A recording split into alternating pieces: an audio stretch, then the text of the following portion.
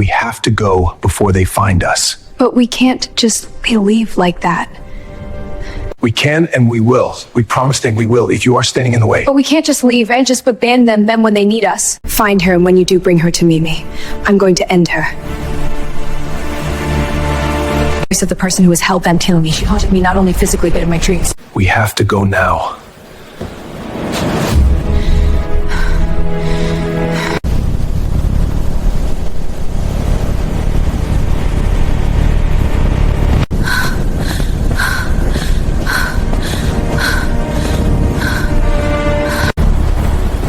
No one could sleep with both eyes closed.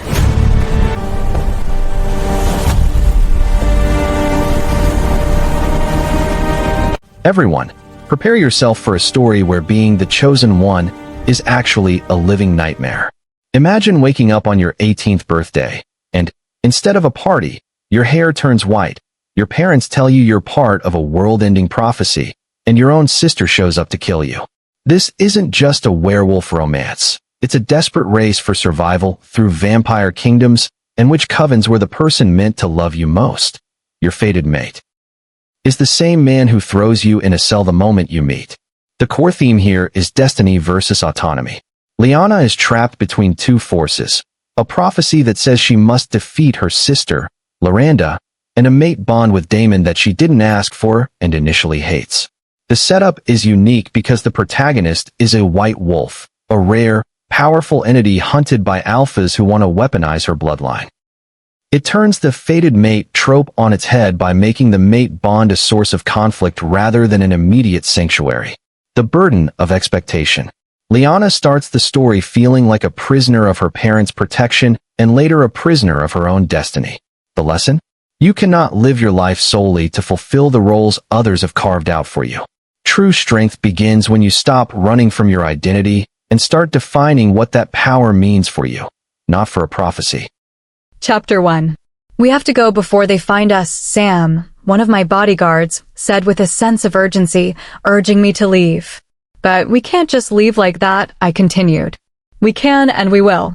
We promise to take care of you, and we will, even if you are standing in the way, Jonathan said, pulling me out. But we can't just leave. Everyone here has been kind to us. We can't just abandon them when they need us, I continued. Find her, and when you do, bring her to me. I'm going to end her, she promised. This was the voice of the person who was hell-bent on killing me.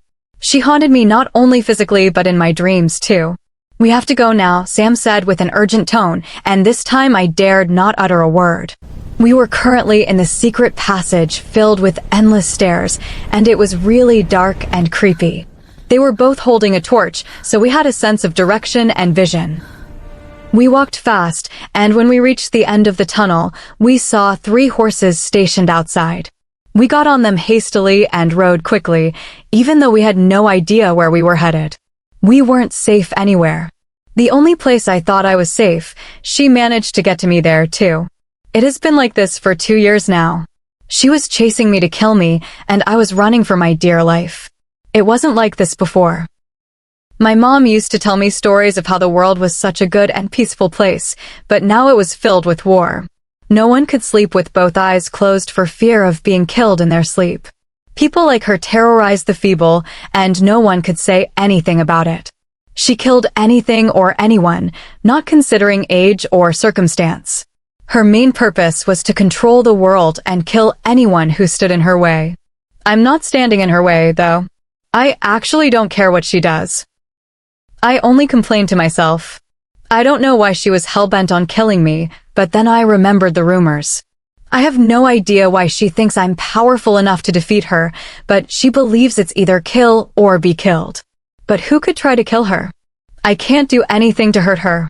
She's way more powerful than I am, and I am so scared of her that I wouldn't want to even go near her because she won't hesitate to kill me.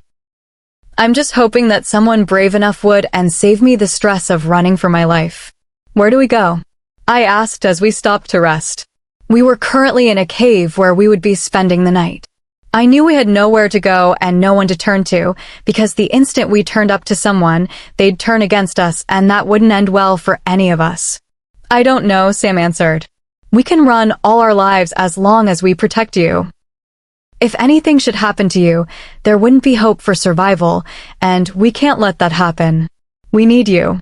I told you I don't believe in that. Why couldn't I do anything when she killed Mom and Dad? Why can't I do anything anytime she shows up, huh?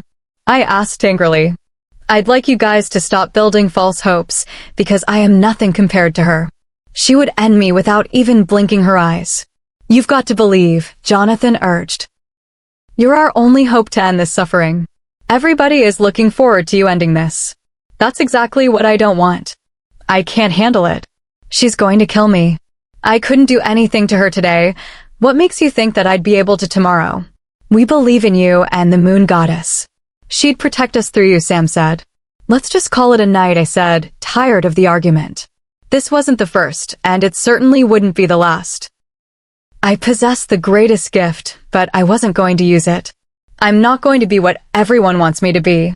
I have a life, also sadly, the one I can't get. I've always been protected from the outside world by my parents. I wasn't allowed to go outside or attend any function.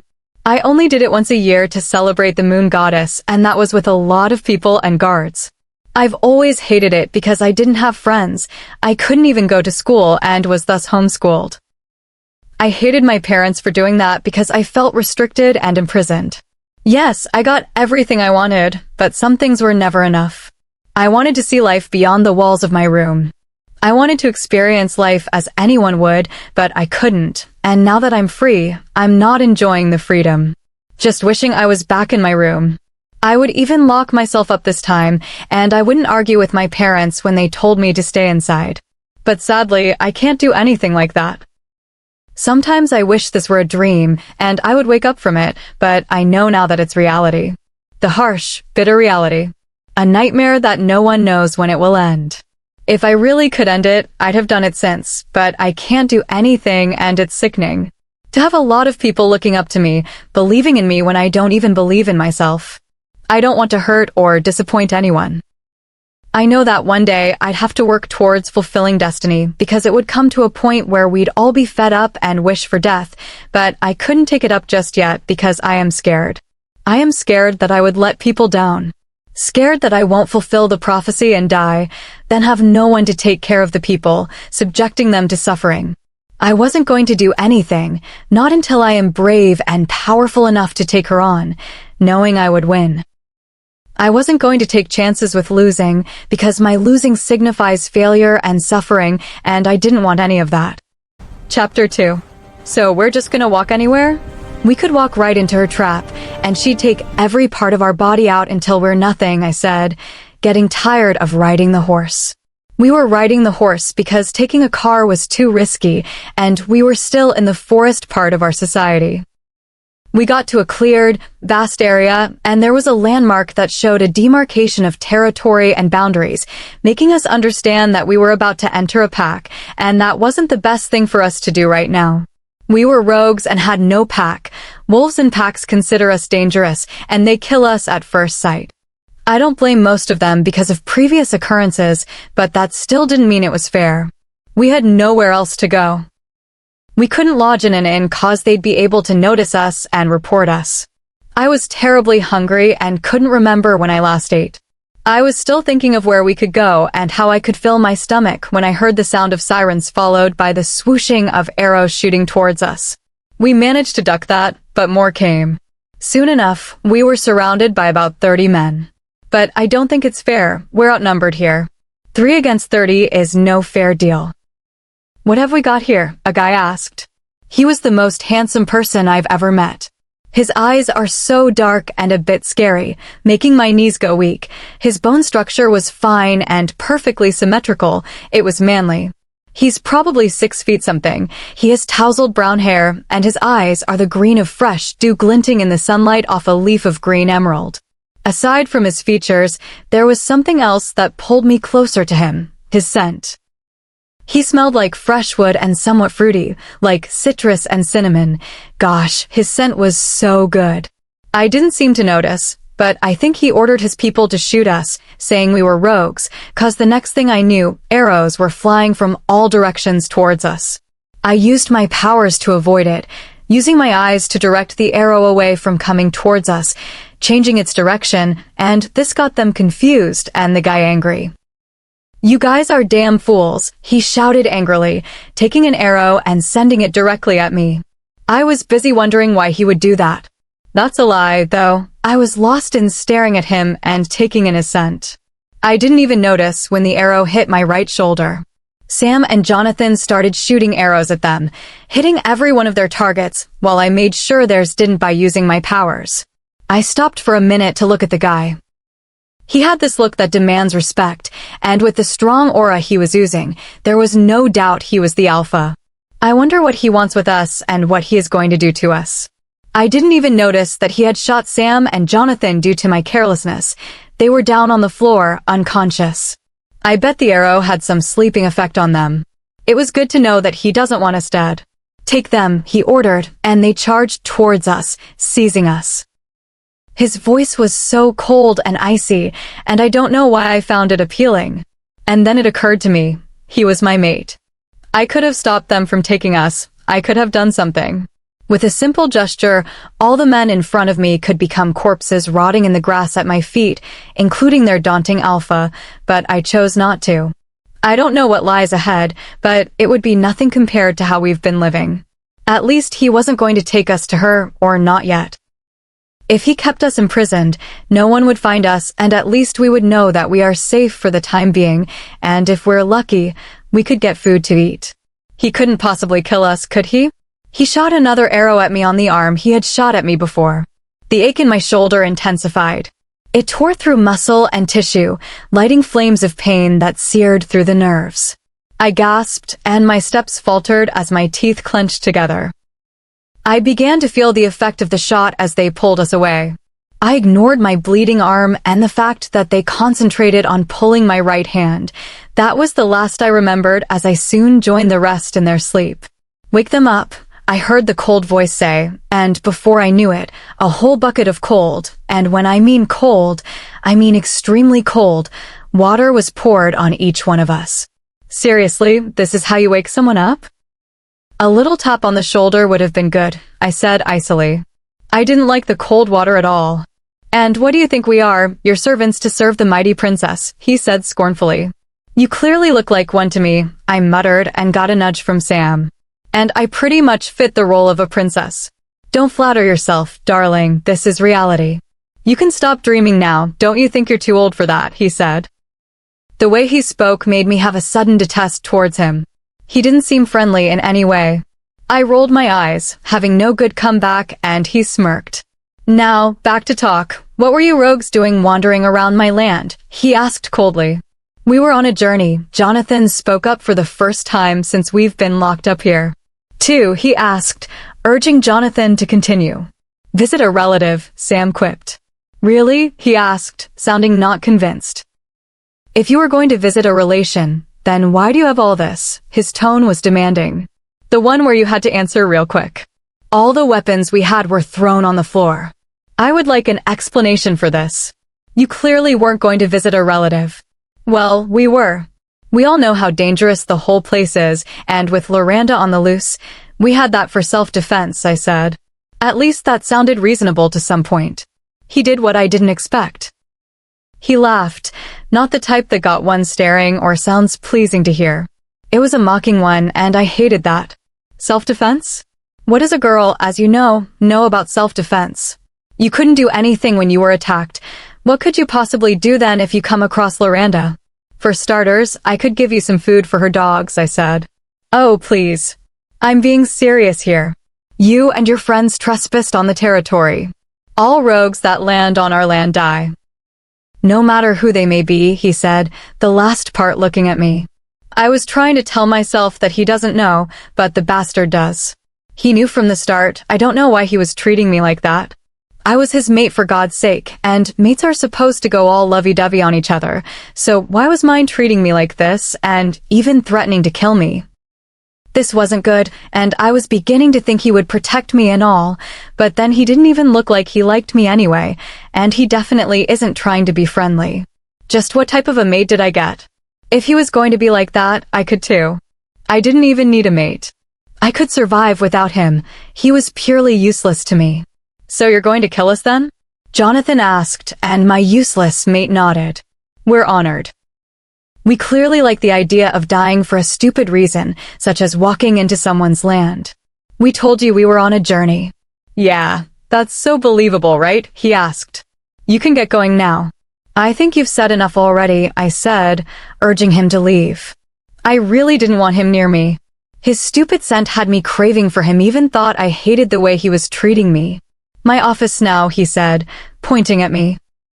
His servants untied my rope, and he walked away while expecting me to follow him. I did quite the opposite, sitting staring at how dirty my nails were. I really should do something about it. Too bad I can't get pedicures and manicures any longer. Damn that Loranda for taking away my good life. Get up now, he shouted, his voice echoing throughout the cell where we were being held. Give me a good reason why I should, I said, still sitting, staring at my nails instead of him, and I knew I was getting him pissed off. I don't answer to you, he said, and before I knew it, he carried me up, definitely not bridal style, carrying me over his shoulders.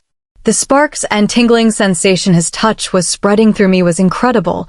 If he was carrying me like this, and I felt like this, what would happen if he carried me bridal style? I screamed and kicked, telling him to let go of me, but he didn't. I really wanted to bite him and jump off, but the thought of what he'd do to me restrained me. He opened a door and threw me on the bed with no care in the world at all. Why am I falling in love with him even more? Gosh, I hate his guts. We have to talk, and I want you to be honest with me.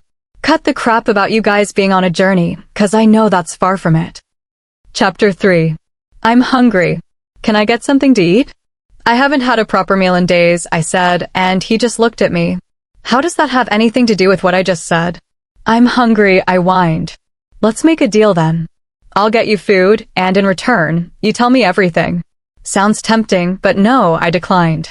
You'd better do as I say while I'm still asking nicely, he ordered, his tone commanding and intimidating. Well, I don't answer to you. And I'm also not going to play the role of a puppet dancing to your tune, doing everything you ask of me, I said, matching his tone. A day or two of torture would be able to bring out the little amount of sense you have left, he threatened. At least I have some sense left. I can clearly see that you don't. Watch your tongue, sweetheart. I wouldn't seem to say that if I were you. See why I said you don't have sense. No one, absolutely no one, talks to me the way you are talking to me, and I'm not going to stand it, he said arrogantly. Well, I'm not forcing you to stand it. There's a seat just behind you. That's it, he fumed angrily. You are not going to talk to me like that, sweetheart. And you're going to talk to me how you want? Yes, I can and I will, he remarked in his usual manner of speech.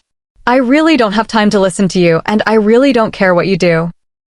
I'd like it if you took me back to where you saw me. That's not happening. In case you've forgotten, you are my prisoner, he said with a smirk. And I don't let go of my prisoners. Yeah, right, isn't it? Because this one prisoner happens to be your mate, I said, smirking. Don't flatter yourself, sweetheart. I could kill you if I want to, he said, trying to deny the claim. Then why don't you want to? I asked, smirking. Luckily for him, he wasn't able to answer the question because someone barged in, saying his attention was needed. I bet he didn't even have a reply anyway. I'm not done with you yet. We'd have a talk when I get back, he said authoritatively with that cold voice of his, then walked out. When he left, I just sat on the bed lazily and sighed. This wasn't how I expected to meet my mate, and this wasn't how I expected him to be. I hoped we would meet in one of the annual balls, and he wouldn't be able to take his eyes off me, and then we'd dance, and he would be a Prince Charming, not someone like him. But I should have known. My life has never gone in the direction I want it to. I decided to make do with the situation. There was a bathroom, and I could really use a bath. I can't remember the last time I had a proper bath and the privacy and comfort of a bathroom.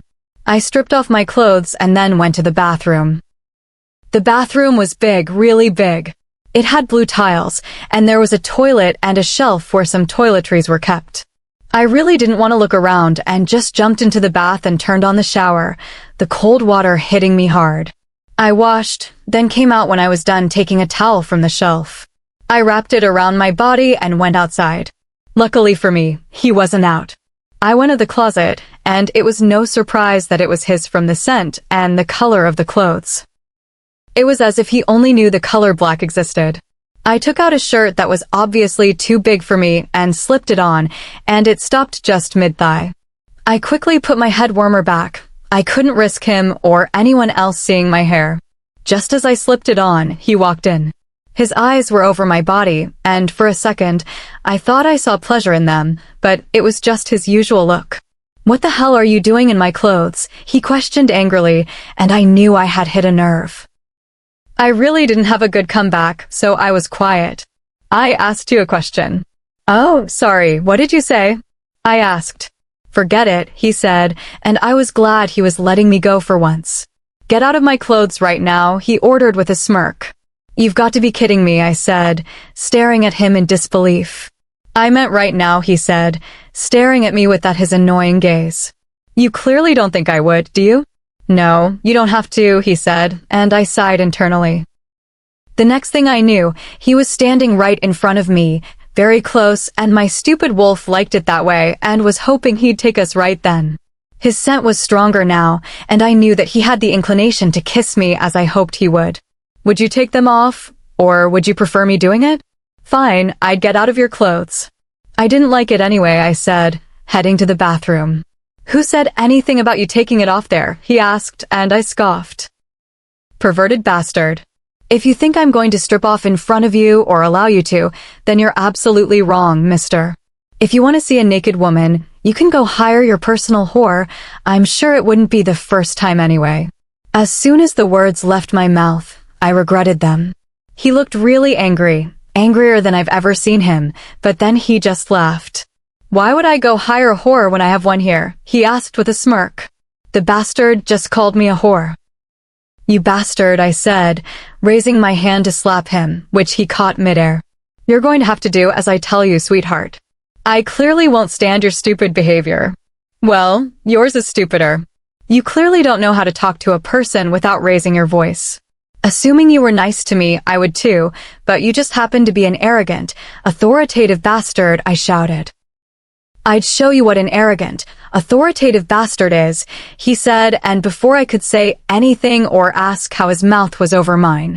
His mouth was on mine, kissing me, while I didn't do much, although my body was aching for him to kiss me as hard as he was. I wasn't going to give the bastard the satisfaction of kissing him back. I was hoping that he'd pull out, but he didn't. I don't think he would until I surrendered, and I really wasn't planning on doing so, but my body was saying otherwise. I wanted to kiss him back with equal fervor. His mouth sought permission, and I gave in, regretting it. I should have just pushed him off, but I couldn't resist it. I opened my mouth, and he filled it. His kisses were demanding, and I soon found myself answering to them. Soon our tongues were dancing together. Damn, he tasted so good, and I couldn't help but stifle out a moan, and the bastard was damn happy about that, and I felt him smirk through the kiss. Well, I wasn't going to be the only one moaning here. I pulled him closer to me, and he wrapped his hands around me. I wrapped my hands around his neck, stroking his beautiful dark hair as we kissed. I matched each of his thrusts, and soon enough, I had him moaning too. A smile appeared on my face, knowing that I won. He left my mouth to my neck, and I moaned as he sent kisses there. Damn him for making me want him so. We clearly were in our world and didn't notice the constant banging on the door, nor when the person entered, until the person cleared their throat, and I pushed him away lightly, but he didn't seem to let go. "Sir, Cece is here to see you," the person announced, and he threw a lamp at the person. "How many times do I have to tell you not to interrupt me, and if you need to, you should knock before coming in when I tell you to?" he asked angrily. "I'm sorry, sir, I knocked through," the boy said, visibly shaking. "Just get out of here, and as for Cece, tell her to wait in my office," he said, and the boy left hastily, and he turned to look at me. The whole time I was wondering who Cece was, maybe his girlfriend. The thought of them together, him kissing her, got me angry. I knew I shouldn't have let him kiss me. The stupid bastard was just going to prove a point. He took his gaze away from me and left without a word. And that, everyone, is how you start a series with a literal bang. We just watched Liana go from the safety of her parents' secret passages to a desperate flight for her life, only to end up shot, unconscious, and thrown into a cell. But the real kicker? The cold, ruthless alpha who just took her prisoner isn't just her captor. He's her fated mate. I am absolutely reeling at the tension here. Meeting the love of your life, while he's literally threatening to kill you for trespassing? That is a level of enemies to lovers stakes that most stories only dream of. Let's talk about the power dynamic shifting in Chapter 3. Liana has spent 18 years being told she's fragile and needs protection, but we just saw her match the alpha's intensity. When Damon tries to break her spirit, she doesn't cower. She bites back with a wit that clearly catches him off guard. The fact that she can make this terrifying alpha, a man who commands an entire pack with an icy voice, actually moan her name during a spiteful kiss, that tells us everything we need to know.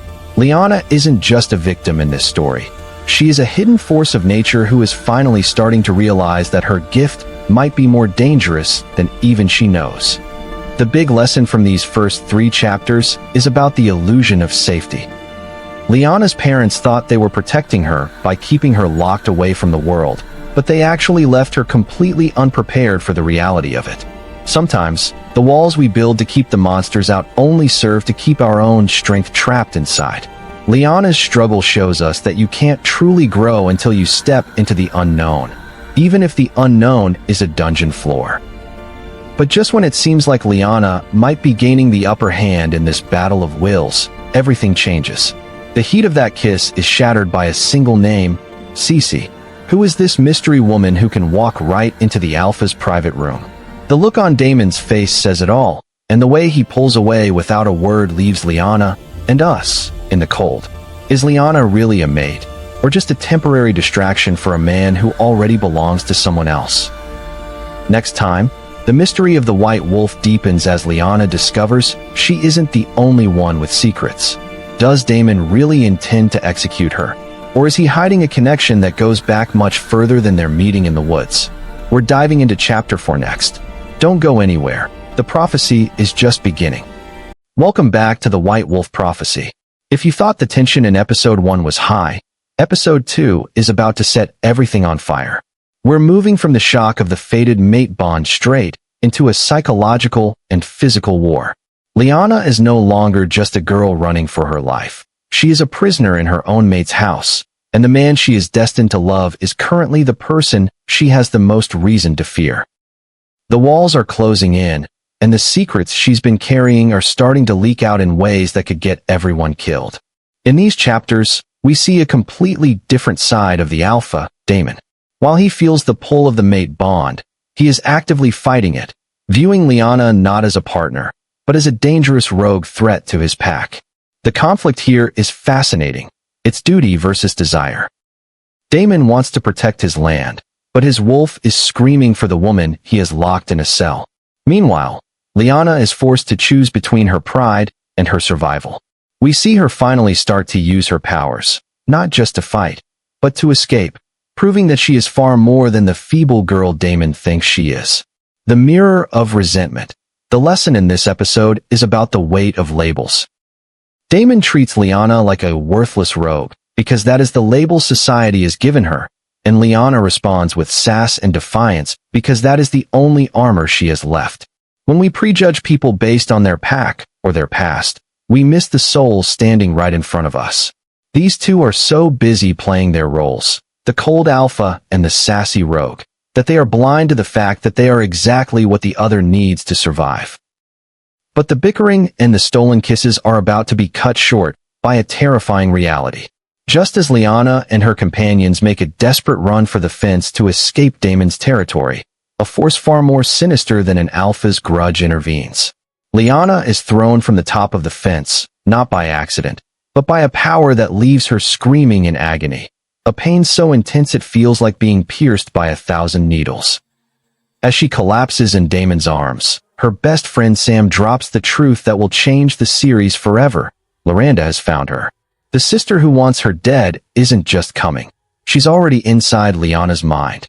Can Damon protect a mate he refuses to claim from a sister who has mastered the darkest of magic? Or is Liana's prophecy about to end before she even understands her power? The shadow of Loranda is here, and the real nightmare is just beginning. Chapter 4.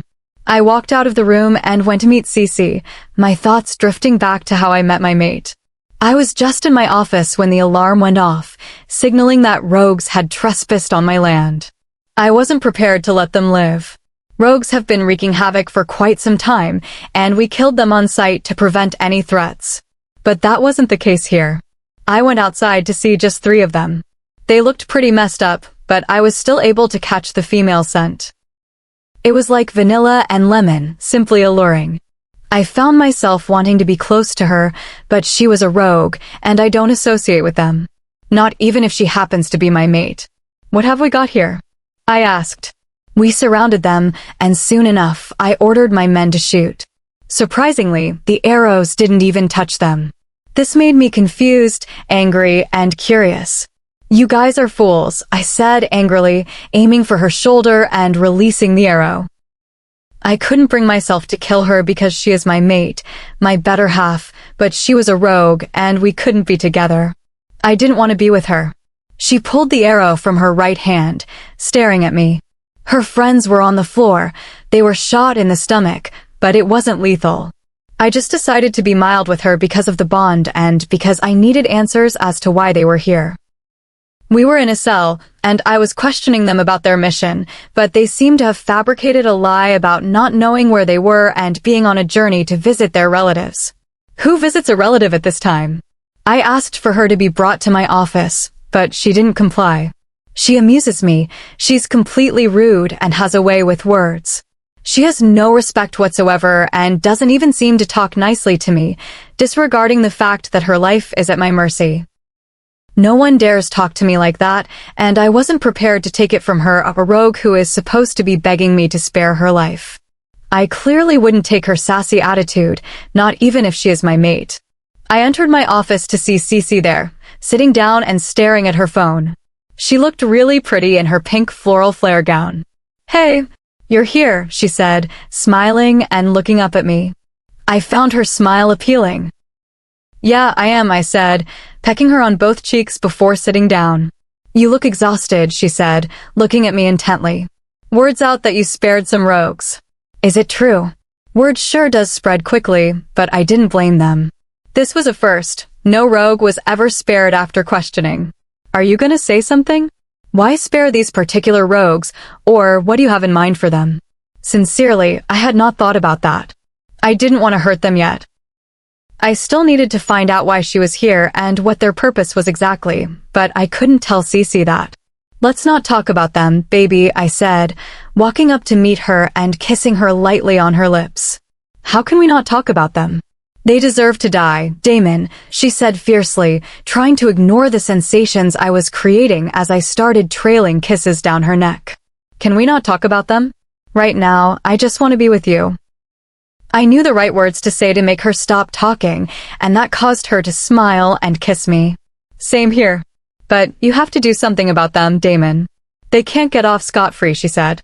I mumbled a response, not really paying attention to what she said. Right now, I just need a distraction to stop myself from thinking about the rogue. After spending time with Cece, I stayed up thinking about the encounter. I don't even know why the rogue was occupying my thoughts, but I pushed it aside and tried to think reasonably. I really needed to do something about this situation. It was already suspicious. I had to let her go, kill her, or let her stay, but I knew she wouldn't be welcomed here. I finally decided after much thought and slept. The next morning, I woke up remembering the events of the previous night. I got out of bed, careful not to wake Cece. I got into the shower and had a cold wash. I wore my usual casual clothes and went to the cell where she was kept.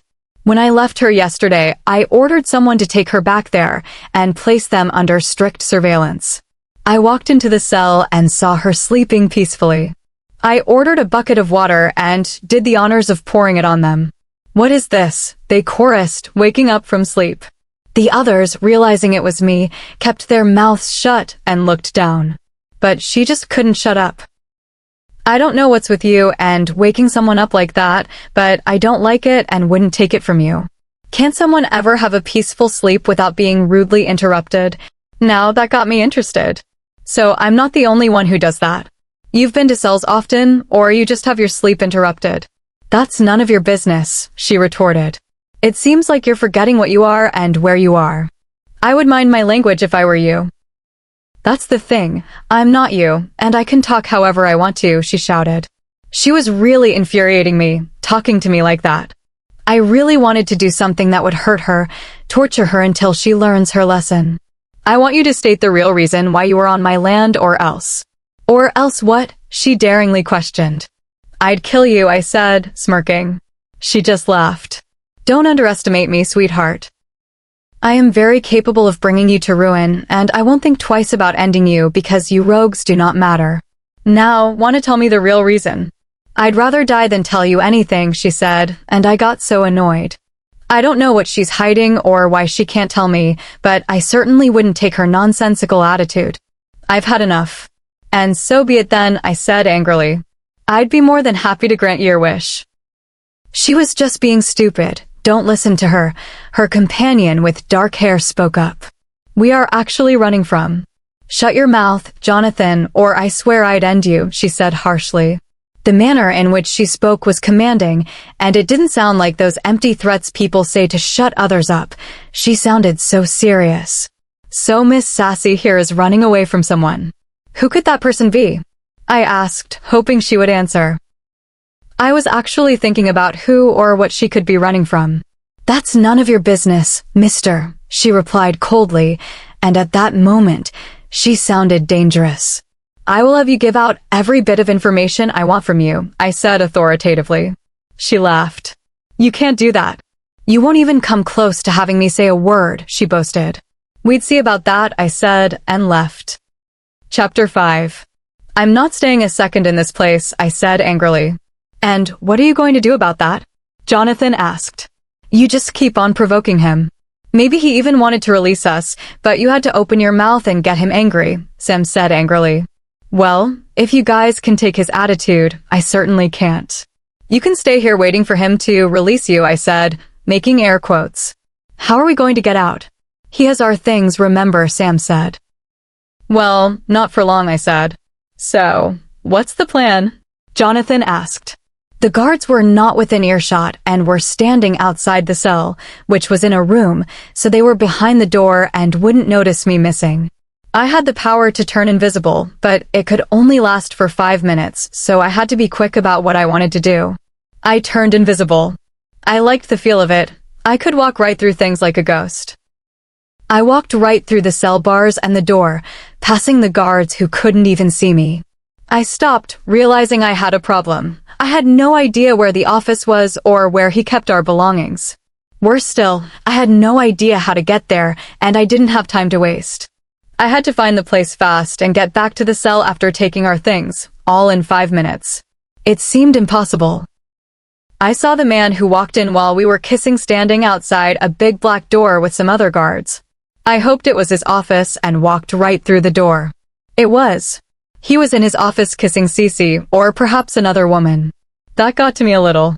I knew our kiss didn't mean anything to him, and it really didn't to me either, but I hated seeing them together. It wasn't jealousy, just hatred. As if what they had yesterday wasn't enough, I had to bear the pain while they enjoyed themselves.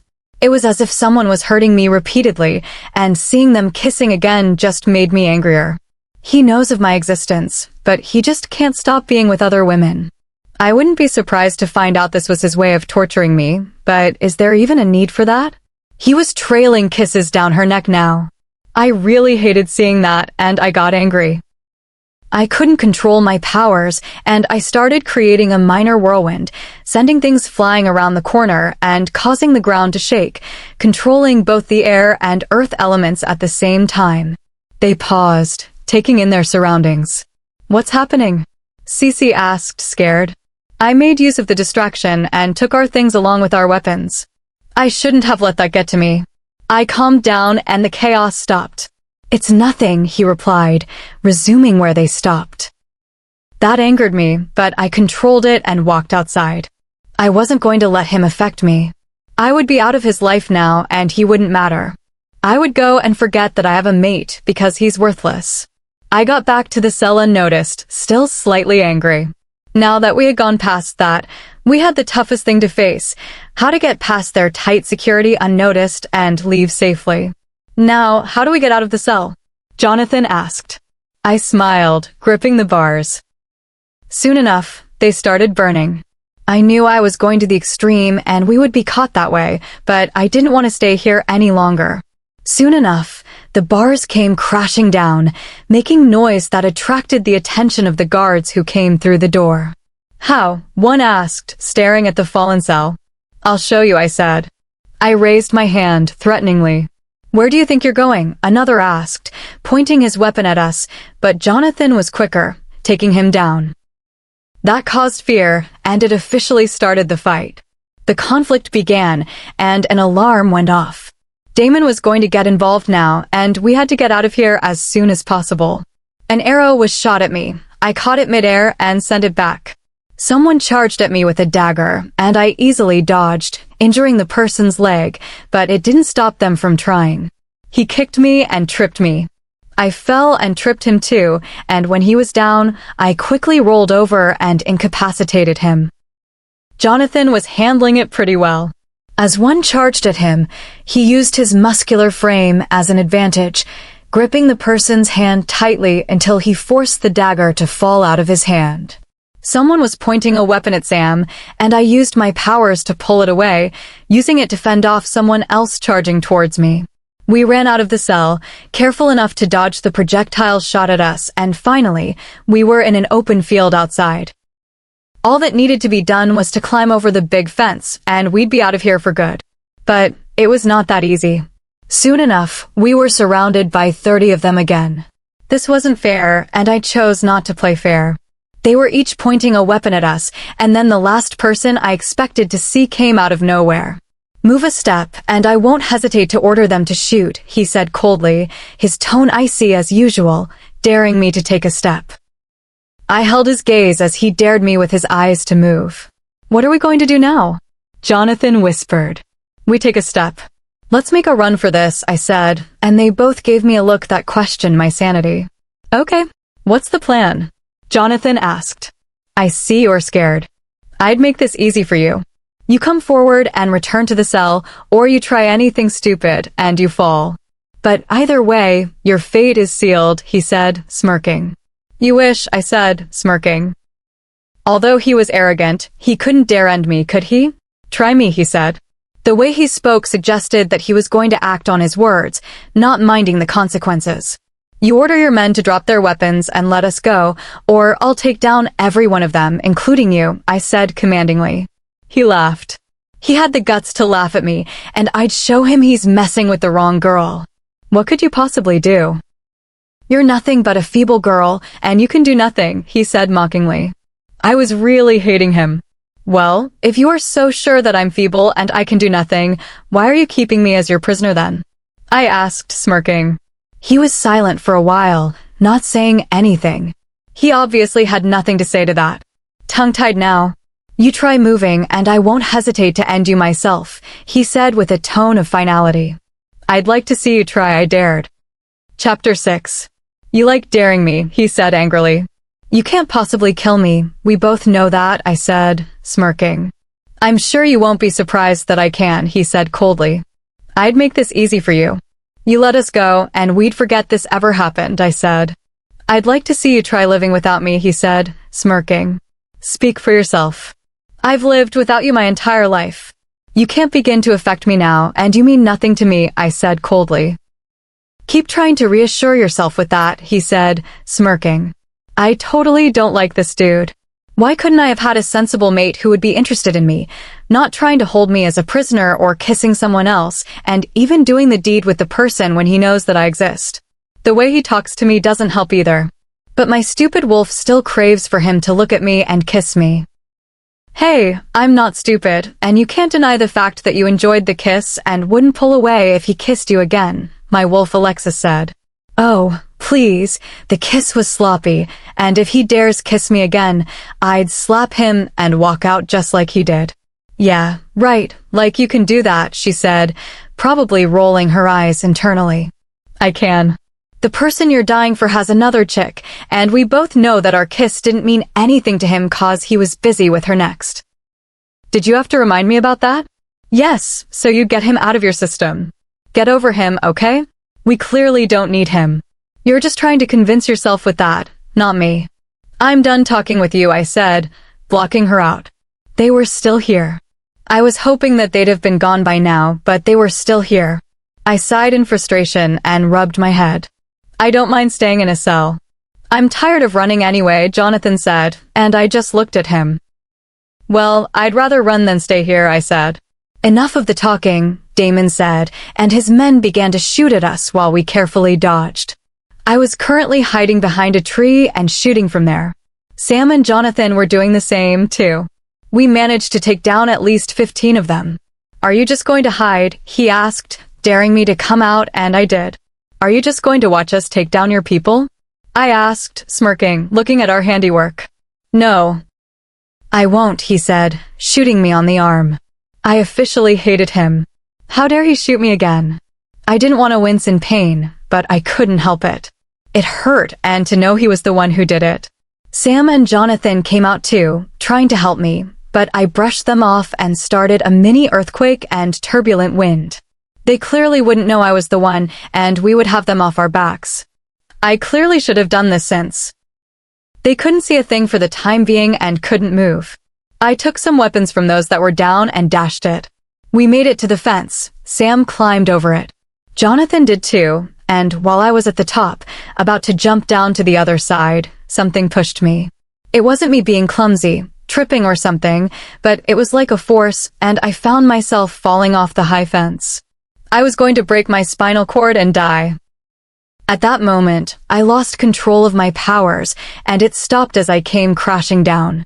Well, so I thought. He actually did the favor of catching me so he could torment me, but no way was I giving him that satisfaction. His grip on me was tight, and maybe it was my imagination, but his heart was beating faster, as if he was scared of what would have happened otherwise. Sam and Jonathan actually came back just when I thought someone had made it out. I was really frustrated by this. I really didn't want to stay here. Oh, but his touch, Alexis said, squealing. I had to admit that I liked being in his arms, but it was that and nothing more. I started feeling the pain in my arms again. What the hell were you thinking, jumping the fence? He asked, shouting. I would have rolled my eyes at him or asked him why he cared, but all of a sudden, my body started hurting. It was as if I was being repeatedly pierced with a needle all over. I screamed in pain, not minding if he was there. It hurt like hell, especially the fact that it was mostly on the arm that I was shot. I couldn't even begin to describe the pain and kept on screaming. Why on earth was this happening? My vision blurred and my head was spinning around, and I kept on screaming, but I didn't miss that voice. What the hell is happening to her and what can be done about it? My mate shouted. I'd take care of her, Sam said, while Damon just glared at him. And how exactly are you going to do that? He asked. I will take care of her, okay? Just butt off, will you? Sam said. I will. It's not like I care anyway, he said, then walked out. Jonathan, carry her for me, will you? Sam said, and Jonathan did.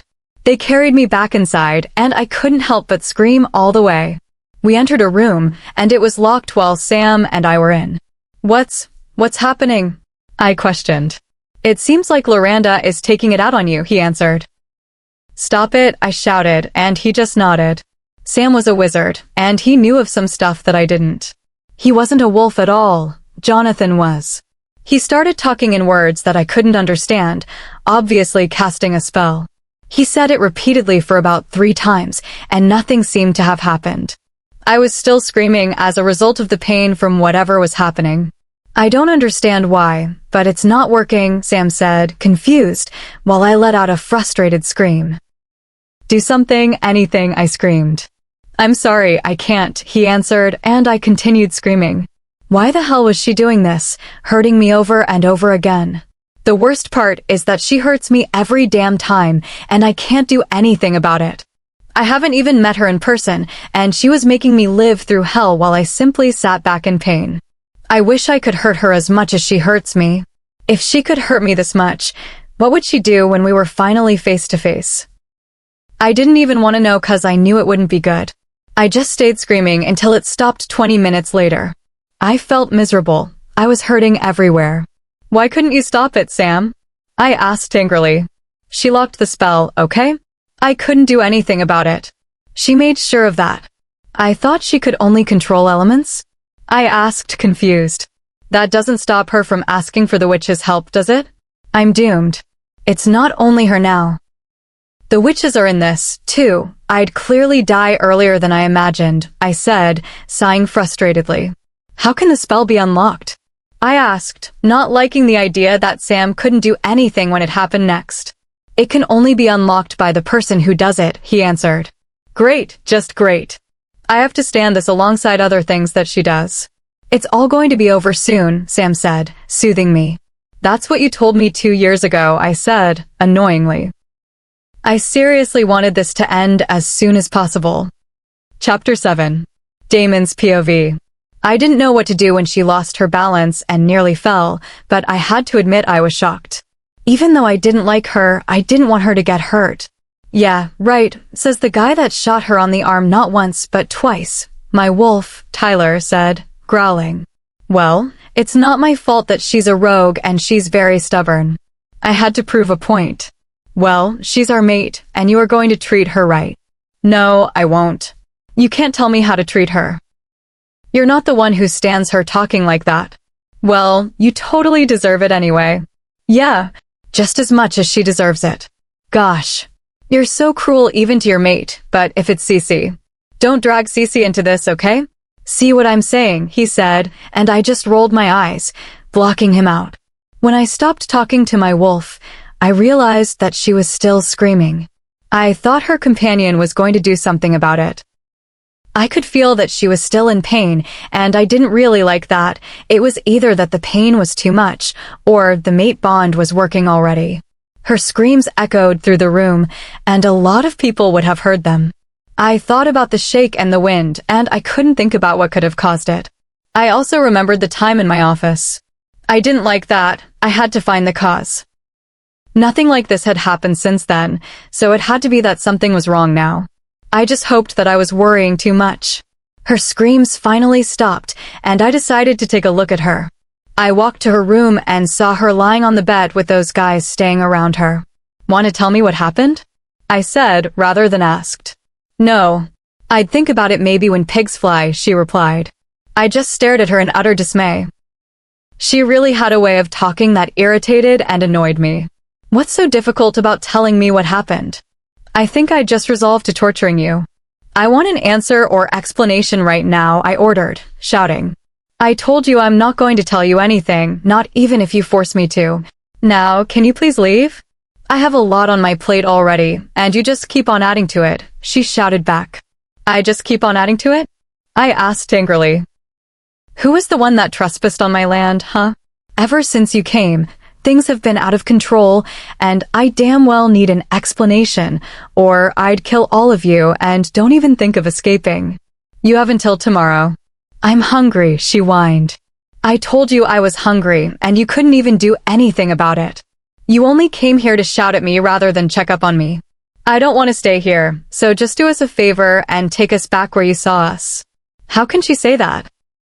I actually came to check up on her, but I see it was of no use. I don't care if you starve to death, and you won't leave here, not alive, I said coldly and walked out, but I didn't miss her comment. We should just kill him and get out of here. He's worse than a grade A asshole. So her purpose was to kill me. Well, we'd see about that. I stationed 10 guards around the premises and later heightened the security around. I didn't want her trying to escape again. I went to the cell where they were held before, and I saw that the bars were broken. They fell out of place. I have no idea how that could have happened. No one has ever done this before. There was something mysterious about them. Mostly about her. The dark-haired one, that I think is named Jonathan, seems to be a wolf, but I couldn't tell what the other was. He wasn't human, that was for sure, but he wasn't a wolf, leaving me with 2 options, vampire or wizard. I knew a vampire when I saw one, so he clearly wasn't one. He was obviously a wizard. How else could the bars have fallen? That explains it. She was traveling with a rogue wolf and a wizard. It was either that she was in danger running away from it, or she was dangerous. I stuck to both.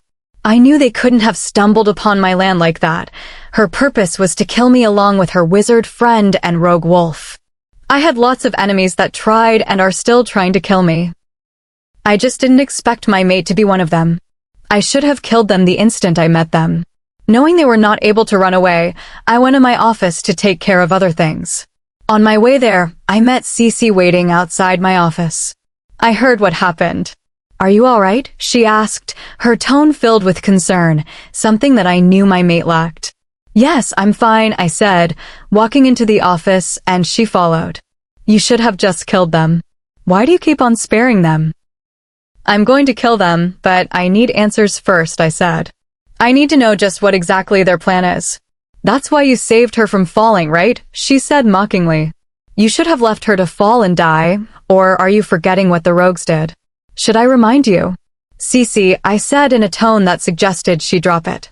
"You very well know the threats the rogues pose, and yet you still leave them be. Why on earth didn't you kill them?" "I heard about the cell. No one has ever done that, no matter how powerful they are, but somehow they did. They're not ordinary, Damon. They are rogues, and they are not ordinary. I don't know the real reason why you are hesitating to kill them, but if you don't have the balls to, someone else would," she said. She hated rogues a lot, almost everyone here does, and that's why I can't accept the rogue as a mate. She would always be seen as a threat, and it doesn't help that they're more than that. A lot of people would do anything to kill them. I was angry at the way Cece spoke. How dare she question my authority? "Leave my office, Cecilia," I said calmly, resisting the urge to shout. "I'm sorry, Damon, I didn't mean to say all that. It's just, you know how I feel about the rogues, don't you?" she said, at the edge of tears. "I don't want to lose you too, Damon." "You won't, now leave," I said. "Damon, I'm sorry," she said, and the way she spoke made me calm down a bit. She sounded sincere and looked like she would cry any moment soon, and I didn't want that. "It's okay.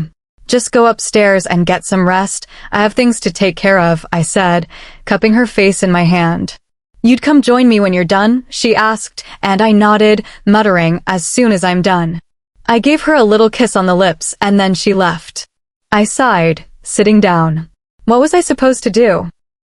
I couldn't just kill the rogue like that, and I doubt it would be easy to kill the wizard, but I had to do something and do it fast. After hours of pondering on the issue, I got up and went where they were. My decision was already made. Chapter 8. Liana's POV.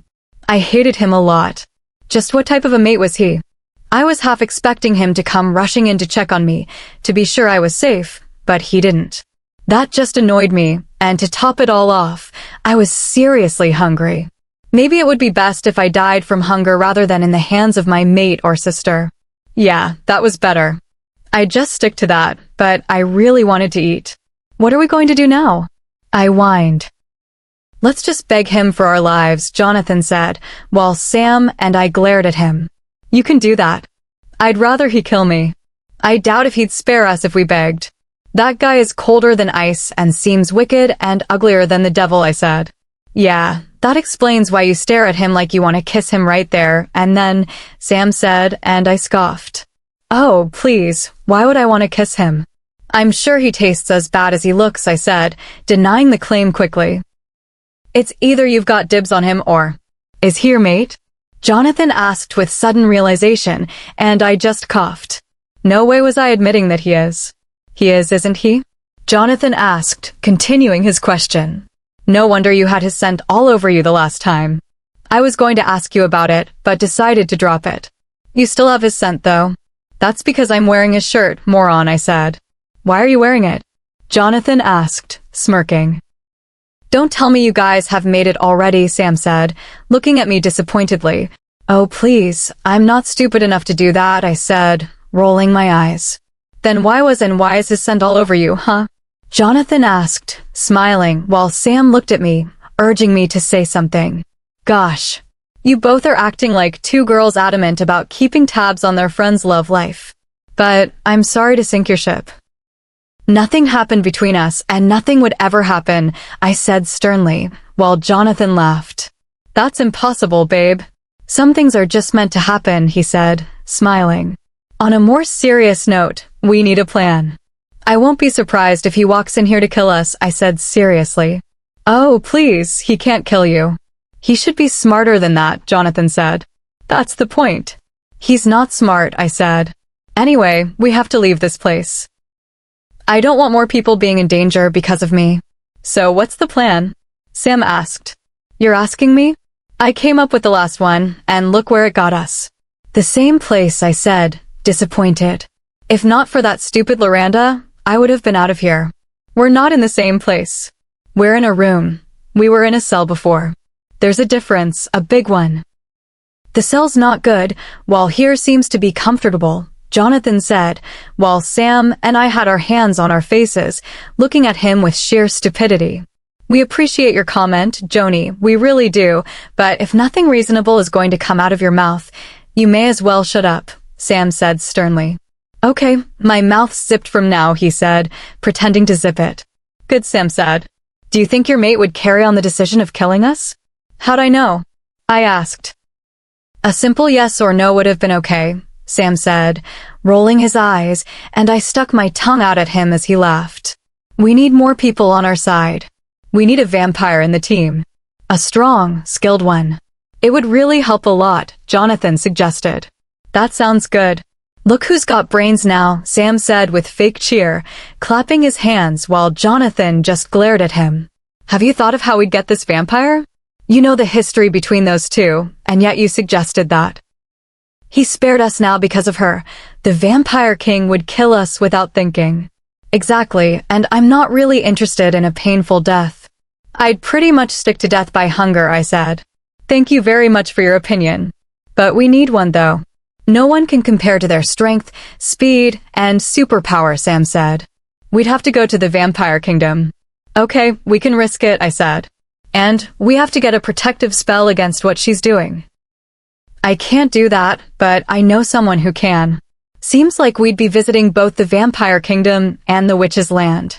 How exciting, I said sarcastically. Can't the Vampire King kill Loranda and let this end? It's not that easy, Jonathan chirped in. I'm tired of this already, I whined. It's been 2 horrible years already. I hope this all ends fast. It can. All you have to do is kill Loranda, Sam said, and I just sighed. You're saying it as if all I have to do is go to her, stab her, and boom, she's dead. It's not easy, Sam, I said. I know, and I'm not saying it is. I was just telling you that was the only solution. I can't wait for this all to end, I said, sighing softly. It would end sooner than we think, Jonathan chirped in. I hope so, I said. But we could still enjoy this place for the time being, since your mate might not kill us.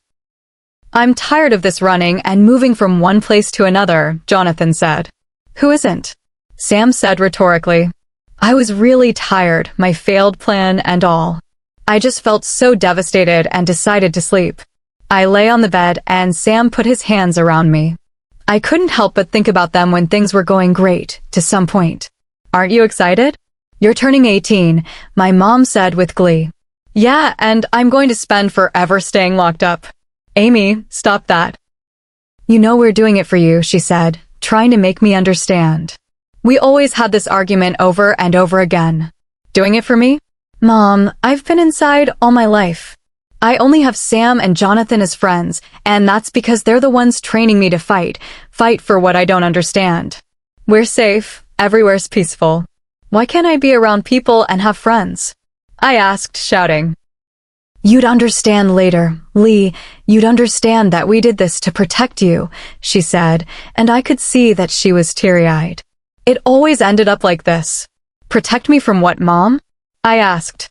The guests are outside. You should come down, she said, dismissing the topic, and I just rolled my eyes at it.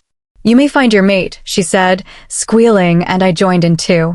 She sure knew how to get my mind off things. I was excited to find my mate. I've always been. To know that I had someone who would love me unconditionally really excited me, and I really wanted to leave this place, too. But I left it, didn't I? And look, I can't wait to go back to my former life. I really hadn't slept long when I was yanked away from the bed. I opened my eyes to see him punching Sam again and again. "What the hell is wrong with you?" I asked, shouting. "Leave him alone right now."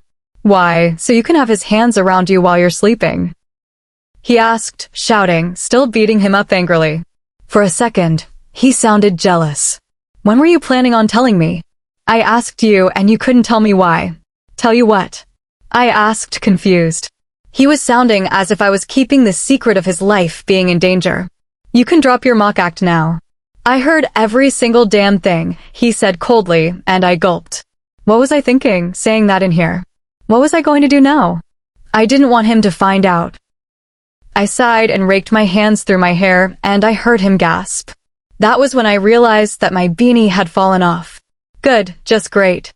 This day was the best in my life. "I want a full explanation, and don't you even dare think of lying to me," he said authoritatively with that cold voice of his. Chapter 9. Just leave him alone, would you? I shouted, and he threw Sam on the floor like he was nothing. "You're running away from Loranda?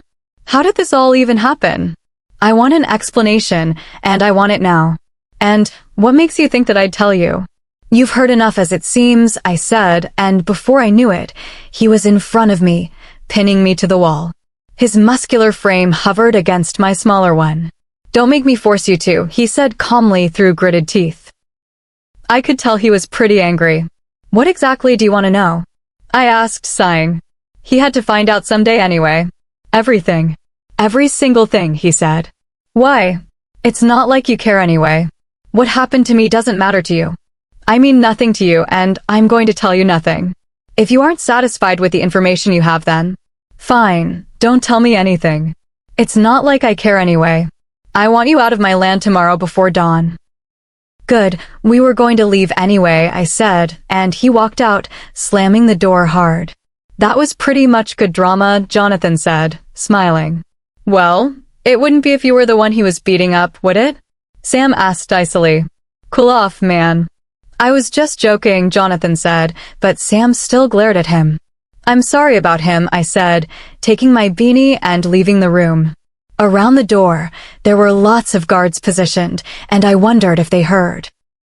Something told me that they didn't, despite their wolf hearing. I just hope it was true. They turned to look at me as I came out. I could still see him. He just had to make us angry and disturb my good sleep. "We have orders not to let you leave the room," one of them, who was bold enough, said as he walked up to me, but I knew there was still a bit of fear in him. "You're going to let me walk out now and not do anything about it," I said sternly. But he continued. "Are you going to question me?" I asked, and he shook his head and let me walk away. None of them said a word as I went. It was pretty easy using my powers to compel the remaining guards to let me through. I really needed to think or calm down. I was really angry at him, mostly, and everyone and everything else. Immediately, I was out of his territory, and I did the only thing I could. I ran. I had no idea where I was going, but I just wanted to run away from everything. I was hurt and angry. I don't know what I did to deserve a life like this. I finally stopped by a lake. The place was peaceful, and the lake was pretty. It was dark, and I really couldn't make out anything. I just sat by the bank watching the lake, trying to stop thinking about him, how much he annoyed me, and how Loranda would stop at nothing to kill me.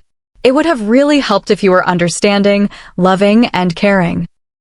Maybe I'd have even told him about it and stayed with him for the time being, knowing I was safe, but he's just opposite, and there was Cece. I really didn't like her, but I know he did. I've always wanted a perfect life, but my life is far from being perfect, and I doubt if it would ever be. I had the urge to cry. I really wanted to.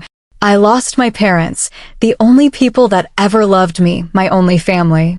My sister hates me and wants me dead, and I can't even begin to talk about my mate. Everything has gone wrong in my life, and I wanted to shout and question the moon goddess about it, but I chose not to. I am stronger than whatever comes my way. I can overcome it. It would all be over soon. I kept repeating it to myself as a form of transcendental meditation, but his telling me he wanted me out came as a form of rejection, and it hurt me no matter how I tried to hide it. I didn't even know what to do from here. The trip to the vampire kingdom and witches' land wouldn't be an easy one, and I'm not going to deny that I'm scared. I really wanted someone who could comfort me and all. I know I have Sam and Jonathan, but I wanted him too. I realized that I didn't even know his name, and I just left it at that. After all, we weren't going to see each other again.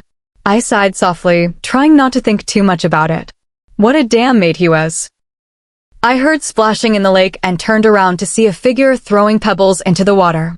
I really couldn't make out anything, but at least at the moment, I wasn't threatened by the person. Damn everything, the person said, throwing a pebble into the lake, and from the voice, I could make out that it belonged to a guy, one that I happened to know. Yeah, damn that stupid mate of mine, I said, and he turned to look at me. What are you doing here? How did you even get here? He questioned. I came here to find peace, but it seems like it was short-lived. How did you even get past the guards? He continued. That shouldn't be a question by now, should it? I asked. Oh God, what am I supposed to do with her? She's the most annoying person I've ever met. Why Moon Goddess? I should have gotten a better mate, he said, and that hurt me pretty bad. It didn't really affect me that he called me annoying, but his wishing that I wasn't his mate was just so painful. You know that you can reject me, right, and save yourself the regret and go running to your woman Cece? I'm sure she'd make the perfect mate for you, now wouldn't she?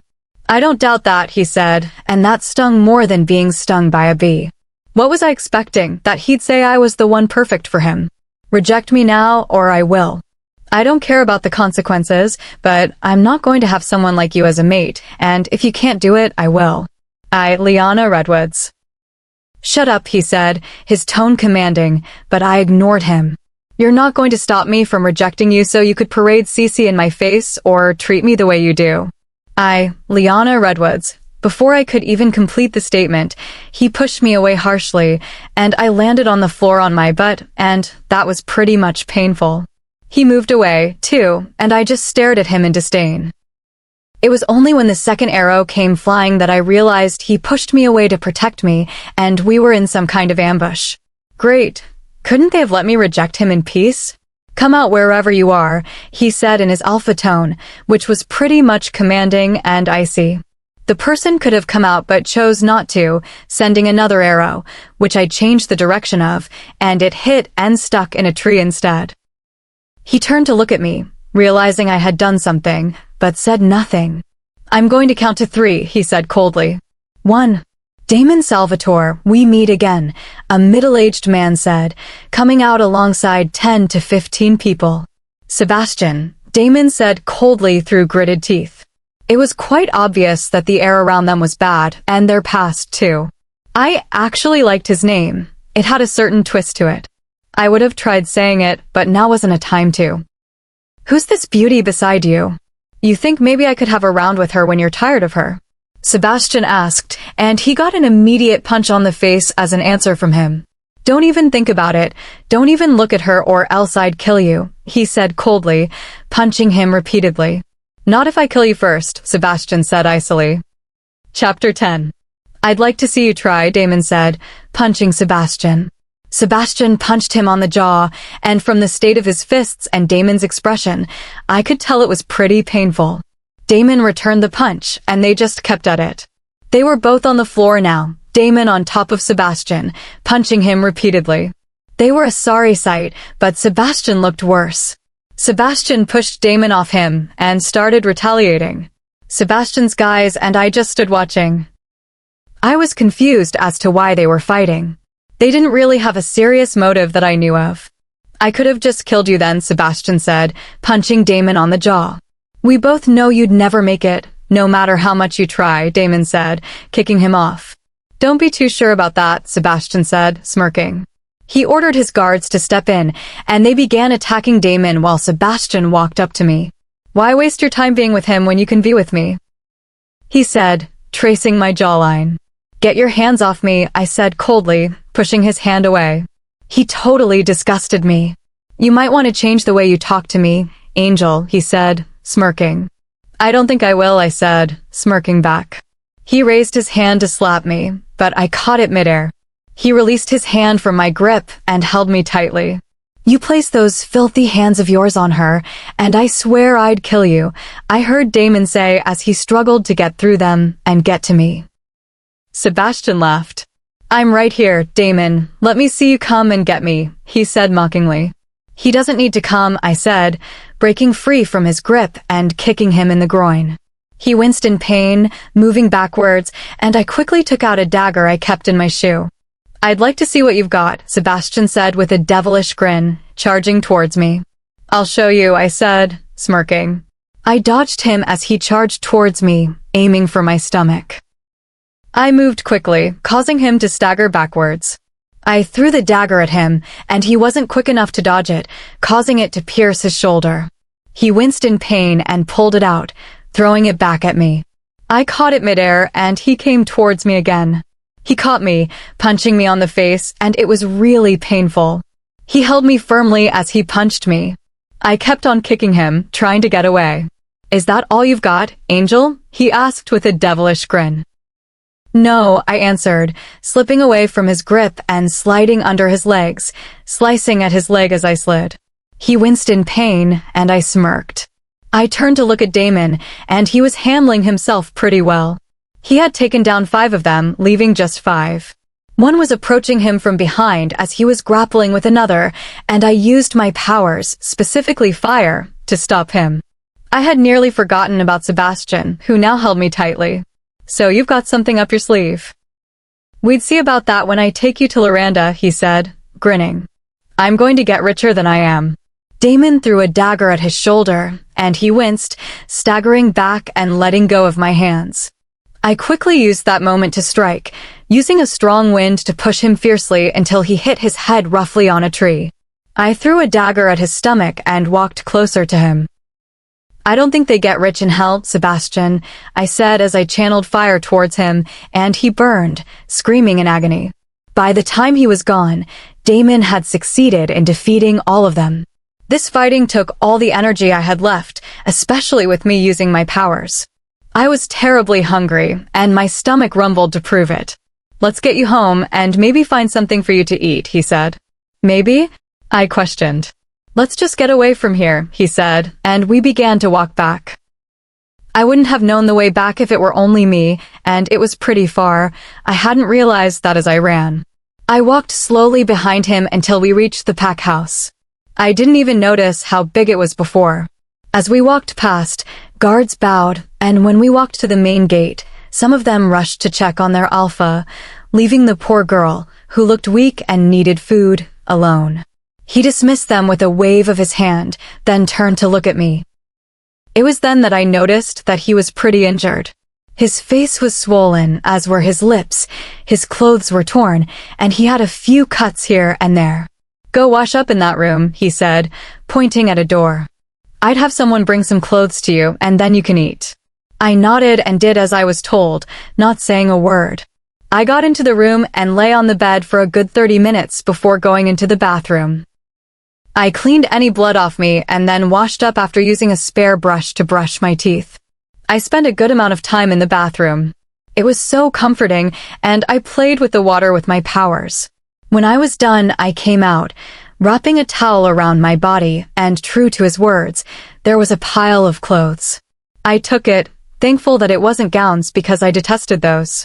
There was a black long-sleeved top and sweatpants, and then another black shirt with black leggings and beanies. I was happy that the clothes matched what I wanted. Not wanting to stay in the room further after dressing up, I went downstairs in search of the kitchen, and I found it following the scent of food. I walked into the kitchen, and it was massive and well-equipped. I took in the aroma of the food, and my stomach rumbled. I didn't even notice that people were staring at me. What? What do you want? A middle-aged woman who was rolling dough asked, visibly shaking. Surely I didn't look like a monster now, or did I? I turned to look at them, and almost every one of them had that look on them, and I really didn't like it. I was hoping to get some food, I answered. And why are we going to feed a common rogue who isn't worthy of a thing? A girl spoke up. She was pretty, having long black hair, bright brown eyes, a petite figure, pouty pink lips, and her skin was radiant, not having a single spot, unlike mine. I walked up to her and looked at her, and although she tried not to show it, she was scared and intimidated. I just asked for food now, didn't I? I said, moving closer to her while she kept moving backwards. She took a butcher knife from where the knives were kept and pointed it at me. Don't come close or I'd stab you, she said, quivering with fear. Really, you would? You're not even holding the knife properly, I said, laughing. She turned it around quickly and continued. I'd kill you if you come any closer. Okay, since I'm so scared, I'd stay back, I said, and she smirked. Now out of this kitchen, you little worthless piece of trash, she said, and I laughed. For someone who can't do anything, you have a loud mouth, I said, and she just scoffed. You won't be telling me that when you are killed, will you?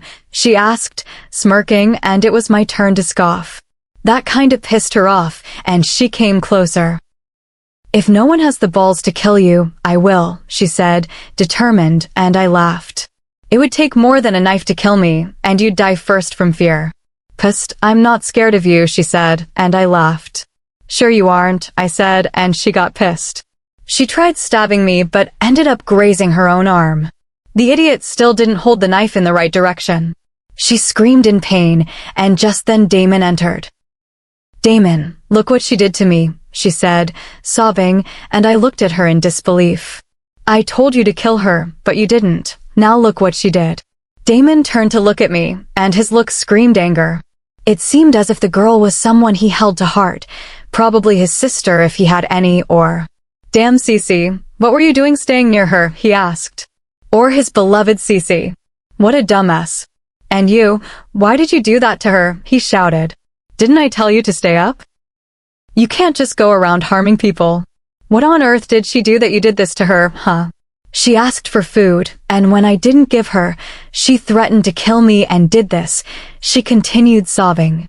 Oh, please. You did that to yourself while trying to stab me, remember? It's all you, not me, I said, pointing out the truth. Shut up, Damon shouted at me. Shut the hell up. I'm going to warn you if you do this again. There'll be consequences. She did it, not me. I didn't do anything, not even touch her, I said. I said shut up. Get out of here now, he shouted. I felt humiliated. He didn't even want to listen to me or believe me because of his Cece, whom he presumed could do no wrong. What a manipulative person. If there was something I couldn't stand, being lied to was one of those things. I said get out of here, he shouted. Don't worry, sweetheart, you're going to be fine. Someone go get the doctor. She was the one in the wrong here, and he still called her sweetheart. I was hurt by the way he spoke to me. Deeply hurt, but I wasn't expecting him to believe me either. I walked out of the kitchen, making sure to slam the door hard. Chapter 11. I walked up the stairs to the room. I was totally angry and decided to sleep it off. I wouldn't be surprised if I didn't get food to eat, considering I had hurt his Cece. I really didn't like her because she was with him, and I knew he liked her more than he supposedly liked me. But her being manipulative, that's just the worst. I hated her now. I don't even get what Damon sees in her anyway. Yeah, she's pretty and all, but she certainly wasn't an innocent angel. I lay on the bed, trying to take my mind off them by thinking of our journey tomorrow. I knew it wasn't going to be easy at all, walking into the vampire territory without being attacked, but we had to find a way somehow. I sighed loudly, turning to look at the pillow. Sometimes I wished I were a non-living thing and couldn't feel any emotional or physical pain at all. Then all these things wouldn't even affect me. The door opened to reveal a girl no older than 12. She walked in carrying a tray of food, and I was so happy. Thank goodness he decided not to starve me, because I don't think I would have survived another day. I'll just leave your food here, ma'am, she said, going to put it on the table, and I noticed that her legs were shaking. I still don't get what I did to them that made them afraid of me. Before she could place the food on the table, her legs gave way, and the tray fell from her hands, causing the plates to break and the food to go to waste. I was pretty mad. Only fate knew if he'd give me food after this. I'm so sorry, she said, picking it up. Go get something to take it out. You'll hurt yourself, I said, and she just nodded but continued anyway. Damon walked in. What's going on here? He asked. I mistakenly broke the plate, sir. I'm clearing it out. Don't you know better than to use your hands? Go get something to clean it up, he said, and she hurried out. You're tired of being with your sweetheart. What do you want? I asked coldly. If you're mad at me, leave Cece out of this. I won't tolerate you hurting her next time. And which part of I wasn't the one that did it don't you understand? I don't want to hear anything, okay, he said. Fine, don't listen because your girl is so innocent, the perfect Luna, your sweetheart, I said mockingly. That's enough, he shouted. There was something about the way he said it that made me shut up, and also because I had nothing to say and wanted to give him the silent treatment. Why exactly did you do it? He asked, and I ignored him, getting comfortable in the bed and pulling the covers over my body. If you're jealous about me being with her, your little stunt won't help that. Jealous? I asked, laughing. Oh, please, if anything, I'm disgusted. You could be with whoever you want. I don't give a damn, Damon Salvatore. I don't give a damn about you or your stupid sweetheart. I sat up slightly. But don't you think your standards are quite low? For someone who's gonna be your mate, she's quite incapable. She's scared and probably has a lot of insecurities. She couldn't even hold a knife properly to attack me, and that's why she got herself injured. If she can't protect herself, how then can she protect you or the pack? That's none of your business. You're just saying that because you want me and you think you'd make a better Luna than her, he said, and I scoffed. I don't want you, Damon. I told you I can do without you. I don't think I can make a better Luna than her, I know so. But too bad I'm not interested in you or your pack. I've got better things to think of, you know, and you're not even on the list and never will be, I said, and he just laughed. You won't be saying that in the future, he said with a smirk. I didn't know what to reply with that would sting, and I was glad when the girl walked in with my food and walked out immediately. Don't you have alpha duties to attend to? I asked when he was still standing there. You're still leaving tomorrow, he asked. Yeah, I'm going away from you, never to see you again. I'm so happy, I said, smiling. The feeling's mutual. I can't wait for you to be out of the way, he said, smirking. Now that that's all said, kindly leave, I said, and he scoffed. I'm leaving now, not because you are asking me to, but because I have better things to do, he said, leaving. Yeah, right? Out, Damon, I said, and he just rolled his eyes as he slammed the door. Finally, I got to eat. The food consisted of pasta, chocolate cake, and orange juice. I devoured the dinner with a smile. After I finished eating, someone came to take the plates out while I went to the other room in search of the guys. I opened the door to see them arguing about something, and they immediately kept quiet when I entered. What's up? I asked, looking at them suspiciously. Nothing. They both answered with a glum look, and I just decided to let it go for now. So we're still leaving tomorrow? Jonathan asked, and I answered in the affirmative. Now that I think about it, we could stay here. The trip would be far too dangerous. Yeah, we just have to. And then looking for a good witch that'd help with the protection spell, that's hard, and we don't know when next. Before he completed his statement, I was thrown against a wall, hitting my head hard on it, causing me to scream. She's on it, Jonathan said, while Sam came to meet me, holding me down. But it didn't last long, because the next minute I was thrown to another wall, banging my head on it, and I screamed in pain. I thought it was just going to be that, but what came next was worse. I felt like I was being pierced with sharp objects repeatedly on every part of my body, causing me to scream in agony. This was far worse than the first one, and I just kept screaming. Compared to this, the first attack was nothing. Chapter 12. I screamed in pain as the lower part of my stomach started hurting. Before I could recover, I was thrown to the farthest part of the room, causing me to scream as my head started throbbing. I could make out tiny details, like Sam coming to meet me and Jonathan holding me down. Then someone walked in. Wait, was it Damon? Before I could make out what he was here for, another scream escaped my mouth. Before I knew it, he was beside me, holding me and pushing Jonathan away. What is happening? He demanded, looking from Jonathan to Sam. I could feel that I was going to be thrown somewhere again, but they held me down. It continued like that, the sensation of being stabbed, but after a while, it ended. I probably looked like a mess. During the chaos of being thrown around, my beanie fell off, my hair was like a bird's nest, and my head and body were aching terribly. Are you okay now? He asked. For once, his tone held a bit of concern. Just a bit, though. No, I'm not, I replied. My head hurts, and so does every other part of my body, and yet you're asking me if I'm okay. Do I look okay to you? A simple yes or no would have been all right, he said. I just ignored him. Then, surprisingly, he carried me, not the way he did before, but bridal style. I protested at first, although I was enjoying the feel of his body on mine and the tingles it was creating. He took me to his room, the one he took me to the other day, and placed me gently on the bed. Hold on a little. The doctor will be here anytime soon, he said, and on cue, the doctor walked in. It was a female doctor dressed in casual clothes. She was pretty in a way. So, where do you feel pain? She asked. Everywhere, I answered. She nodded, then opened a suitcase I didn't know she had and gave me some medicine to stop the pain. She left after I had taken the medicine, leaving just Damon and me. Are you feeling good now? He asked, and I wondered why he was being nice. Yeah, a bit. But I'm sleepy, I answered. Okay, sleep then. I'll get you something to eat when you're awake, he said. I drifted off to sleep, the pain still disturbing me. I woke up feeling better. I looked around, expecting to find food, but found nothing. I checked the clock, and it read 12:30 a.m. I slept for a long time, and now I am hungry. We also had to leave before dawn tomorrow. I could hear footsteps approaching the room, and I quickly put on my beanie, but it was just Damon. Didn't know you were up already. Got you something to eat, he said, walking in with a tray of food and placing it in front of me. Eat up. I was going to even if you didn't tell me, I said, taking a spoonful of the food. That's the thanks I get? Remind me not to do something for you again, he said, and I laughed.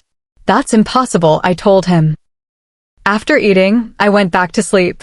Some minutes later, I noticed a figure beside me, which was obviously Damon. I put a pillow between us so we wouldn't be close to each other. I was running through the woods away from something that was chasing me. I hadn't seen it yet, but I knew it was massive because of the way the earth shook with every step it took. I don't know why it was chasing me, but I knew I couldn't stop and ask, so I just kept on running. I had no idea where I was going. It was pitch black, but I still managed to see due to my wolf ability.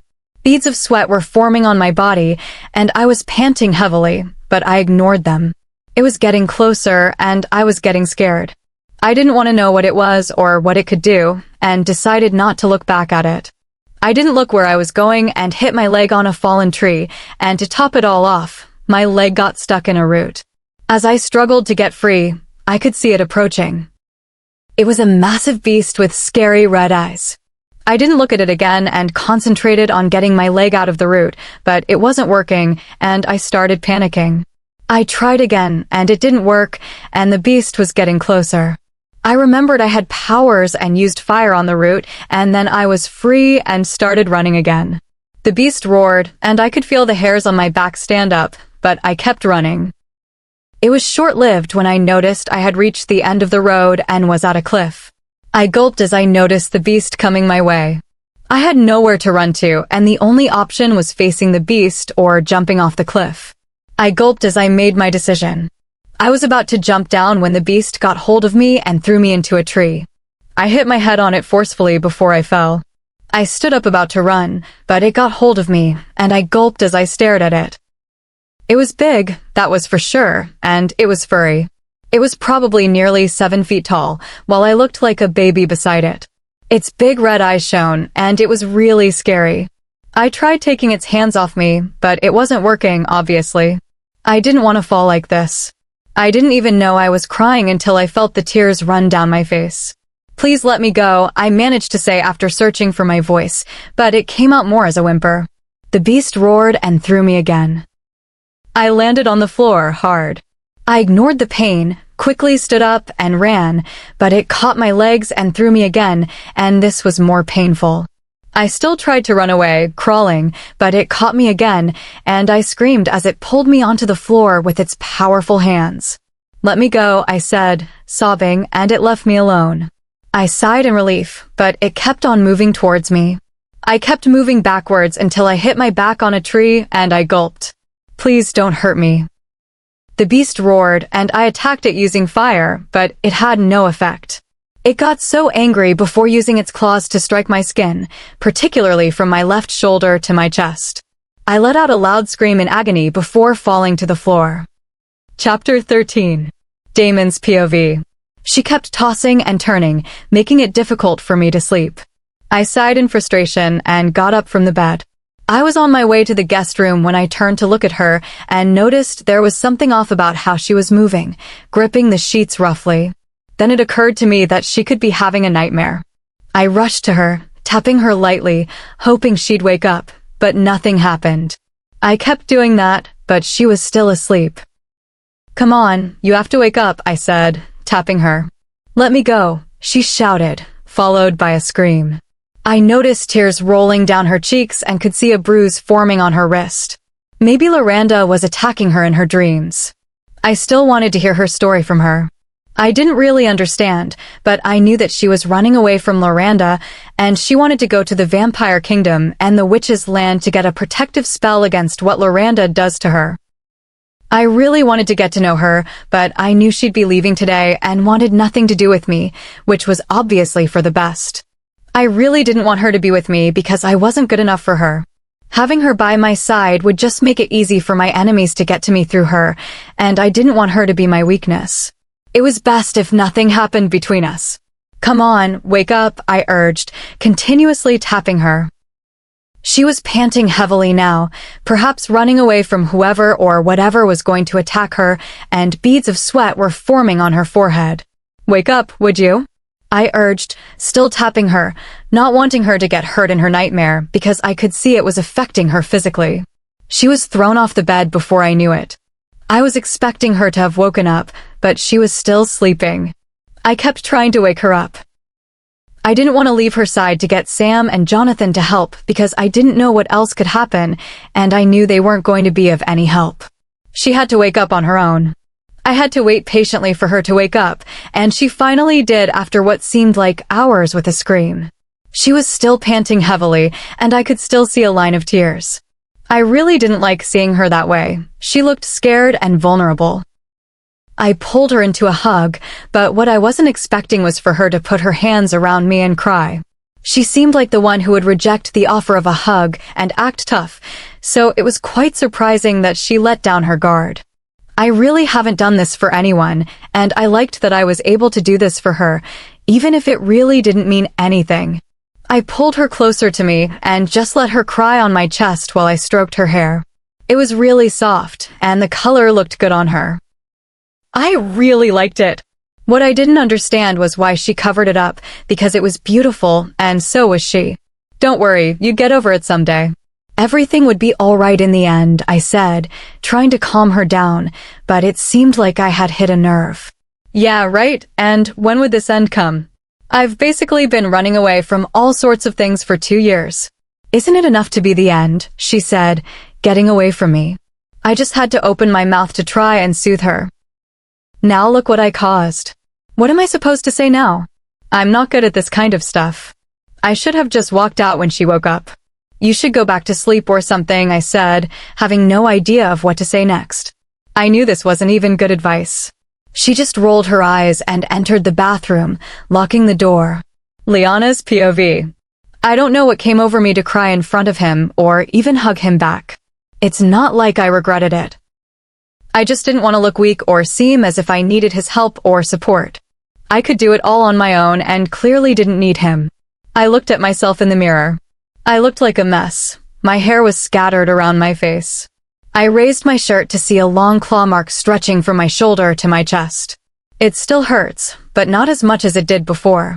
Sure, it'd heal fast, but it would surely leave a scar, and I didn't like it. But I was used to it now. I have terrible nightmares, always running from something or someone, and when they hurt me in the dream, it always happened in reality. I didn't know what this beast was. This was the first attack from the beast. Usually, it was from Loranda or other creatures, but this beast scared me more. Although it was the first attack, I knew certainly it wasn't the last. I sighed, running my hands through my hair. I was starting to feel like there wasn't an end to this. Do I get to suffer like this until the end? I decided to take my mind off that, and my thoughts subconsciously drifted to him. He seemed a little bit nicer today. Just a teeny bit. I liked the fact that he was here for me today, and I was so surprised when he hugged me. His touch was comforting. I was beginning to create a mental image of us, and I really didn't need that. I really needed to stop thinking about him. I'd be gone today, and we probably won't hear from each other again. Perhaps maybe when he hears about my demise in the hands of the witches, vampires, or even Loranda. I sighed frustratedly. Why did my life have to be so complicated? I would have been absolutely fine with being an ordinary werewolf, having a mate that'd love me and no one else, and most importantly, a peaceful life free of all this chaos. But look what happens instead. I'm not ordinary. My mate's a big, bad alpha who doesn't like me but someone else. I can't even be with him to begin with because I have to take care of things with myself first. And to top it all off, he didn't even look like he wanted me to be with him. I'm even sure he'd be more than happy when he discovers that I'm gone, so he could happily make Cece his Luna. I'd so love to ensure they wouldn't be able to have any pups, and then he'd know better to stay away from her. I really needed to stop thinking about crazy things. I still stared at the scar, and it wasn't good in any way. I felt so useless, not doing anything to the beast. Not that it'd have affected it, though, but still, I could have tried. What will happen if it gets to me in reality? I have to put up a fight even if it doesn't end well. I have to be stronger than this. I wasn't given powers just for fun. I was given them to protect myself and others around me. I have to learn to attack in full force and not stop until I get the desired result. Chapter 14. I woke up to find myself on the bed very close to a rock-hard body. I took in its scent and recognized it as my mate's. I had no idea when I slept, but I remember clearly putting up a stack of pillows separating us. But now we were so close, and I liked the feel of his body against mine. He looked so calm sleeping, one wouldn't know he was annoying and authoritative as hell. I had no idea how his pack stood him, but they had no other option. I knew I should have gotten up and left, but I just wanted to stay in his arms because I didn't know when that would ever happen again, and I liked the feeling. I wished he wasn't such a jerk. Maybe I wouldn't even go in the first place and stay with him knowing I was safe for the meantime. But I had to do this. It was what was best for me. I took in his features. His hair was disheveled, and I had the impulse to run my fingers through it. His lashes were long and full, his nose was pointed, and his lips, gosh, his lips were so tempting. I remembered our kiss and was so tempted to outline his lips with my fingers. But I stopped. He shifted a little, and I thought he was going to wake up, but he just pulled me closer, holding me tightly, and I kinda liked it. Having him this close to me, holding on to me this way, was good, but it was a pity that he wasn't truly holding on to me. I really didn't want to stay here anymore because I had a feeling that I'd fall for him, and it'd be pretty hard, and I didn't want that. Besides, we'd make it impossible due to our incessant bickering. I struggled to get away from his grip, but it just tightened, and I left it at that. "Please don't leave me," he said pleadingly. His voice sounded as if he was struggling with his demons, but then he's won already. Or maybe he was begging Cece to stay with him. I got angry thinking it was Cece. I really didn't want to be mistaken for that woman. No wonder his voice sounded so pleading. I didn't know how the anger took over, but I pushed him until he was down on the floor, wide awake. "What the hell was that about?" he shouted, sending me death glares. "You were gripping me tightly, and I didn't like that and wanted to get away from you. Instead of holding me like that, you could get a pillow if you want to cuddle so much, or better still, you could get your Cece." "I bet you both would very much enjoy it," I said, and I knew it was taking all that was within him not to do something rash. "I don't get why you behave the way you do." "Oh, wait, it's your jealousy that's killing you. I have no idea what gets you so worked up, but you should keep your attitude and mood swings to yourself." "Cece means nothing to me, neither do you," he said, his anger evident in the way he spoke, and walked into the bathroom, slamming the door hard. You really had to push him totally out. Kudos, Lee. Just when I thought he was getting nice, you just have to always open your mouth and ruin things. You have to stop being jealous of his Cece. You're his mate for God's sake.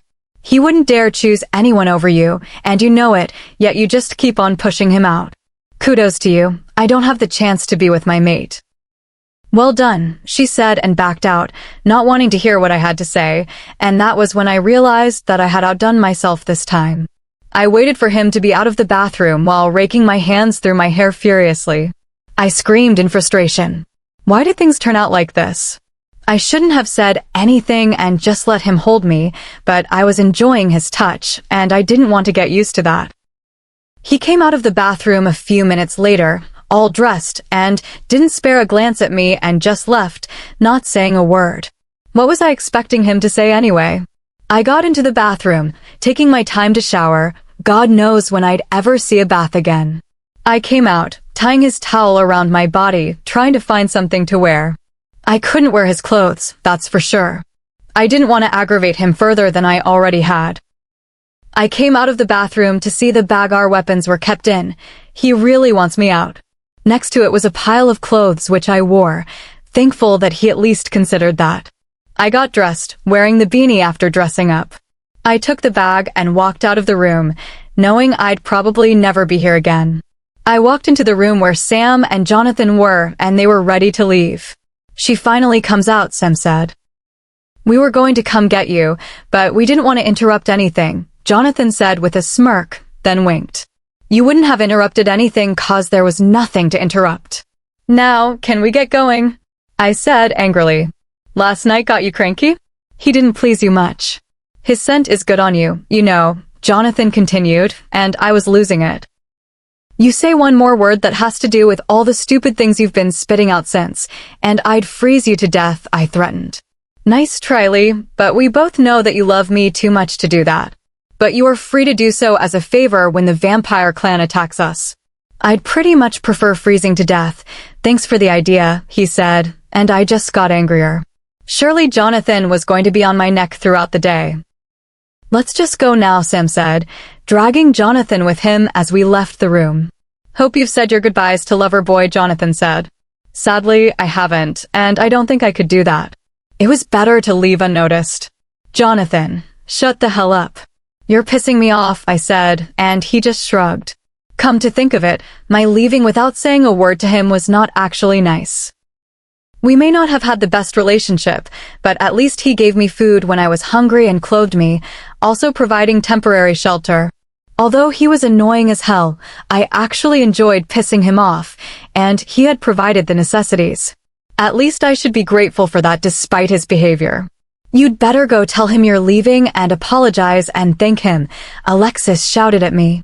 I know she's furious and all, but I'm not apologizing unless he does. Thinking about Loverboy? Jonathan asked, twitching his brows and winking, and I just lost it then. I slapped the back of his head, then tripped him, with him landing on the hard floor. I got hold of his hands and twisted them around until he was screaming in pain. You disturb me again, and I'd not wait until we're at the vampire kingdom before freezing you to death, I said, letting go of him. I have something to do, I'll be down in a few, I said to Sam. What, off to kiss Loverboy goodbye? Jonathan said, and this time it was Sam that smacked him. Learn to shut up, would you? I smiled, happy at what Sam did, and followed my mate's scent to an office. He was alone there, so that gave me a tiny courage to knock. Who the hell is it? What did I say about disturbing me when I tell you not to bother me? He questioned angrily, and I wondered if I was the one that put him in this mood with my talk this morning. I opened the door a little and walked in, closing it firmly behind me. What the hell are you still doing here? He asked angrily. Well, I just came to say goodbye and thank you for what you've done for me, I said, and his face held no emotion. That said, you can leave, he said coldly, pointing at the door. What the hell was I expecting? That he'd kiss me goodbye? Oh, please, why did I even come here anyway? Stupid Alexis for making me do that. I'm not stupid. The stupid ones are you for making him angry all the time. I ignored her and walked out of his office, slamming the door hard. If I meant nothing to him, then he meant the same to me. What a waste of time. Chapter 15. When do we get there? I asked tiredly, and my response was the sound of a gunshot. I think we're here already, Sam said, and we both looked at each other, fear evident in our features. Who dares come upon our territory? A vampire spoke, showing off his fangs, and I took a step backwards and swallowed. A bunch of wolves and a wizard trying to find help from a vampire? I said, but it came out more as a question than a statement. Before I knew it, we were surrounded by 5 vampires who were close to us, and I gulped again. Give us one reason why we shouldn't kill you. Because we're good-looking and harmless? Jonathan asked, and they looked at us with an evil smirk. Please, everyone knows that vampires are sexier than werewolves and are as deadly, one spoke up. On a more serious note, we'd have to get you guys to the Vampire King. As much as I want to suck all of your blood, it's the Vampire King that decides how to end your fate, he said in a serious tone. Then, before I knew it, we were made unconscious. Come on, what's with people and splashing cold water to wake someone up? I said angrily. You should be glad we decided to use cold water. We usually use extremely hot water, the guard said, and I just shut up. I'd rather they wake me up 1 billion times with water that's almost freezing than hot water. That would be so bad, with it peeling my skin off and all. I shuddered at merely thinking of this. I was more than glad. Drag them out, he ordered, and that's how we were dragged to the vampire chambers. The place looked like where the Volturis in Twilight stayed, except that this place was finer. I shuddered just thinking of what they did to Edward Cullen there.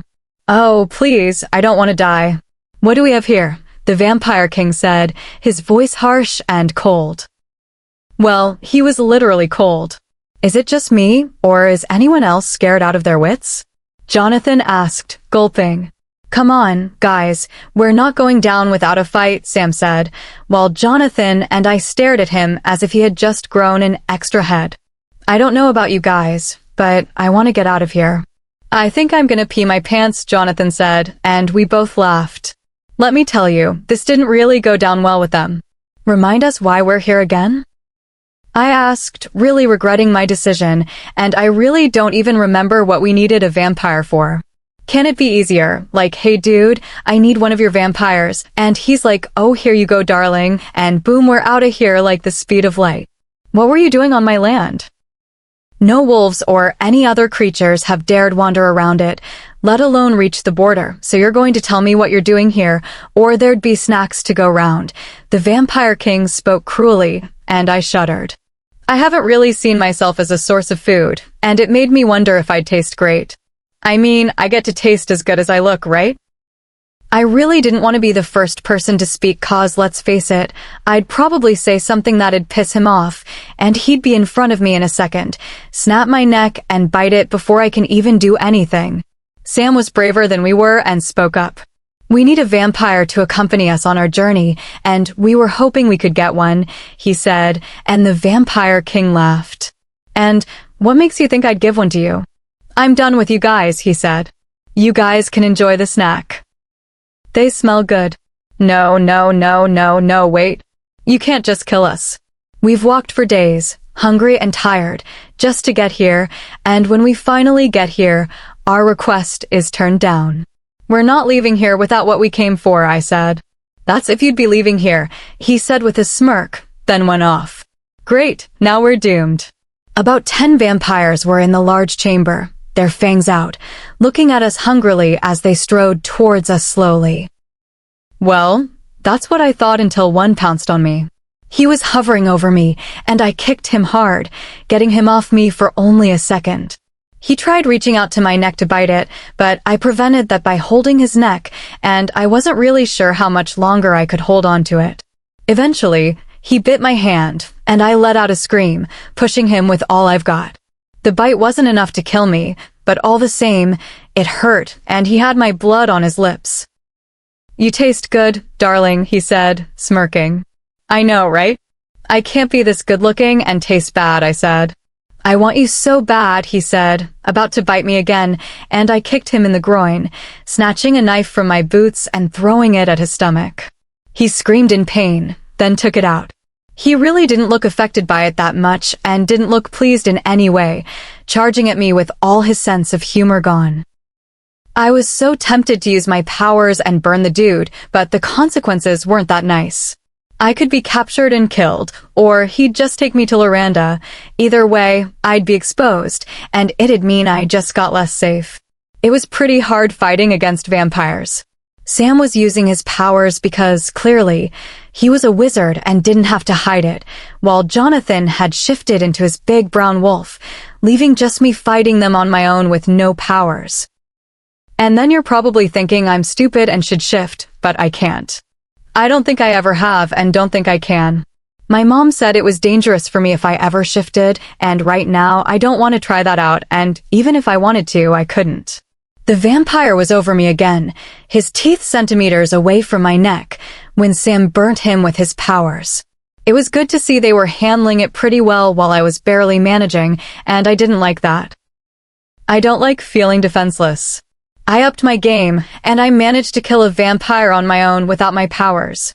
It was pretty hard, but I did it, and I'm so proud of myself. I freaking killed a vampire without my powers or anyone's help. When we had killed the vampires assigned to kill us, the Vampire King walked in, a look of uttermost shock on his face. I'm impressed, you guys killed them. Now that's a first, he said with a little bit of an impressed look, but it was gone. I'd like to see you get past these. They are newborns and would be 10 times harder to defeat, he said coldly. Bring it on, old man, Sam said with a smirk, and Jonathan, and I looked at him, utterly shocked. You asked for it, the Vampire King said with a very evil grin plastered on his face. Before he could release the newborns on us, we heard a clear, loud voice shouting at him to stop, and we all turned around to see who it was. Chapter 16. We all turned to look at who it was. I was literally staring at him. When the vampires said that they were hotter than werewolves, it was only applicable to this guy. But hey, my Damon is still hotter. I can't believe I even thought of that. The guy was handsome. He had lovely brown hair, golden brown eyes, and totally white skin with red lips that made me wonder if he got that from the amount of blood he sucked. But I still preferred Damon though. Stop it, he said, and within seconds, he was in front of the Vampire King. You're going to have to let us go, he said. I told you, Vulcan, no one is leaving this place, the Vampire King said. I'm going to leave this place with them, and you're not going to say anything. How else am I going to find my mate if I'm always here? Vulcan shouted. Yeah, give the guy a shot, Jonathan said, hoping to say something that would let him let us go. Shut the hell up, Wolf, the Vampire King shouted angrily, and his voice echoed throughout the room in a scary way. I wanted to laugh at how scared Jonathan got immediately, but I stopped. I told you that I had a vision where they were going to come, and I was going to go with them and find my mate. And look, they're here, and I'm going to go with them, Vulcan said. The Vampire King was about to say something, but Vulcan cut him off rudely. I'm going to go with them no matter what you say, he said with a tone of finality. Fine, but if you leave this place, you never get to come back, not even when I'm dead, he said sternly, his tone threatening and warning. We both know I'd be needed when you're dead to ascend the throne, and guess what?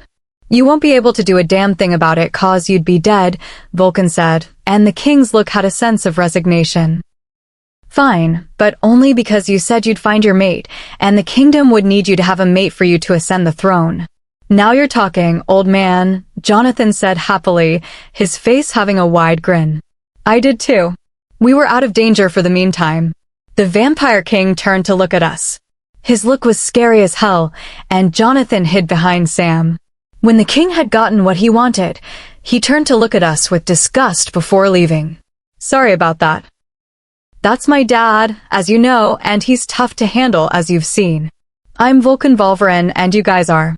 We all introduced ourselves, and he let out a trip-over-me smile, saying he was pleased to meet us. Who knew we would be exchanging pleasantries with the vampire prince? Thanks for the save, dude. We owe you. Our ass would have been whipped out there, Jonathan said. Yeah, thanks, Sam, and I added. It's nothing. I did it for my own good too. But thanks anyway. Your father scares the hell out of me. I wonder how you've coped with him your entire life, while I was here for some minutes, and I nearly peed my pants, Jonathan said while he laughed. I'd take you guys to your specific rooms so you can rest. I assume we'd leave early tomorrow morning. Yes, we would, we answered. You guys would have to make do without dinner, except if you wouldn't mind blood, he said with a smirk. We can live without food for a couple of days. Thank you, Jonathan said, fake gagging at the thought of living on blood. As you wish, he said, smirking. He showed us to a room, and once in, I just did all the necessary things that needed to be done in the bathroom and lay on the bed, trying to sleep but couldn't, trying to stop thinking about Damon. I still can't get over the way he told me to leave as if I was a piece of gum stuck on his ass that he was so eager to get rid of. I wished I were blessed with a loving mate, but look what I got. I screamed in annoyance, throwing the pillow on the floor. What a stupid mate. Couldn't I have gotten someone nice, someone better that wasn't named Damon freaking Salvatore? I screamed in frustration. After tossing and turning in bed, trying to get my mind off him, I still couldn't get my mind off him, and it made me wonder what he was doing. Maybe he and Cece were doing a round. Maybe that's why I was so uncomfortable, like the other time, and it was so annoying. It hurts to know that he knows I exist, yet he does stuff with someone else. It really wouldn't have bothered me if he was like that before I came, then stopped when he met me, but it was Damon Salvatore I was talking about here. The ruthless, cold, annoying alpha who doesn't care about anything or anyone, not even his mate. I'm hungry, I whined as we walked out of the vampire kingdom. I thought you could live without food for a couple of days, Vulcan said, quoting Jonathan. Well, those couple of days. I started trying to defend myself. Anyway, the point is that I'm hungry. There is a tree not far from here that bears fruit, Jonathan said. What else is it supposed to bear, Joni? I asked. Leaves, he asked, and we all face-palmed ourselves. Is your friend? Vulcan started, but Jonathan cut him off. I'm perfectly all right. I just need to get over the tension of being with a vampire or what lies ahead, he said. I won't hurt you guys, I promise, Vulcan said. I don't doubt that, but it's still not comfortable. What if you're hungry and we're sleeping? You could suck our blood, Jonathan said. I won't do that, he promised, and Jonathan just nodded. So how do we get to the witch's land? I asked. Well, it's not that easy, and since we're looking for a good witch, she'd probably be in hiding, not wanting to be found. But since I know where she lives, it'd be a bit easier. We just need to cross the feisty river, the troll's land, and the dragon's land, Sam stated as if it wasn't a big issue. Wow, I'm not scared at all. We're going to go through all that, and you casually say that as if it's nothing, Jonathan said, panicking. Hopefully we get through it, I said, trying to convince Jonathan and myself. May I ask why we'd be going through all that? Vulcan asked, and we all turned to look at him. We haven't told him yet. We really didn't trust him, but he'd find out somehow, so it was better we told him now than later, or him finding out from someone that turns him against us. We're going to visit a friend, Sam answered. All that to visit a friend, he asked, not buying it. Well, we need a favor from that friend, Jonathan chirped in. Which is, he asked. Let's just tell him. Well, I need help, I said. Okay, what's up? You're not going to die anytime soon, are you? He asked. From a sickness, no, but from someone killing me, yes, I asked. Who exactly? He asked. The famous, the one, the only Loranda Redwoods, I said with fake enthusiasm while Sam and Jonathan fake cheered and Vulcan laughed. That's bad. Why does she want to kill you except if? You're the one destined to ruin her, Vulcan said, surprised. Kinda, I said. So she's your sister. I totally didn't expect to hear this, he said. Same here. I never even knew I had a sister until 2 years ago, I said. I remembered the night that was supposed to be the best night of my life. I was sitting in front of the mirror staring at myself. I was wearing a beautiful pink gown, and my beautiful, silky black hair was styled in an elegant, neat bun. I was currently waiting for my mom to come so we could go out to the party. I sat down patiently waiting for her while playing Samurai Fighters on my phone. I was done with the game and looked up to the mirror and saw my hair was a completely different color. My hair, that was black minutes ago, was white and I was panicking. I don't even know how that happened, and just in time, my mother walked in. Mom, look what happened, my hair is white, I screamed. Calm down, honey, it's all right, she said. She didn't even look surprised by it. You knew this would happen? Why is it happening? I asked, panic-stricken. It's all right. Everything would be fine. You'd set things right. Set what right? I asked, confused. Honey, you have to understand. Everything we've been doing was. She's here, Luna. We have to leave, Jonathan said, walking in. Who's here? I asked, confused, still panicking. We need to hurry, my mom said, bringing out a bag from my closet and stuffing clothes in it. Can someone please tell me what's going on here?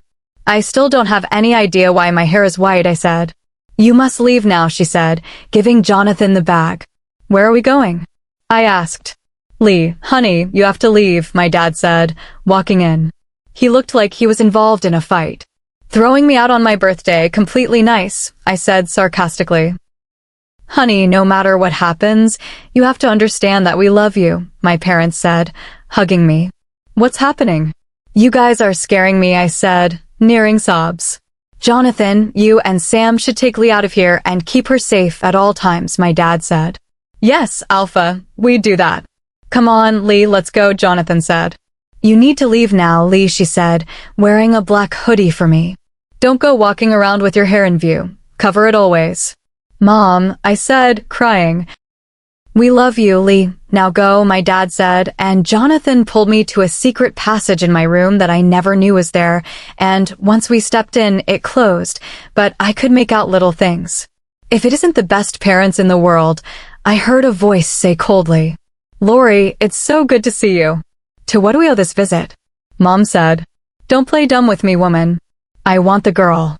The sister that's going to ruin me. No one's here, Loranda. Leave, my dad said using his alpha tone. I'm not leaving here until she's dead, and I won't hesitate to kill you both if you don't tell me where she is, and you very well know what I'm capable of doing, she said wickedly.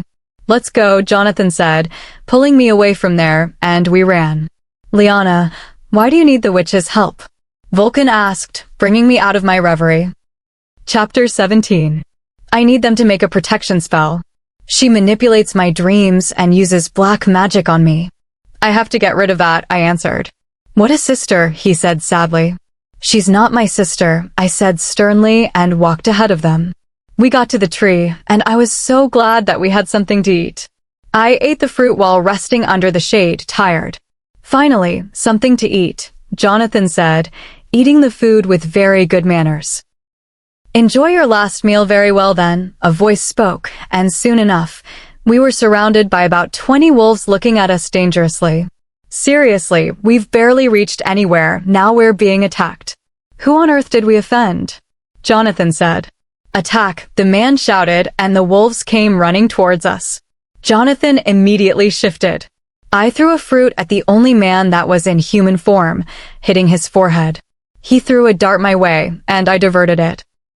I took out my bow and began to shoot at the wolves, sending them lying on the floor, helpless and weak. We were pretty much winning this. Vulcan was tearing the wolves apart into pieces and enjoying the taste of their blood on his lips. When this is over, he will have enough food to last him for days, hopefully, because I don't want to think of him going hungry. I've seen the way he killed them, and I was really hoping that we didn't do anything that would make him go against us, because I don't want to be torn into pieces like that. I turned to look at the wolves attacking us.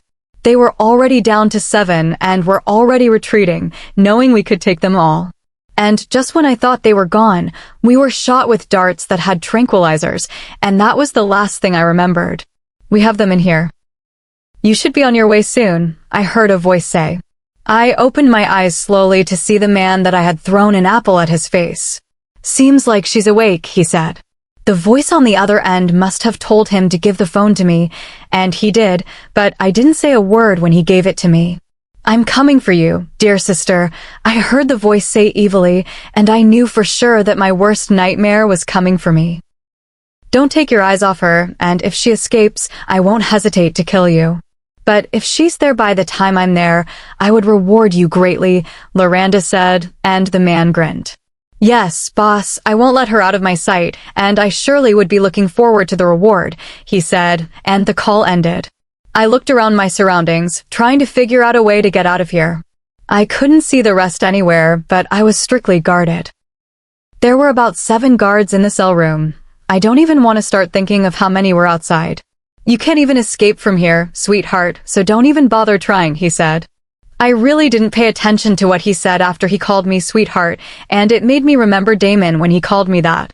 Don't call me your sweetheart, 'cause I'd never be your sweetheart, I said icily. Don't be so sure about that, sweetheart. I'm sure Loranda wouldn't mind if I went around with you, he said, grinning. I looked around the cell I was kept in. I was handcuffed to a wall, leaving me hanging a bit, and it was with silver. It made us weak, and it was extremely painful, and to top it all, I couldn't get out of it or use my powers 'cause I was being restricted from using them. If he decides to go around on me, I'm afraid I won't be able to stop him. I'm sure she won't mind if we all do, another said, grinning. How on earth did I end up here again? The plan was to go to the vampire kingdom, then the witches. I totally didn't expect this at all, and here I was stuck having no way out. Just great. Where are they? I asked. I really needed to know if they were still alive or where they were kept. Somewhere they can never get out of. Your wolf friend is suffering the same fate as you, while your wizard friend is in a place where his powers are useless, and for your vampire friend. What about me? Vulcan asked, walking in, and I could see the look of shock and fear on their faces. I was so glad that we decided to ask for help from a vampire. We were. Before he could complete his sentence, Vulcan was in front of him, showing off his fangs and biting into his neck, sucking his blood for a while before tearing him into pieces. The other 6 quickly changed into their wolf form, charging towards him, and he quickly avoided them with his vampire speed, throwing one away with a lot of force. It would be a surprise if he survived it. The remaining 5 were scared, but tried not to show it. The wolves were snarling and growling at Vulcan, surrounding him. If he made a move, they would all pounce on him and tear him to pieces. I gulped hard. He was my last hope for survival, but all I would be able to do now was watch him being killed, not being able to do anything. I tried to use my powers, but I couldn't, and the silver was already burning my skin. I'm sure it would leave a bruise if ever I get my hands out of the cuffs. I needed to find a way to help Vulcan. Surely he might be able to take them, but the chances were 50-50. I suddenly remembered that I could cause a mini earthquake enough to distract them for Vulcan to attack, and I started doing that. Although my hands were cuffed, I could pretty much control this a bit without making hand gestures, and I closed my eyes, feeling the power surge through me and directing it at them. They were startled, and Vulcan speedily went around biting them, and I heard them scream in pain. When he was done with licking their blood off him, he helped me take out the handcuffs, which did not affect him, but if it were Jonathan, it wouldn't have been easy. Thanks, I said, and he just nodded. Let's go get the rest, he said, leading me out. We'd have to be fast about it. Loranda is coming, I said, and his face held no emotion as he said nothing. He held my hand, and he used his vampire speed to get us to where they were kept. It would have been nearly impossible for them to notice us. We were faced with guards immediately we got to the door of the cell, and it was a bit easy fighting them off till we got inside. Go get them, I'd handle things, Vulcan said, and I nodded, going to get Sam first. He was cuffed like me, but the difference was that there wasn't a thorn on my head trying to stop me from using my powers. I took the thorn out first, knowing that was what hurt the most. He sighed in relief when I did, and he used his powers to unlock the cuffs before we went to help Jonathan. Sam didn't look good at all, and I could tell that he was really angry. Immediately, we let him out, and he charged towards one of the wolves that held him hostage while Sam burnt the rest. Immediately, we were done. We went out looking for the exit, but Sam thought it was quicker to teleport us out of the place, and he did. We arrived at another pack territory. Where are we? I asked, not knowing the exact pack we were in. I certainly didn't want a replay of what we just got out of. Alpha Lucas pack, we should be safe here for the time being, he answered. And how are you so sure? I asked. Trust me on this, Lee. He had an alliance with your father. He'd protect us, he answered. I think I'd get lost for now 'cause I know I won't be welcomed. I'd be lurking around if you guys need me around. Hola, he said, then flew away, not waiting for us to say a word. We walked nearer to their territory, and surprisingly, they welcomed us in. Alpha Lucas is busy now. He'd see you guys later, but you guys look like you could use a rest, a maid said, ushering us to a room each, and once in, I just lay on the bed. We were so close to Loranda catching us, and now we know she's hot on our tail again. I don't know what would have happened if not for Vulcan, and I realized we really didn't thank him and made a mental note to tell him when we saw him next, which I know would be in a while. I decided to take this chance to sleep. I was woken up by a maid that brought me food and clothes. I think you should go freshen up before eating, she said, and I thanked her for the food before she left and went to the bathroom. After washing up and changing into my clothes, I went back to the room to eat, and after I was done eating, a maid came to clear the dishes, after which Sam came. Alpha Lucas wants to see us, he said, and we went to his study to meet him, meeting Jonathan on the way. Liana, he said when I walked in. Long time no see. It's good to know you're still alive. I really didn't know what to say to that and just stood silent. How have you been surviving all this while? It must have been really hard on you, he said, and I just nodded. You can come to me anytime you need help, and I won't hesitate to support you, he said. Thanks, Alpha Lucas. I'm so grateful for your help right now, I said sincerely. You're welcome, Liana. You guys are free to stay here for as long as you want. Thanks, Alpha Lucas, we chorused. But I'm afraid we won't be staying long. We'd be leaving tomorrow, Sam said. Okay then, I should leave you guys to rest now. You look like you really need it, he said, and we muttered thanks again before leaving. We went back to our room, and I fell asleep again. You think you can get away from me easily, huh? She asked, walking closer to me, and for every step she took forward, I took one back. I'm gonna get you, and when I do, I'd kill you, she said, staring at me with the most intimidating look I have ever seen. But I wasn't prepared to show her how scared I was. Or I'd kill you. Get things straight. I'm going to kill you, not the other way round. Isn't that why you want to kill me? Because you're scared? You're just an insecure bitch, I said, and I know I got to her cause she pierced her nails into my skin. I'm going to end you, bitch. I'm going to torture you and make you suffer till you beg me to kill you, she said in a voice that would make me scared on a normal day, but I'm just done with it. That's never going to happen. I'm not going down without a fight. You're not going to end me, Loranda. Not if I get to you first. I'd like to see you try ending me. I see past your facade, and even though you're trying to act brave, you're still scared 'cause you know just what I'm capable of doing. You're capable of doing nothing. You couldn't even get to me this past 2 years, and I might be scared, but you are way scarred, Loranda, 'cause you know I'm going to bring you to your ruins. This seemed to have gotten to her way too much 'cause she knew I was right, and before she could do anything to me, I managed to wake up from my sleep. I was just so tired of all these. Once again, she has managed to get a hold of my dreams, but I wasn't going to give her the satisfaction of hurting me again. I got out of bed and went to the kitchen, hoping for a glass of water. I checked the time on the way, and it was just 3 a.m. After drinking my water, I was on my way to the room when I overheard Alpha Lucas' conversation. Yes, they are here, but they'd be leaving tomorrow. You have to hurry if you want to catch up with them, he said. Yes, you should do that. I'm sure they won't see that coming. They'd be so surprised to see you here, he said while laughing. I didn't know what to make of it, but he was not to be trusted. Alpha Lucas is bringing the witch to us. Chapter 18. I went upstairs, thinking of what to do. We couldn't leave here at this time, but we might have to.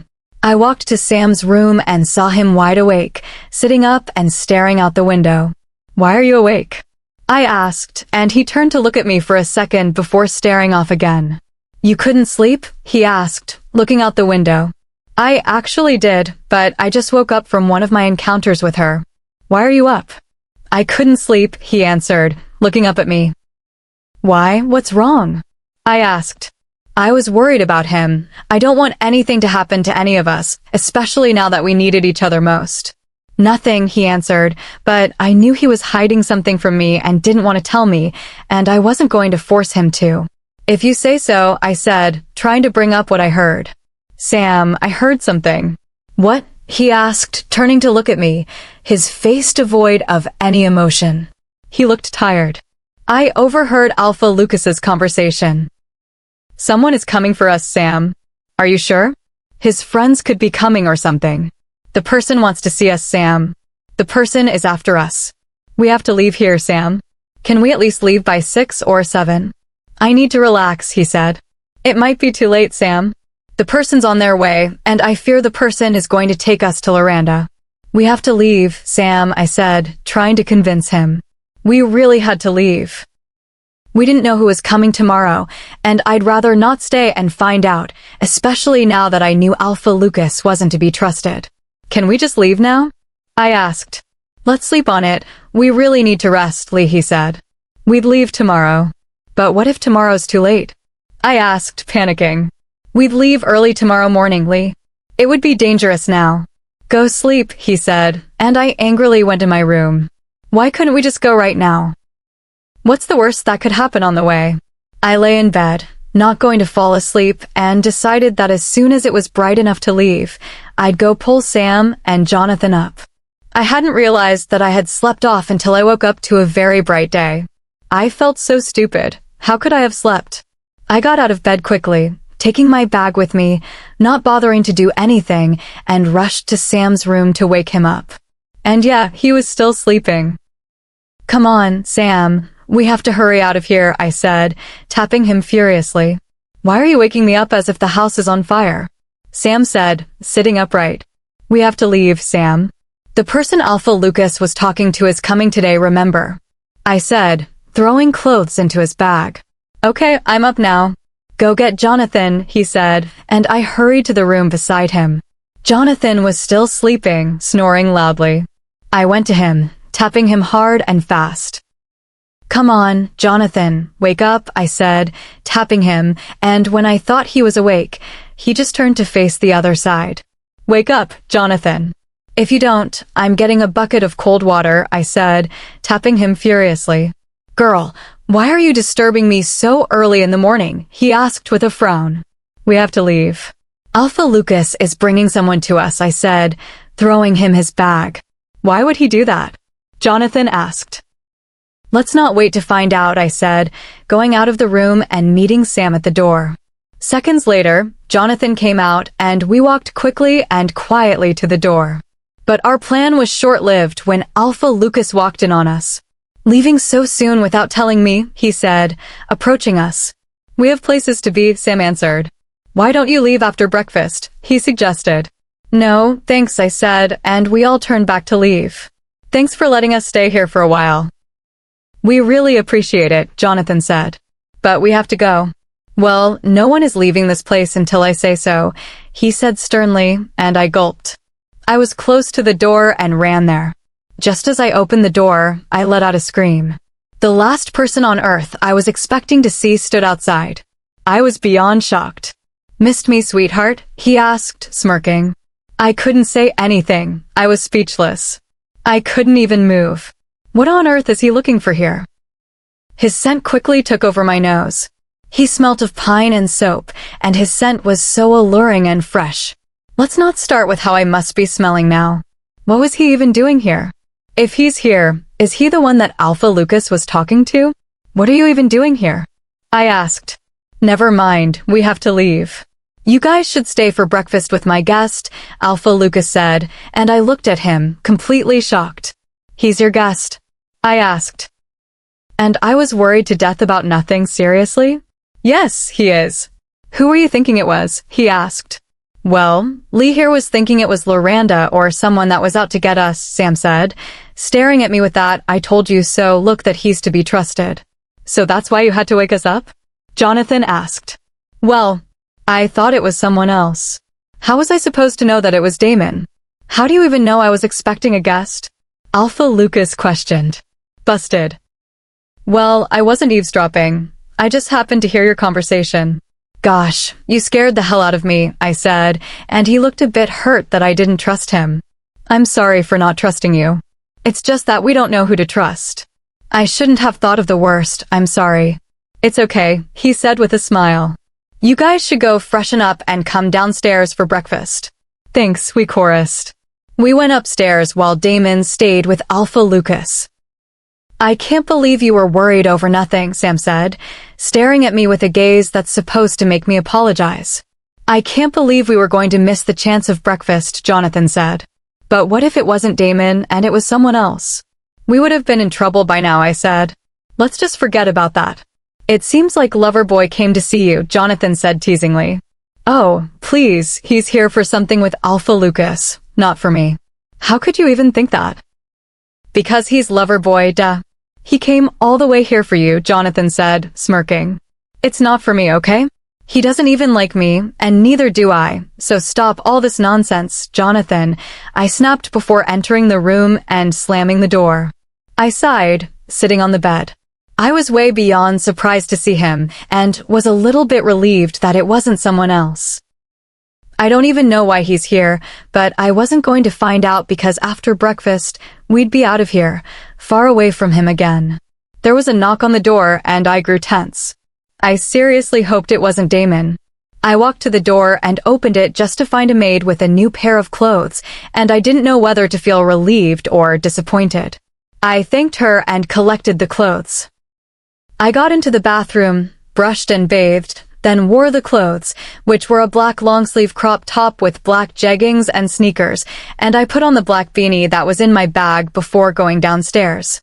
I was hoping to find Sam or Jonathan in the dining room, but instead, it was just Damon. Just as I was about to leave, he turned to face me. It must have been my scent or something. Hey, he said, and I muttered it back to him, turning to leave, but he stopped me by standing so close to me, his hands on mine. His touch was doing things to me that I didn't want to acknowledge. It was sending tingles throughout my body, and I just wanted him to hold me all day. His being so close to me wasn't helping matters at all. We need to talk, he said, speaking up. There's absolutely nothing for us to talk about. You told me to leave. Just let me do that, I said angrily. I still couldn't get how he told me to leave it out of my head. What if I want you to stay now, he asked. I'm not going to. I don't want to be anywhere around you. Really? He asked with a smirk. Is it because of what I cause inside of you? He asked, running his hands from my palm to my shoulders, and for every part he touched, I literally felt sparks. You cause nothing inside of me. Now stop touching me, I said, taking his hands off. Liar, he said, smirking, pulling me closer, putting his hands around my waist. Let go of me, Damon, I said, trying to get out of his grip, but he just tightened it. Have I told you that I like the way my name sounds from you? No, you haven't, but now that you have, I'd be sure to never say the name again, I said, smirking. We both know you can't do that, babe. Sooner or later, I'd make you say my name, he said, smirking. I actually got the innuendo. He's never going to do that because I won't let him. I'd like to see you try, I said, and he didn't waste any time pressing his lips on mine. I tried pushing him out and all, but it wasn't working, and he just seemed to pull me closer as if we weren't close enough. I wasn't going to give him the satisfaction of kissing me just like how he did the last time and left without saying a word, but sooner or later, I knew I was going to give in because, let's face it, his kissing me is so damn good. And I want nothing more than for his tongue to be with mine dancing. He wasn't prepared to quit yet, and I was getting tempted more and more to give in. I knew it was easy to just forcefully push him off and slap him because that would make him know firmly that I'm not interested in him, but I couldn't do that because I knew I wanted to kiss him so badly. I finally gave in to the kiss, opening my mouth for him, and he got inside me with a smile on his face. Jerk, he had me where he wanted, but I wasn't going to let him win. I'd make him say my name instead.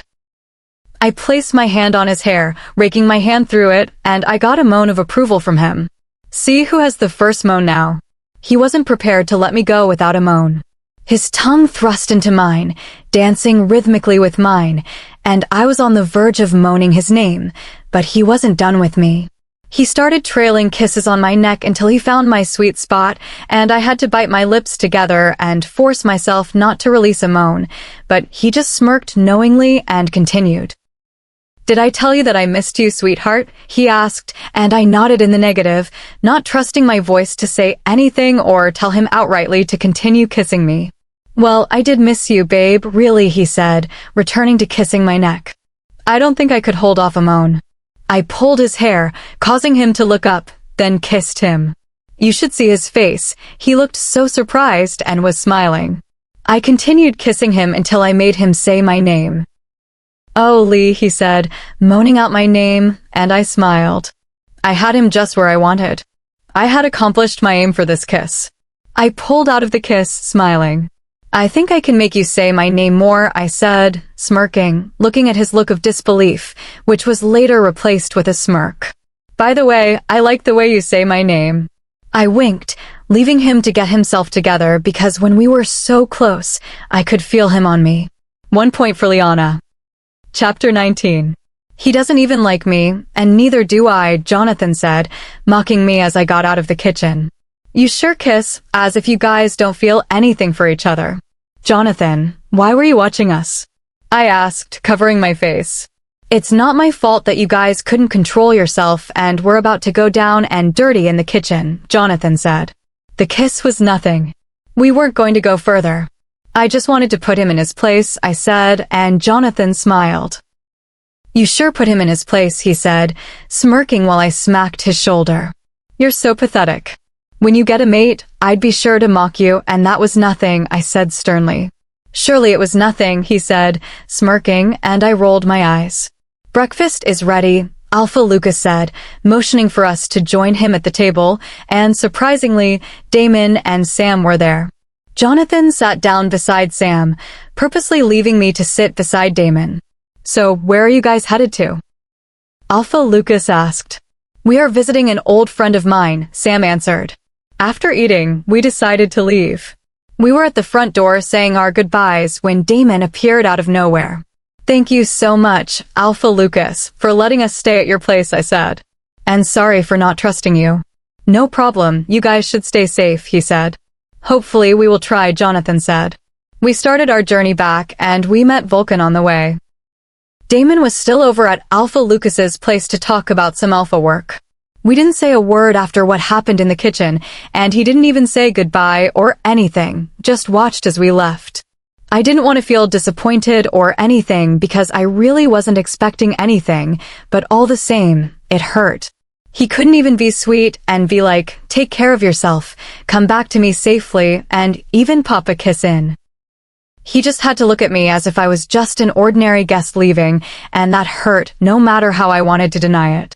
I just had to get over the fact that nothing could happen between us, even though we were mates, and that realization wasn't the best. Come on, lighten up, babe, Vulcan said cheerfully, and I managed to smile. So, where have you been since? I asked, trying to make conversation and forget Damon, but the thing is, I think I miss him. I miss his scent, his look, his... Come on, don't tell me you're thinking of lover boy right now, Jonathan said. Jonathan, leave her alone, okay? That's enough, Sam said. You having a problem with your mate? Vulcan asked. Yeah, we don't just get along. He's not just into me in any way. But you guys would still get along anyway. That's why he's your mate, he said soothingly. I just hope we get along before I die, I said. Come on, you're not going to die, okay? We've got you, Vulcan said. Yeah, we'd die before we let anything happen to you, Sam said. Be specific, Sam. You'd die before you let anything happen to her. I love you and all, Lee, but I want to have a mate with her and all before I die, Jonathan said, and I playfully jabbed him on the shoulder. I love you all too, I said, and we did a group hug. We were disturbed from our hug when an arrow came flying at us. Vulcan was quick to avoid it, and we pulled out of it. Seriously, we were under attack again? This was the last werewolf territory before we got to the witch's portal, and there happened to be at least 50 wolves that I've seen now. We probably can't take them all. It seems I'd be using my powers much, but I have to make sure that no one leaves alive. Before I knew it, they started shooting arrows and bullets at us, trying to avoid them. There were at least 20 wolves in their human form. I could take them on while they handled the wolves. Vulcan was tearing a wolf into pieces, and so was Jonathan. Sam seemed to be burning those trying to get to him, and I was struggling with a wolf that was trying to tear me apart. I couldn't shift, so it was pretty hard attacking him in human form. I stabbed him in the stomach, and while he still struggled to bite me, I burned him. An arrow was shot at me, and I used my powers to redirect it to a wolf that was giving Vulcan a hard time. He sent a small smile my way and continued. While I was looking at him, a wolf pulled me down, biting my hand, and I let out a small scream. The wolf flashed its canines at me and was ready to bite me, but I froze it. The smell of my blood seemed to have gotten Vulcan distracted, and he looked at me, ready to devour me, but I could see he was struggling with himself not to. A wolf lunged at him, and Vulcan wasted no time in tearing it into pieces, his eyes not leaving mine. I took a step backwards, trying to avoid his gaze, and was attacked by another wolf that was hovering over me. Before I knew it, I was on the floor surrounded by 10 wolves. I was scared and felt numb. No one could really save me because they were occupied. I gulped, waiting for his canines to go down my neck, but he was thrown away by Vulcan. He continued to throw them away, and they continued to attack him. I had a feeling he was saving me so he could kill me. I finally got on my feet and froze the wolves before burning them, and Vulcan turned to look at me, rushing to my side before I knew it. I started walking back, not wanting him to suck my blood, but I stopped when I hit a tree and gulped. What happened next wasn't what I was expecting at all. Vulcan tore his clothes and used them to bandage the bite. "Your blood is distracting me," he said before running off. I sighed in relief, but it was short-lived when a wolf threw me to a tree, and I shouted when my back hit the tree. When I stood upright, I was surrounded by at least 15 wolves. Why were they after me so much? I was starting to feel dizzy. My hand was hurting, and I was losing a lot of blood, and it didn't help that my back was hurting me now. I was falling asleep slowly, and a wolf bit my leg, causing me to scream and push out my dizziness. A very big black wolf appeared out of nowhere, standing in front of me protectively. Our eyes locked for a moment, and I saw those beautiful eyes that I was starting to miss. But what really got to me when we locked eyes was a sense of déjà vu. I felt like something like this had happened before. I saw a white wolf on the floor with a black wolf standing in front of it protectively, like what was happening now. He averted his gaze from mine and started tearing the wolves into pieces, and since he was way bigger than them, he dominated them. Before I knew it, in one swift move, he had destroyed all the wolves that were supposed to attack me. That was the last of the wolves since the rest had taken care of them, and I could make out them rushing towards me before I blacked out. "Come on, wake up already," I heard the all-too-familiar voice say, and I forced my eyes to open, and my eyes met with the familiar green eyes. "You're here. Why are you even here?" I managed to say. "I'm here because of you. I want to protect you," he said, his voice for the first time soft and sweet. That wasn't really what I was expecting, but that's a start. I wanted to argue that I didn't need protection, but under the circumstances that we met, I would surely lose. "Thanks for saving me out there. I'm grateful." "You don't have to thank me. I was barely protecting you. You hurt your leg and hand. It's not your fault. You weren't here yet. But I could have been with you sooner if I had gone with you." "Yeah, you could have. You didn't even acknowledge my presence after what happened." He wanted to say something but stopped, and the rest came into sight. "Are you okay, Lee?" "I'm sorry," Vulcan said. "Don't worry, I'd be fine," I said, managing a smile. "You're good?" Jonathan asked. I noticed he had some injuries here and there. "Yeah, you." "I'm sure I'd live," he replied. "I've opened the portal that would take us on the journey through the Witch's Realm," Sam said. "Witch's Realm, here we go." Chapter 20. "You think you can walk?" Damon asked, helping me up. "Yeah, I'm good, thanks," I said, and he nodded before walking away from me like he didn't want to be seen with me. I totally don't understand him, and I probably won't bother to. I started walking, following them far behind, limping.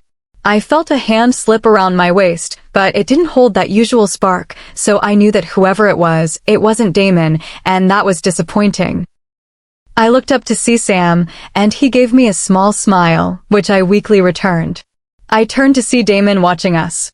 I was trying to read his expression to see if he was jealous or uncomfortable with another male having his hands around his mate, but his expression betrayed nothing. Normal werewolves would have growled by now or reacted to it in any way, so I guess he isn't normal, or he doesn't feel anything towards me. We got to the portal that Sam had created and easily walked through it. "So, what happens next?" Vulcan asked.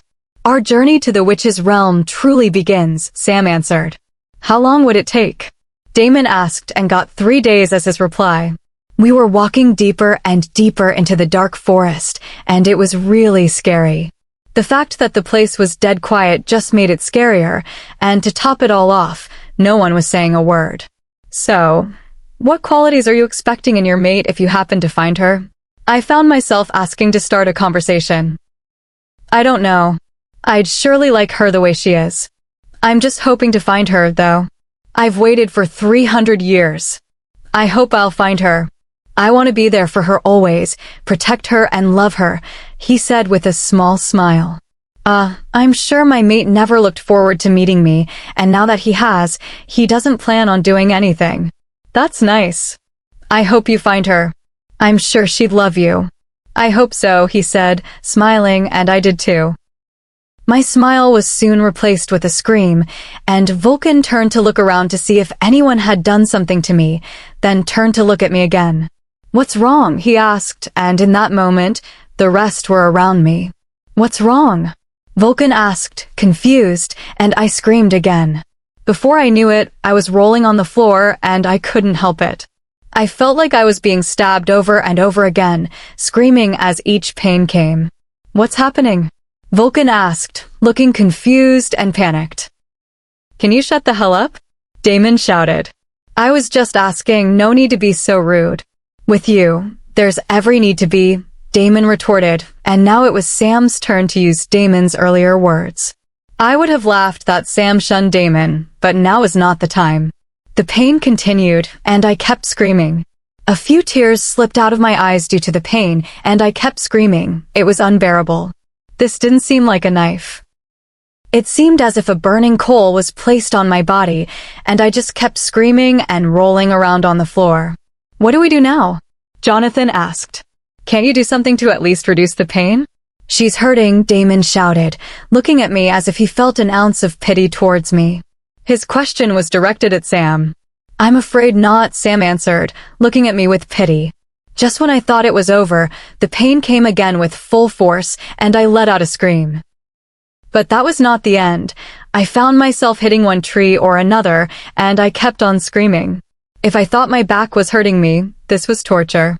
She kept on throwing me against one tree or another, and I kept on screaming while they tried holding me down, but all to no avail. When it looked like they had almost caught me, I would be thrown away again. I didn't want to cry, but I couldn't help it. I was hurting in all areas. Finally, she stopped throwing me, and they pinned me down just in case she decided to start again. I was happy for a while, nothing happened, and I sighed in relief. Their grip on me tightened as they fought against me, trying to escape from their grip until they couldn't hold it anymore, and I found myself floating in the air. This was totally bizarre. Why the hell was she doing this? Vulcan flew on top of me and kept trying to pull me down, but it was futile. He kept on pushing me down. It hurt, but it wasn't working, and I let out a frustrated scream as I felt a pain sharper than the rest. I think that motivated Vulcan to push me harder, or she decided to leave me. I thought I'd go crashing on the floor, but Damon caught me, giving me a sorry look. He started telling me that he was sorry for what was happening and was stroking my hair. I was liking his touch, but it wasn't enough. I thought it had ended, but my happiness just keeps getting short-lived. I couldn't breathe. It felt as if someone was squeezing my lungs and taking out the bit of oxygen I had. I kept on gasping for breath, and I saw the look of absolute panic all over Damon's face. At least he wasn't hiding it. I felt like she was either strangling me or suffocating me with a pillow. Hey, hold on, okay? He literally begged, and I heard him whisper, although I don't think he wanted me to hear it. I don't want to lose you. Not now, not ever, especially if I recently met you. What do we do now? This is way worse, Jonathan said, the panic completely evident in his look and tone. Breathe, okay? In, out, Damon said, telling me to inhale and exhale while doing the same, but I couldn't even do that. To hell with that, he said, covering my mouth with his. He started breathing into my mouth, his breath fanning mine, making me remember our kiss. I might have smiled a little, but the condition couldn't permit me. He kept on doing that while I still struggled to breathe, but he wasn't giving up, and he didn't give up until I could breathe well, and he let out a sigh of relief. I think this was finally the end, 'cause after 30 minutes of me lying in Damon's arms and him stroking my hair, telling me I was fine now, I concluded that this was the end for today. But what about tomorrow? What would happen if she continues? I couldn't hold on. My whole body was hurting, and it just kept getting worse as time went on. I was more than determined to get to the witch's realm now, no matter what we may face. I really liked being in Damon's arms. It just felt so comfortable and safe. I wanted to spend the time with him holding me like this, 'cause I don't think it would ever happen. He's only doing this because of what happened, and I didn't want to get used to being with him and him being there for me as he was today.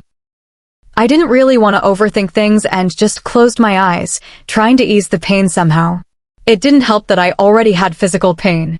I flinched when Damon's hand moved around my stomach. He was just doing that to get his hands around me firmly, but it still caused a reaction from me, and aside from that, the area where he touched hurt. "I'm sorry if I hurt you," he said, and I just nodded a little. I didn't think he would notice that I was hurting, but he pulled my shirt up to reveal bruises and burns all over it. I was right, she was probably burning my body with coal. "I'm so sorry, I really didn't know," he said softly, but I could feel his eyes darken, and he looked murderous. Was he planning on going to Loranda? He raised my shirt higher and found the bruise from the beast. Although it was slowly fading, it was still noticeable. "She did this to you too?" he asked, and as if he had just realized. "It was the day you had a nightmare, wasn't it?" he said, his eyes getting darker. He was angry that she was hurting me. I didn't say anything, and he took it as a confirmation. "I hate her for what she does to you. I know I have no idea how much it hurts, but I think I have a slight idea. No one should go through that, especially not you. It annoys me to know that she keeps doing this to you, and no one can do anything about it. You shouldn't go through all this.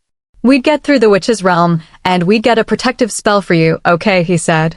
His tone held a bit of sincerity, and he talked so softly I could barely hear. I smiled when he said that. I was so happy that he was here for me now. I know he might probably act like he doesn't even notice me tomorrow, but I was just going to enjoy this for now. Chapter 21. It was dark already, and I had barely even noticed. We were looking for a place to camp for the night. Jonathan and Vulcan were gathering wood to make a fire while Damon set up a tent he had brought. We had been using sleeping bags previously, so this seemed a bit better. When he was done with the tent, and they were done with making a fire, we stayed outside for a while making sleeping arrangements. Vulcan was watching out for anything or anyone, while Sam volunteered to join him. Jonathan suggested that he sleep outside the tent. I knew he was just doing that because he wanted both of us to be together, and also the tent could fit at least 4 grown people. So they went about their duties while Damon and I went to the tent. I found it pretty awkward, though. Damon took off his shirt and lay down. Have I mentioned that he has a good body? Like an absolutely lovely, amazing body. His muscles were defined, and his abs were totally drool-worthy. "Take a picture, babe. It lasts longer," he said, smirking, then winked. I didn't even notice I was totally staring. "Of all things to take a picture of, your abs?" "You gotta be kidding me," I said, rolling my eyes while laughing. "I understand your point, babe. You'd rather have the real thing than a copy." "I don't mind. You can look all you want. It's all yours," he said, winking, and I laughed. "Don't flatter yourself too much." "I don't think I'd be staring at your body anytime soon," I said, then lay on the bed, turning away from him. But he pulled me to face him, then placed his arms around me, pulling me closer to him so that my face was pressed against his bare chest and his hand was around my waist. "Go to sleep, Lee. You need to rest," he said, stroking my hair. And for the first time in a while, there was a little smile on my face when I slept. My smile wasn't there when I woke up the next morning. Damon wasn't with me, and I felt a little disappointed. I had expected him to be there and maybe give me a good morning kiss. I sighed and got out of the tent. Jonathan was still sleeping, but Vulcan and Sam were wide awake. But I couldn't find Damon. He couldn't have left me, could he? "How was your night?" Jonathan said. I didn't even notice he was awake until he talked. The way he asked the question suggested he was insinuating something else. "It was good," I answered. Obviously, it would be good. it has been a long time since you slept with Loverboy. Please don't start this morning, Jonathan, I said, walking away from him. When do we leave, Sam? I asked, and he replied, telling me when I was ready. There's a lake down there. You can go take your bath there? Vulcan said. Okay, I said. Sam put an enchanted necklace around my neck. No one would be able to see me when I'm naked, and I doubt anyone would go near the lake anyway. I just wore it in case I got attacked. I don't want the wolves or anything to be looking at my naked body. The thought just made me shudder. I walked into the lake after stripping off, enjoying the cold water, when I heard a sound behind me. I turned, startled, to find Damon there. I was totally surprised. I thought it was someone else, and he had left. Morning, sweetheart, he greeted, pulling me closer to him. We were both naked, and I totally wasn't expecting him to do that. The sparks it created were pleasurable. I thought you left, I said, and he laughed. So you think I'd leave you, especially after coming this far? He asked, then smirked. I didn't think I'd see you naked so soon, babe. I'm glad that I came. You can see me naked? I asked, stuttering. Of course, he answered with a smirk. I suddenly became extremely self-conscious. He had seen me naked. I quickly covered myself with my hands, and he laughed. Seriously, after I've seen it all? I'm bound to see it anyway. Turn around, I said sternly, still covering my body. Don't worry, I'm leaving. I don't think I would be able to keep my hands to myself, he said, winking, then walked out. Immediately, he was out of earshot. I let out a frustrated scream. Maybe the charm doesn't work on my mate, or what if it doesn't work at all?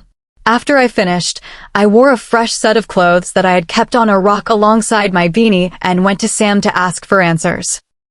When I got there, he was talking to Jonathan while Vulcan was sitting in a very high tree, and Damon was just on his own.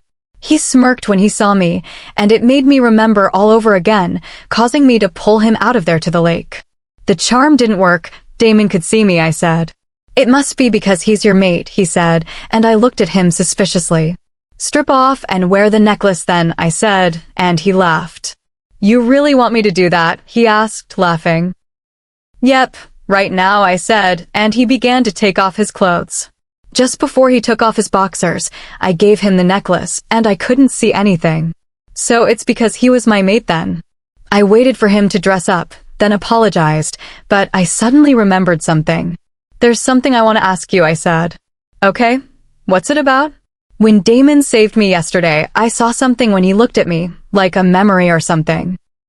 There was a small white wolf, and a wolf the color of Damon stood in front of it. What do you think it means? Was it a memory? I don't know anything about it, he said, but the way he said it made me question him. I was going to dismiss it before, but now I felt like he was hiding something from me. Tell me about it, Sam, I urged. Tell you what? Damon asked, walking in. Chapter 22. Damon walked in, demanding to know what was happening. Well, when you saved me yesterday, there was this glimpse of something like a memory, I answered. You saw it too? He asked, surprised. Yeah. Sam, if you know anything about it, you have to tell us, I said, and he sighed. Well, since you already know about it, here's the story. Flashback ***. Liana was excited. She had just shifted into her wolf form yesterday, and she was going to take a run like that despite her mother's incessant warning to never leave her room or the pack. She was running excitedly, feeling the soft breeze and the feel of her paws on the ground. She caught a very pleasant scent and was walking in the direction of it. She was ecstatic. Was she going to meet her mate? Didn't they realize that till age 15 and she was just 14? Well, it wouldn't kill if she met him now. She stopped when several arrows were shot her way. She managed to dodge some, but one was stuck in her wolf leg and she couldn't move. The people showed their faces, each beaming with smiles that she was stuck and they'd got her. We go hunting and we find a white wolf. How great is our goddess, a man spoke up. His tone was scary and rough, and so was his look. Liana didn't like the way she was now vulnerable. She howled, hoping someone would hear her, but they pushed her, her head hitting a tree behind her. Now she realized why her mother didn't want her to go anywhere, especially after she shifted, and she regretted it. She knew she should have obeyed her mother, but she also knew that if she got another chance to go out, she'd take it. She didn't know what to do at that time. Suddenly, a medium-sized black wolf appeared out of nowhere and stood in front of her protectively. With the way her wolf was itching to be near him and his scent taking over, she realized she had just found her mate. She had just found her mate a year early. End flashback. That explains it. That means we found each other early, Damon said. So you mean I'm a white wolf? I asked. The white wolves were hunted down during a period and were taken by strong alphas who captured them and used them to make pups because they wanted to make their line stronger and more powerful. The white wolves were known to be powerful and bring out stronger pups. If I were one, that meant either my mother was or my great-grandmother, and Loranda was probably one too. This just got tougher. If I shifted and people found out, I'd be hunted down, meaning I'd have more people against me. This just wasn't good.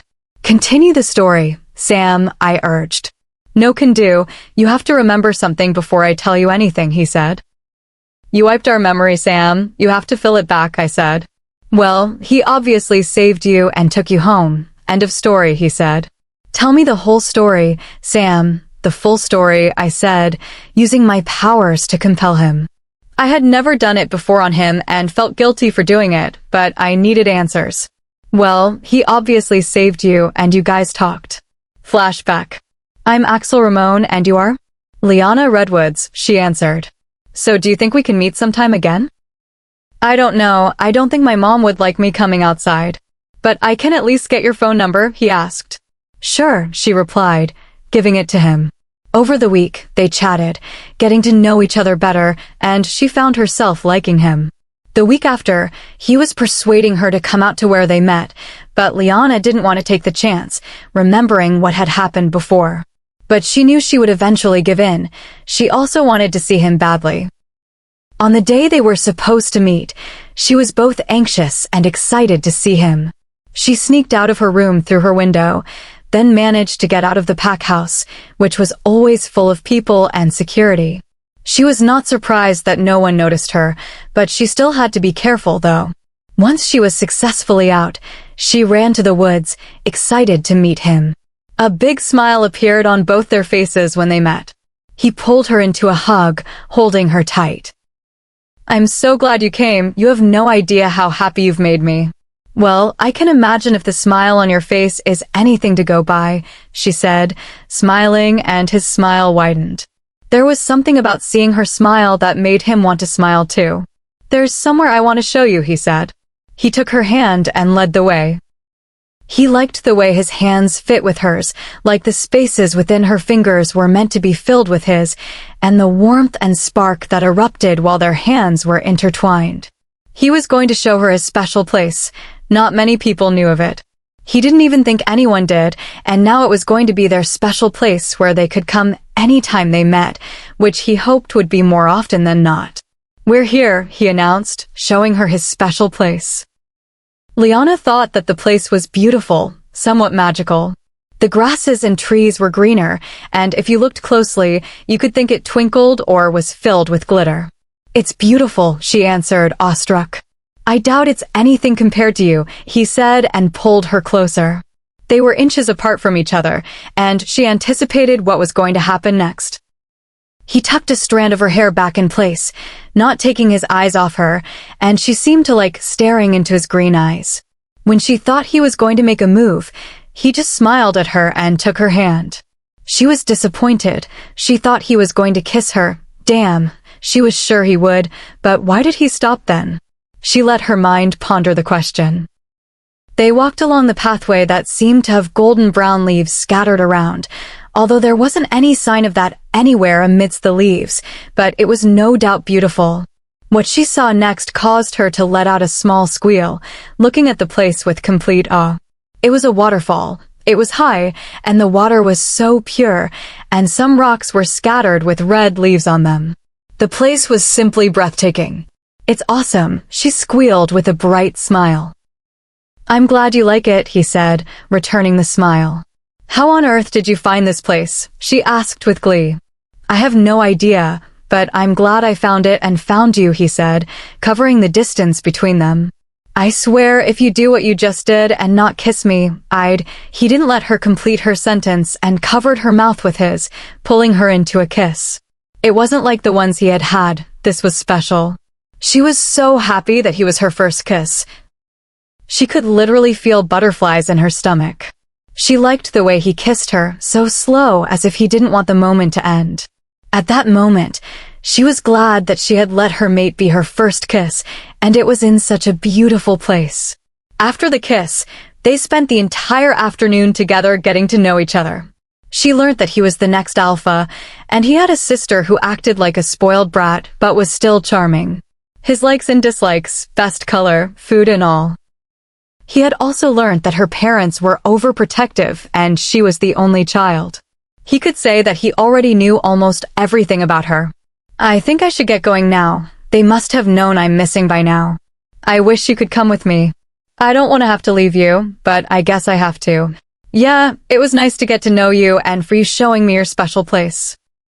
Well, you are special to me, and this place just got more special having you here, he said, his words causing her to smile widely. Take care of yourself, Lily, he said, then she laughed at the nickname. Lily, if you call me that, I can get to call you Axie, she said, smiling. I think I'd rather you make it sexy, he said, and she laughed more. I really have to go now, Axie. It was nice spending time with you. Same here, we'd see later, he asked, hoping to see her again. He wished she were in his pack and could see her 24/7. I don't know, but I'd love to. The answer was enough to make him smile and raise his hope. There could surely be a next time. When she got home, she knew she was in trouble if her mother's expression was anything to go by. And where have you been, young lady? That was the question that was thrown at her as she entered her room through her window. Outside in the garden looking around, I answered. That explains the red and brown leaves on your hair? I'm going to ask you again, and you better not lie to me. Where have you been, Liana? Her mom asked sternly. Sometimes she thought her mom was more difficult than her dad. I was outside, I answered, and she looked at me, urging me to continue. I went out for a walk. How many times do I have to tell you to always stay inside, and if you want to go out, you go with some guards? Why do you have to always disobey me? She shouted. Mom. Do you have any idea what could happen to you? There are a lot of dangers out there, and no one would be able to protect you if you are alone. Let this not repeat itself, she said sternly, and I nodded. Am I clear? Yes, Mom, I answered. Good. Sam, she called, and he came walking in. I want you to keep a close eye on Liana. Make sure she doesn't go anywhere, and if she does, under your watch, your head is at stake, she said, then walked out. I actually tried stopping her from finding out, but she did. I don't think you can continue meeting him. But I want to, I said sadly. So how did it go? He asked. Lovely. He took me to this special place, and we got to know each other. We even kissed, I said, smiling, remembering it. Don't you think you guys are rushing things? I think I'm going to agree with your mom on you not going anywhere. Some things are happening now that are dangerous. It would be best if you obeyed your mom, but if you want to meet with him, tell me so I can escort you, he said, and she nodded. She liked talking to him about anything, and he always listened, although he was older. She continued chatting with him and learning things about him, and she was really itching to be with him. Now she understood why mates were so all over each other. The need to be with him was driving her crazy, and for him, it was crazier because he was a male. This time, she really wanted to meet him and told him. She told Sam about it, and he agreed to use his powers to transport her there after much convincing. She rushed into his arms when they got there, breathing in his scent. I'm so glad that I get to see you again. I missed you so much, he said, stroking her hair. Same here, she said, and he pulled her into a kiss. Let's play hide and seek, he suggested. She'd have called it lame, but when mates played the game, they used it to get familiar with each other's scent, trying to find them no matter where they are or how they masked their scent. Okay, let's play, she said, and she was the first to hide. They continued playing the game, finding each other easily, and Liana thought it was too easy, and there was no fun, so when it was her turn next, she ventured farther and farther into the forest, wondering how he'd find her easily. Unknown to her, She was walking into the devil's lair. She wondered how long it'd take him to find her now. She was in a forest sitting on a rock waiting patiently for him to come find her, but instead of him coming to find her, someone else did. "We meet White Wolf again," she heard a voice say and looked up to see the men who had attacked her previously, and this time they were many. "What do you want from me?" she asked, trying to sound bold despite how scared she was. "Children," he answered, and before she even had time to think or act, she was hit with a log. She woke up in a dark cell. There was no window, so there was no chance of her jumping through a window to escape. She was tied to a chair, and it was so tight her legs and hands were hurting, and a bruise was forming. She started devising a plan to escape. She had been trained in loosening knots like this, then she had found it useless, but was hoping it'd be useful now. She twisted and turned around in different ways, hoping for the rope to come loose, but it didn't. There was a rope in her left shoe, but she had no idea how to reach it. "I see you're awake," the man said, walking in. He seemed to be the alpha due to his strong aura. He had a scar on the left part of his face that made him look ghastly, and he looked no more than 40. She wondered what he wanted with her. She didn't even want to find out. "Let me out of here this instant," she commanded, and he laughed. "You are never leaving here, princess. You're mine now," he said, and it was her turn to laugh. "I'm not yours. You don't own me." "I don't belong to you and would never belong to you," she said, and it earned her a slap on her face. "You are not to talk back at me ever again, or you'd be severely punished. If you behave yourself, you'd be treated like a queen, but if not, you'd be treated worse than a slave. You are not to speak even if you are spoken to. Your purpose here is to bear my pups," he said sternly. "Your pups? Do I look like a baby machine?" "I don't want to have anything to do with you. No, I would not have anything to do with you," she said, and he pushed her chair off with her landing on her face. "I didn't tell you to talk now, or did I?" he shouted coldly. "You would very much be a baby machine when I'm done with you, and you'd have everything to do with me," he said, then straightened her chair, giving her another slap on the face. "I'd have to show you what I'm capable of doing tonight," he said, then called one of his men. "By 6, take her to Ellie and have her dressed nicely at exactly 7 p.m. Bring her to my room," he ordered, and the guard bowed as he left. The guard glanced at her before leaving. She remembered her mother's warning and regretted being disobedient for once. If she had obeyed her mother, none of this would have happened. She wondered what the time was, probably 4 or 5, so she had either 1 or 2 hours to try getting out. She didn't want to wait to see what would happen by 7. After trying for 2 hours without succeeding, she got tired, and just then the guard walked in with a lady whom she presumed to be Ellie. The guard untied the rope, and she felt free. She stood up as the guard dragged her up, taking her to a room. The guard waited at the door while she walked in with Ellie. She began to devise a plan. "You have to wear this. The alpha is waiting for you," she said. Her voice was soft and sad. She looked beautiful, but her face had a lot of bruises and marks. "Are you the Luna?" Liana asked. "I wouldn't say that now," she said with a sad laugh. "He abuses you, doesn't he?" "Why are you still with him?" she asked, frustrated.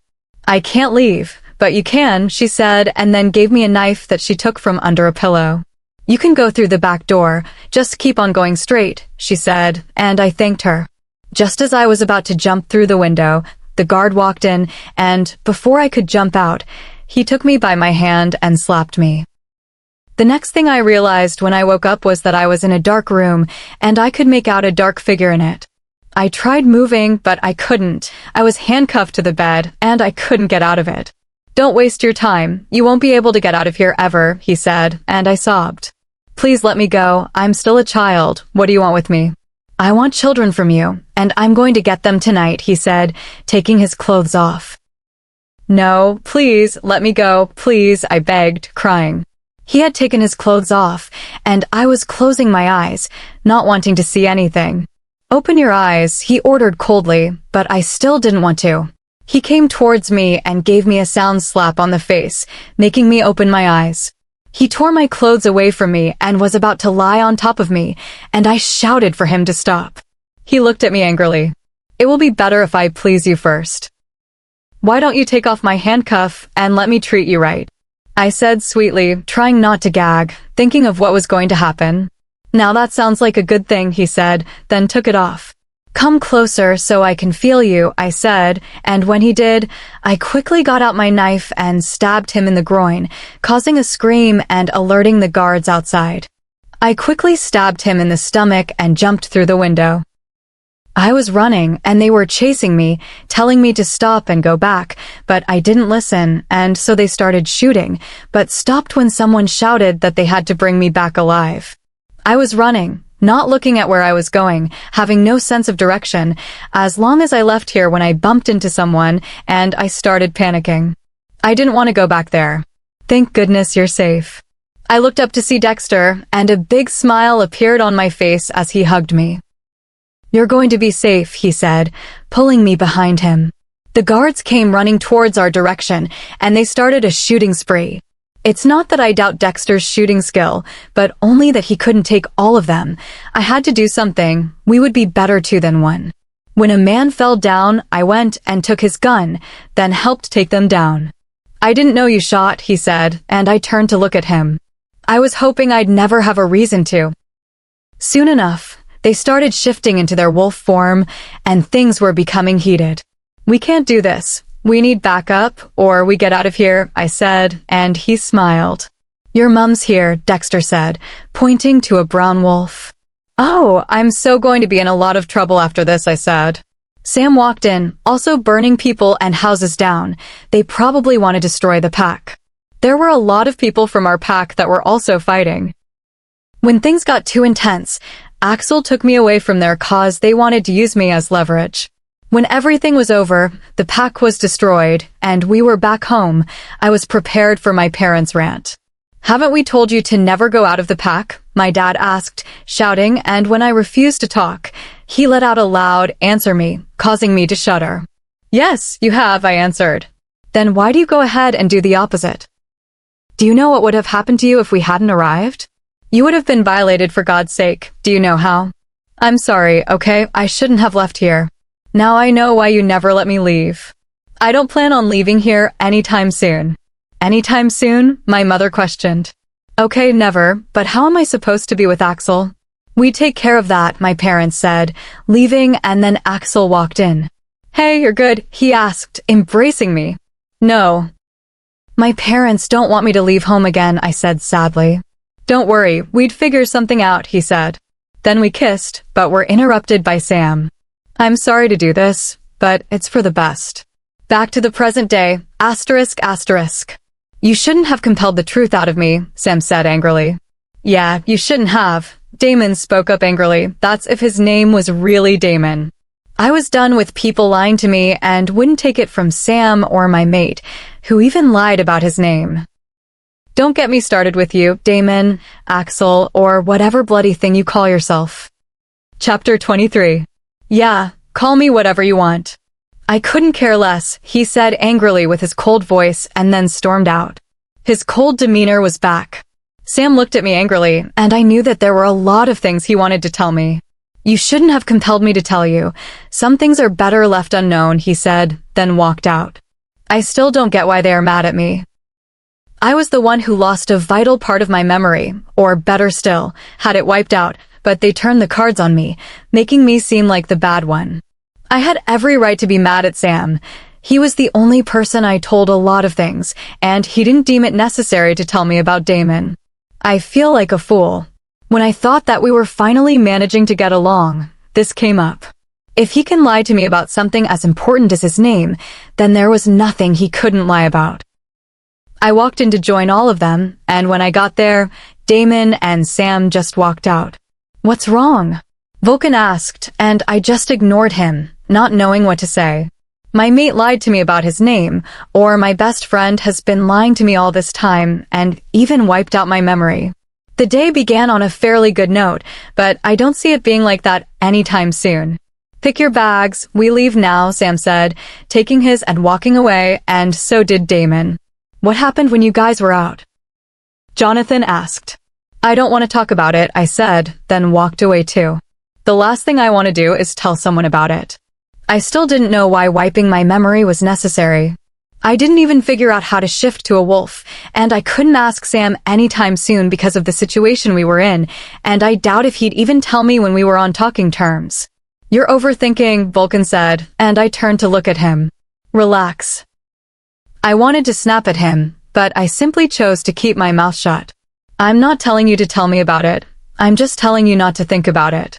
Whatever you are thinking about is bringing a frown to your face, and let's just say you look less beautiful with a frown on your face, so smile. There's nothing to smile about, I said smugly. No, there's every reason to smile, he said, and I just nodded, wanting the topic to drop. So, what do you plan on doing after finding your mate? I asked. Take her back to the palace with me and make her my queen, he said. That sounds cool, being royalty, I said, and he just shrugged. Nah, it's nothing. Cool. There are a lot of do's and don'ts, he replied. I can imagine, I said, and he just nodded. What if you don't find your mate? I will. We're not done with this trip yet, are we? He asked. She could be a witch. Is that okay in the vampire kingdom? If it isn't, they'd have to make do with it. She's my mate, and that's all that matters. I don't care what society has to say. You quite have a way with words. I'm sure she'd be happy being with you, unlike the way I am now.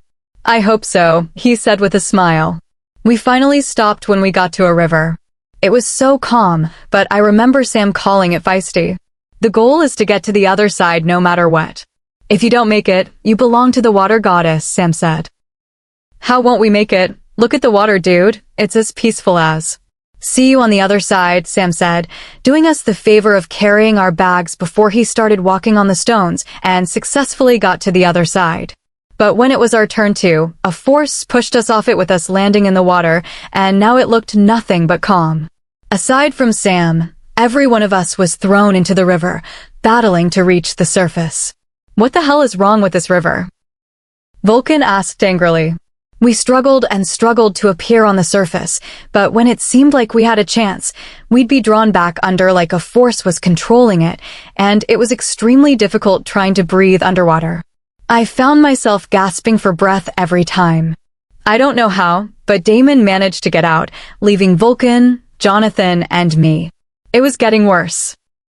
The force was pulling us deeper into the water, causing us to shake our legs violently, trying to get out of its grasp, but it just got worse. The more we tried fighting it, the harder it became.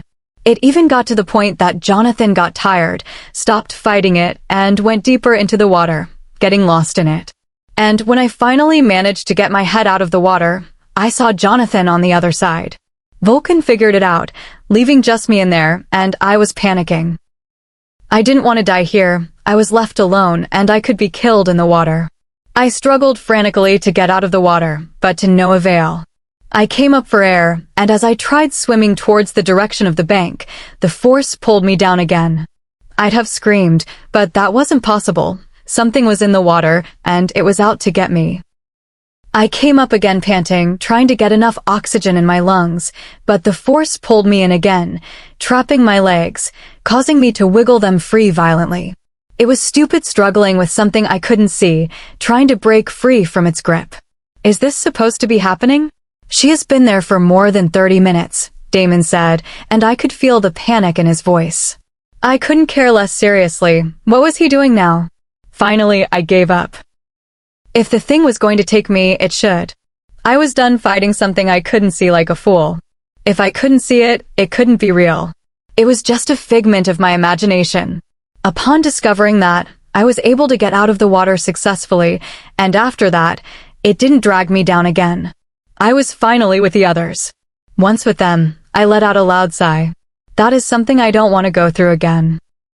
My whole body was wet, I had lost my beanie in the water, and my hair was dripping wet, and I totally hated being wet. This day just keeps on getting worse.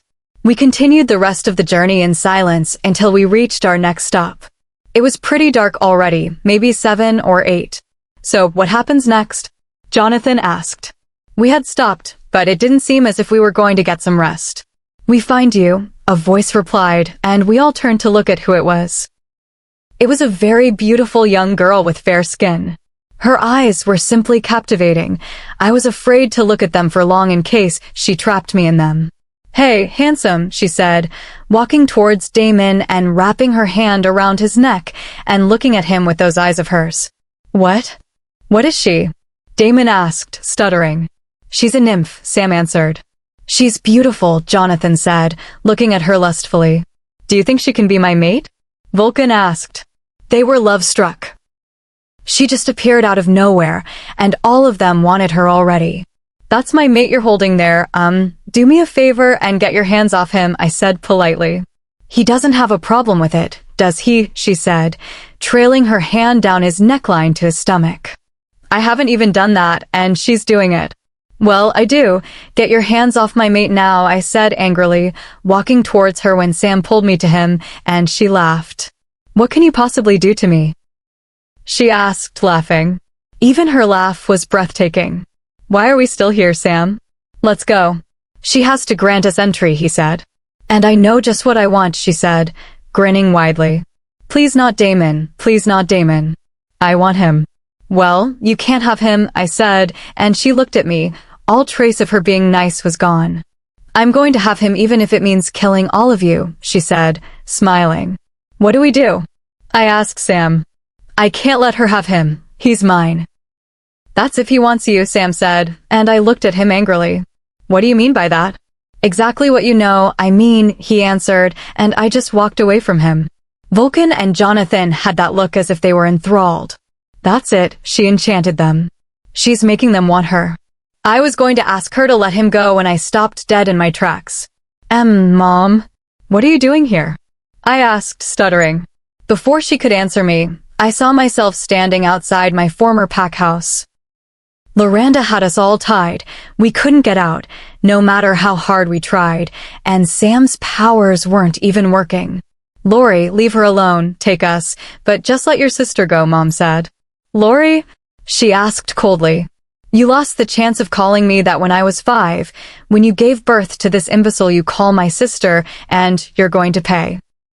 You're going to pay for choosing her over me, in fact, for even giving birth to the demon, and you're going to watch me ruin that stupid prophecy.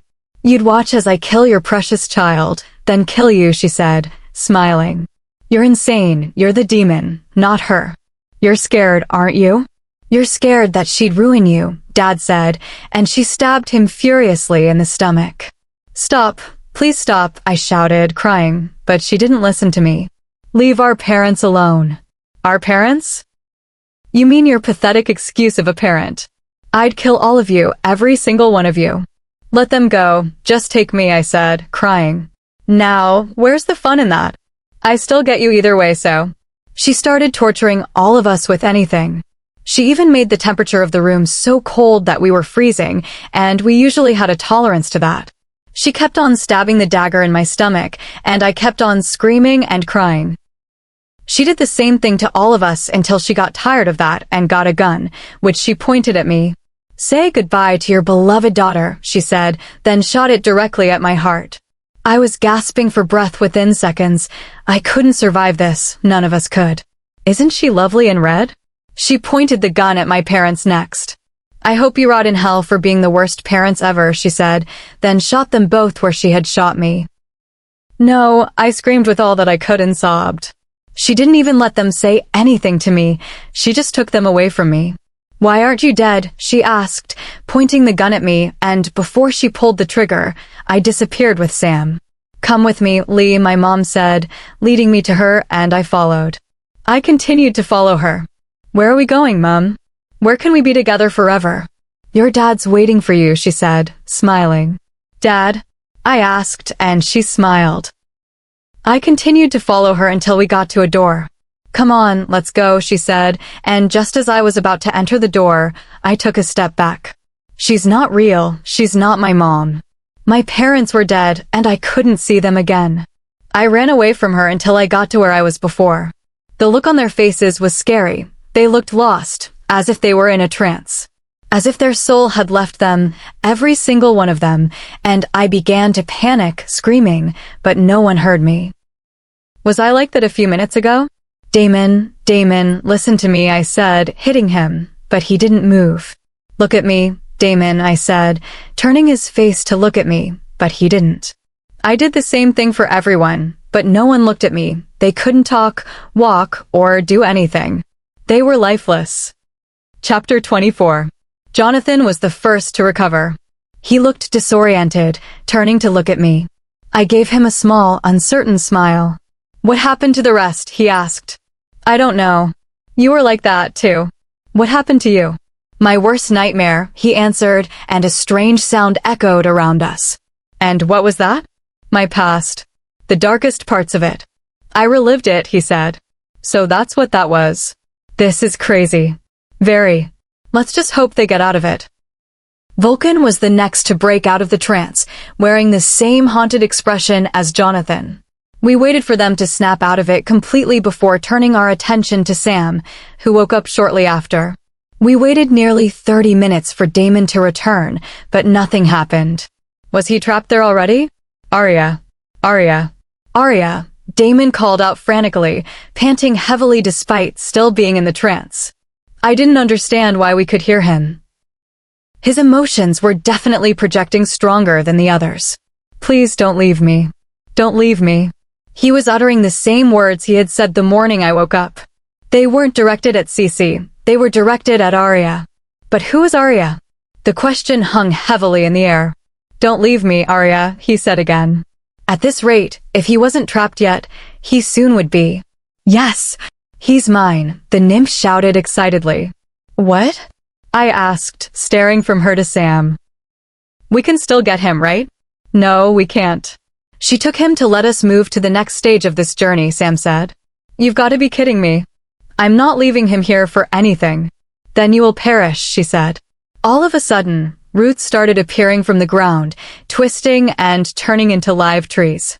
"This couldn't be good. We can talk this out, can't we?" Jonathan said.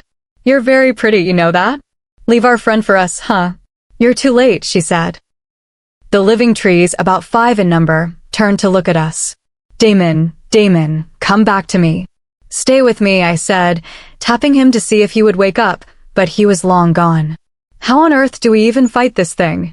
I turned away from Damon to face one of the creatures. It held a sword in its hand, striking at me. I dodged just in time. How does a tree acquire a sword? Couldn't it have used something natural? My attempts to defeat it were futile. My attacks weren't affecting it. I realized there was no harm in using my powers now. The tree was about to strike me when I pushed it away with a strong gust of wind. It looked at me, seemingly surprised, and I met its gaze.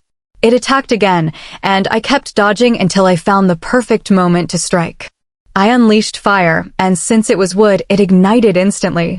Sam and I concentrated on burning the creature while Jonathan and Vulcan focused on dodging attacks. Even when we had finished burning it to ash, Damon was still unconscious. I caught the nymph and held a blade to her throat. "Release him," I commanded. She vanished. I spun around, trying to locate her, but she was gone, disappeared into thin air. That is, until she started hitting me. First, a strike to my ankle caused me to fall in pain. Next, a blow to my stomach. I turned, trying to find her, but received a cut on my wrist instead. I was trying desperately to locate her, but she remained invisible. I placed my hands on the floor, and immediately, the ground began to turn to snow. I knew I would see her footprints. Moments later, I saw prints moving toward me. I began to freeze the space from the bottom up until she was encased as a frozen statue. Just as I was about to finish it, Sam stopped me. "She has to release him, remember? Doesn't he get released when she is gone? What if she doesn't want to release him?" "And where do we find them?" Vulcan asked. "This particular one lives in the water," Sam answered. "Water?" I already dreaded water since the incident with the river that morning, and I wasn't ready to face it again. Why do we have to go through all this stress to get to the Witch's Kingdom? "I can see why you don't visit often."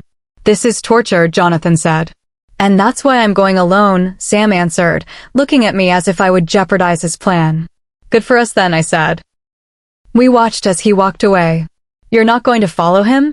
Jonathan asked.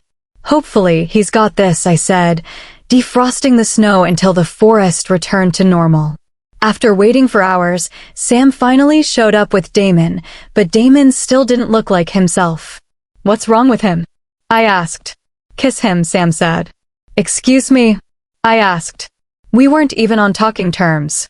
Now, Sam said urgently. I wasted no time in pressing my lips to his. He didn't respond at first, but after a minute, he began to give in, deepening the kiss. You're here, he said, pulling away and looking at me as if confirming I was real. Yes, I'm here, Damon. I'm here, I answered. He wrapped his arms around me, pulling me into a tight embrace. You didn't leave me. You're here, he whispered, kissing my forehead. We resumed the journey, looking for a place to sleep. While we walked, Damon didn't let go of my hand. We finally found a cave and settled in, laying down a blanket. Whatever happened to Damon in there was really troubling him. It had brought up memories he had likely buried deep. Stay with me. Don't leave me, Damon said, pulling me to his side as we lay down.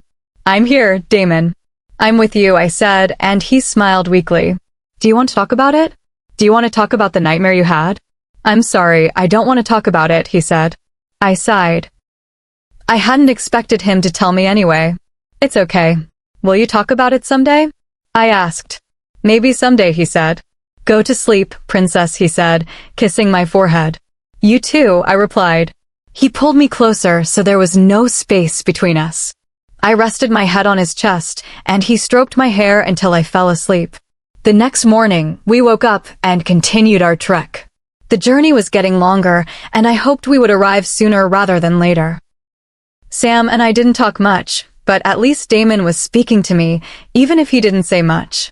Jonathan tried to make the group lively by starting a debate, but when it escalated into a heated argument between Vulcan and Damon, he stopped. Jonathan resolved to tell jokes to lighten the mood, but it didn't work. Eventually, everyone retreated into their own thoughts, and the silence became heavy. I was exhausted and hungry. How much more did we have to walk? We're here, Sam announced. We all turned to look around us. It was a vast, empty area. We were staring at nothing, yet this was supposed to be our destination. So, how long would it take to get to the witch's house? Damon asked. You're looking at it, Sam answered. Is this some kind of joke? Was her house burnt to the ground or something? Jonathan asked, annoyed. Don't tell me this journey was for nothing, because I don't know what I'm going to do, Vulcan added, his temper rising. Everyone was frustrated, feeling that our journey was a waste of time, while Sam just looked at us calmly. Would you all just keep quiet? Sam shouted. We fell silent, waiting for an explanation. You should have let me explain before jumping to silly conclusions. You can't see the house because it's protected by a spell. I have to cast a counterspell before it comes into view. No one had thought of that. I felt a little foolish. I should have guessed that was the case, but I didn't. We stood in silence and watched Sam cast the spell until the house materialized. After casting it, he walked inside without a word, and we followed. The house was small, but it looked large enough to contain all of us. It appeared welcoming and homely, like a normal human's house. I was half expecting to find the witch making some kind of potion or doing something out of the ordinary. Instead, she was just watching TV. It was strange. How did she even get a signal out here? Sam, long time no see, she said, turning to look at us. I see you brought your friends. Not dangerous, I hope. They're all good, Hilda, Sam said, and she nodded. What brings you here? She asked after the introductions. She's under a spell, dark magic, and we were hoping you could help break it. Okay, but we will do it tomorrow. I've had a long day and I need to rest. You all should too. There are 2 empty rooms on the left, she said, retreating into a room that was obviously hers. So, how are the sleeping arrangements going to work? Jonathan asked. I'm hungry, I complained, and everyone turned to look at me. I'll stay up in the living room.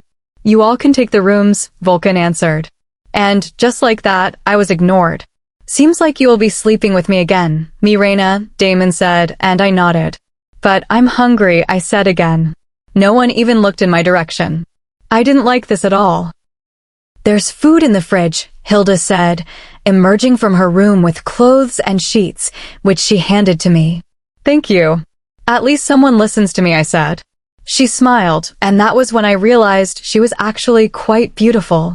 She had long black hair and pitch black eyes. Her face was somewhat oval, her nose pointed, but what I noticed most were her lips. They were a striking red. Before I could wonder how she maintained them, she pulled me to the kitchen and laid food on the table. The guys were still in the living room, leaving just me and her. I felt slightly intimidated. She could easily end me and use me as an ingredient to solve someone's problems. She looked at me intently, and I wondered if she was reading my future or my mind. "You are pretty," she said. I looked at her, surprised and confused. "Thanks, I guess," I said, and she nodded. "You have to be careful. Someone wants what you have and will stop at nothing to get it." Now I was unsettled. What could I possibly have that someone wanted? Who? And what do they want? I asked, but she ignored me. "You should rest." "I figure it wasn't a smooth journey," she said, then left for the living room. I ate the food, trying not to worry too much about her words. It was probably Loranda. That was nothing new. After eating, I went to the room to find Damon just getting out of the bathroom, shirtless and wearing only shorts. His physique was impressive. "Don't worry, Mirena," he said with a smirk and lay down. Having nothing to say, I went into the bathroom to get ready. I came out wearing the clothes Hilda had given me, a black nightgown. I was grateful it wasn't too revealing. I lay down beside him, ready to sleep. Thank goodness, we were finally here. I could get the spell broken, and a small part of this ordeal would be over. I turned to look at Damon. His eyes were closed, but he wasn't asleep. I took the moment to observe him.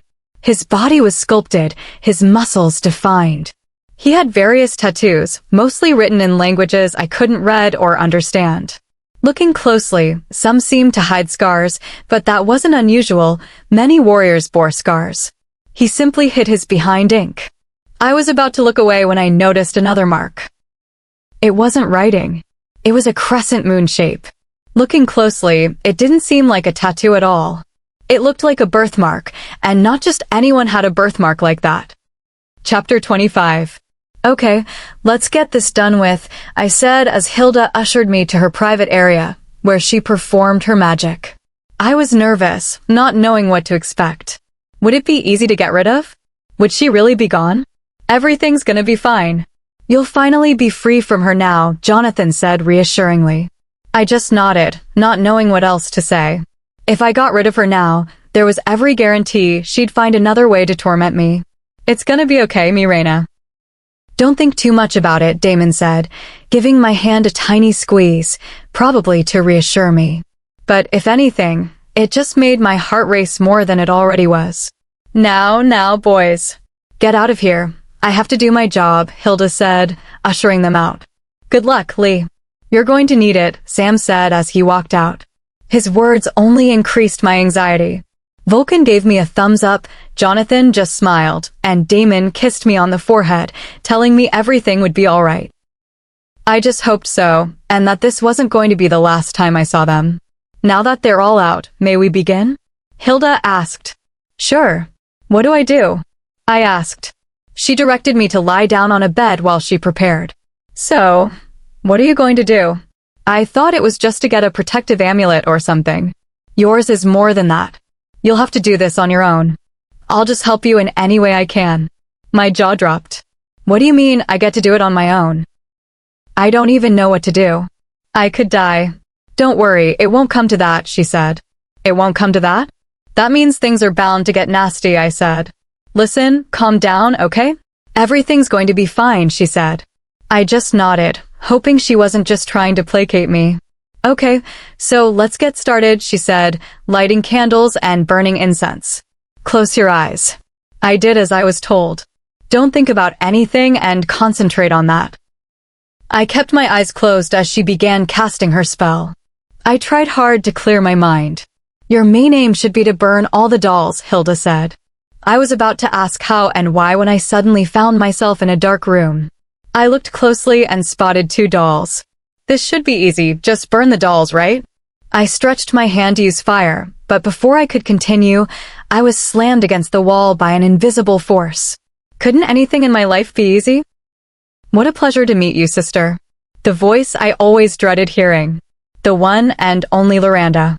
She stepped out of the shadows with a smug smile on her face. This wasn't fair. Couldn't she just let me get away with this? I think she's tormented me enough. The pleasure is all mine, sister, I said, forcing a smile. So, to what do I owe this visit? She asked, grinning. I get to end you today, so thanks for coming to me. What exactly do you have against me? I asked. Seriously, I don't see why you hate me. I don't plan on hurting you. I don't give a damn about the prophecy if you act sisterly toward me. I can't even begin to list it, she said, using the wind element to push me back. Or, because you have nothing to list, I retorted, using the water element to push her backwards. She laughed. For someone destined to defeat me, you are terrible at fighting, she said, throwing a fireball which I dodged.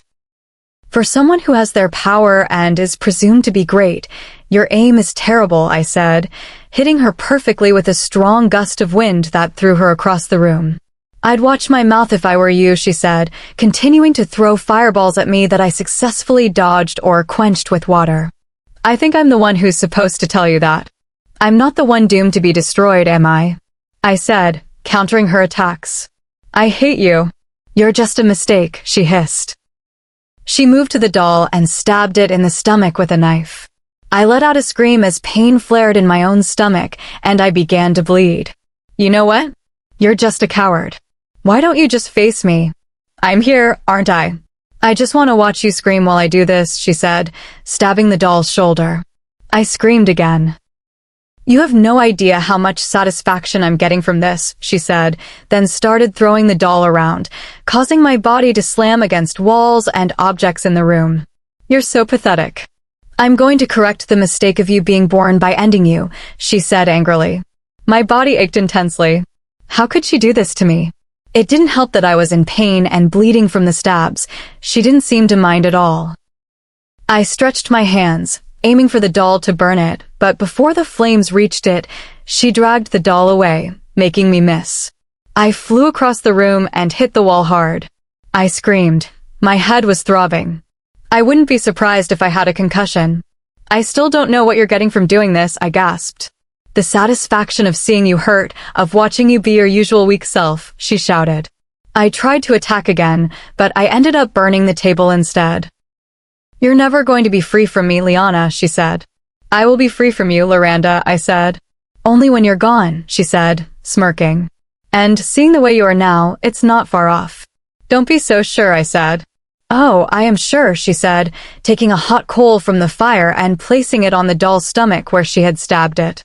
I screamed as the burning sensation seared through my wound. You're never going to be free from me, Liana. Never. At this point, I felt like I was going to die. I was hurting all over and couldn't do anything to stop it. I continued to scream as the heat of the coal burned into the wound. Tears slipped from my eyes. I didn't want to appear weak. Crying wasn't something I wanted to do now, but I couldn't help it. The pain was excruciating. Wow, are those tears I see? My little sister, who is meant to hurt me, is crying because I'm hurting her, she laughed. She continued pressing the coal, and I kept screaming. Please stop.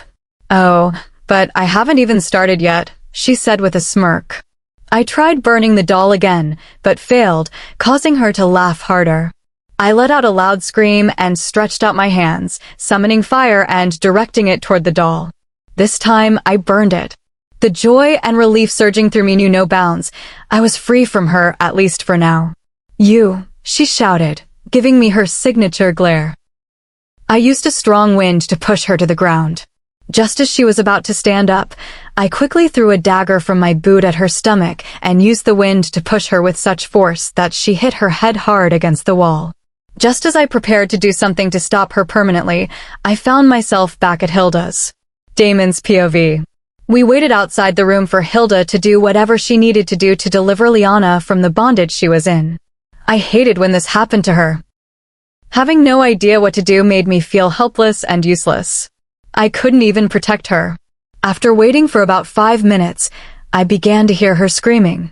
Loranda was probably hurting her. I wanted to be there with her, to be there for her. I couldn't wait outside any longer, so I barged in. Hilda looked at me with annoyance, probably for disturbing her, but I didn't mind. Lee was hurting. I went to where she lay and held her hand. Her face wasn't peaceful or calm like it usually was. She started screaming again. I wondered what Loranda was doing to her. She continued screaming, and I didn't know if Hilda's magic was working or if she could still feel the pain. Aren't you supposed to help stop it? Why is she still in pain? I asked angrily. She has to do this on her own. She has to defeat Loranda. You're kidding me. What can she possibly do to defeat Loranda? I asked. Look at the state she's in currently. What is she supposed to do? There were burns on her stomach and a deep cut. She also had a cut on her shoulder, and those were just the ones we could see. Loranda must have been throwing her around. Calm down. She's a strong girl. She'll get through it. Tears started slipping from her eyes, and it broke me to see her that way. I slowly began to wipe them away. I didn't even want to know what she was going through right now, because whatever it was hurting her enough to make her cry. I hated that I couldn't do anything to protect her. It annoyed me and made me feel useless. I just wanted to hold her in my arms and protect her from everything and everyone, including myself. Her eyes sprang open. I pulled her into a hug, and she flinched. I looked at her. Her stomach was covered in scars and cuts. She was bleeding from her shoulder, but her stomach was in really bad condition. She continued to cry, and I just held her in my arms, stroking her hair. I didn't know what to say to her. The last time something like this happened, I said something that upset her, so now I decided to say little. I didn't want to do anything that would push her away. I just hoped this small gesture would be enough. Her face was buried in my chest, and I continued to pat and stroke her hair, occasionally whispering that everything was okay now. She stopped crying, her eyes red and puffy. You're going to be fine now, okay? I'm here for you, I said. For a second, I expected her to laugh and throw it in my face, but instead, she just smiled and hugged me. Thanks for being here. You didn't have to come with me, but you did. I'm still surprised as to why you came, but I'm glad you did. I came because I wanted to be here. To be here for you. You don't have to thank me for anything, because I always want to be here for you, Mirena, I said, still hugging her as she smiled. Chapter 26. Liana was taken away by Hilda to be treated. There was blood everywhere, and her cuts were numerous. After she was treated, she fell asleep, and I didn't think she would be waking up anytime soon. It was the perfect time for me to talk with Hilda. No one was around, just the two of us. I want to talk to you, I started. I knew you'd want to do that. Let's go somewhere private, she said, leading the way to her other special room. What can I do to protect her? I asked. After having the talk with Hilda, my mood was ruined rather than uplifted. I wanted to do anything to protect her, but what she asked was just too much. But I think I'd do it if it meant her being safe from everything. I went back to the room we shared and saw her still sleeping. She looked so beautiful. I can't even begin to describe her. I love her sea blue eyes and her hair. I really love her hair. It's so soft, and the color is amazing. I still don't get why she feels the need to cover it. Hair as beautiful as that should be showcased, not hidden. I lay next to her, stroking her hair. I seem to like doing that now. I just wanted a life with her, devoid of all the things we were going through. I wanted to make her happy, keep her safe, and hold on to her, but all these options seemed impossible. Hey, she said as she sat upright.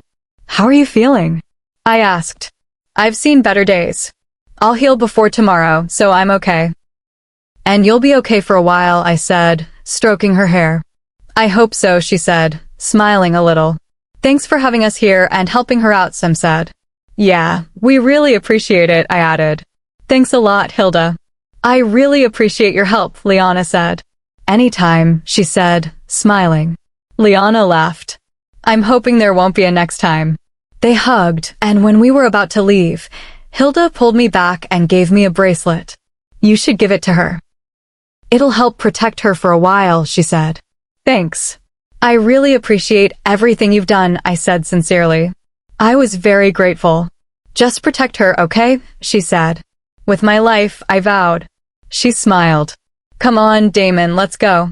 Liana shouted. I nodded at Hilda, giving her a small smile before going to meet her. Thank goodness you're okay now, Jonathan said, hugging her. I didn't like it at all. I didn't like the fact that she was surrounded by guys, especially Jonathan, who was also a wolf. And I hated when she was with Vulcan. It made my blood boil seeing them together. I just hope that's all. I really don't want to go through that again, she said. You won't.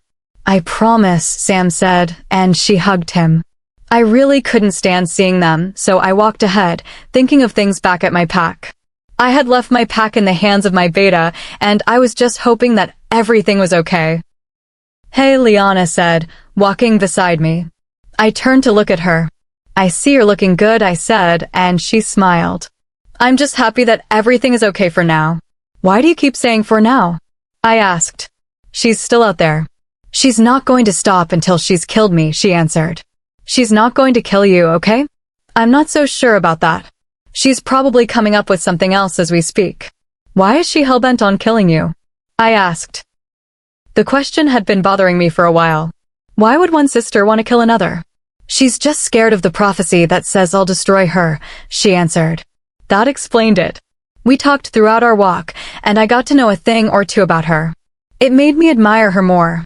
We got to a clearing and decided to rest for a while. I wondered why we couldn't just appear in my pack. It would make things so much easier. So, where do you guys plan on staying? I asked. I really wanted her to stay with me, to be with me every day and night. We'll find a place around, she answered. Or you can stay at my place, I offered, hoping she'd say yes. No thanks. As I said, we'll find a place around, she replied. Well, if you change your mind, the offer still stands, I said. She nodded before walking away. I seriously didn't understand why she just outright rejected my offer. I wasn't expecting it to hurt, but it did. Liana's POV ***. I couldn't believe he offered me a place to stay with him. I had been wondering how we were going to survive without a place to stay, but I couldn't just accept his offer, not after what I went through there. I knew no one at his pack liked me, especially Cece, and I didn't want to stay where I wasn't welcome. I didn't even know what Damon truly thought about me. He might have offered me a place to stay, but he could still avoid me, continue with his attitude, or side with Cece. I didn't want that. Why did you reject his offer? Jonathan asked, sitting beside me on a rock. I just felt like I should. You know how he gets with his mood swings. I don't want him to regret it later. Would he have suggested it if he wasn't sure about it? You have to trust the guy a bit. He came all the way here for you. I don't think I'd go through all that for just anyone. He cares about you, even if he doesn't show it a lot. It's obvious. Don't push him away. What about all the times he pushed me away? I feel like he's going to do it again, Jonathan, and I don't know how I'd handle that. You just have to trust that he won't.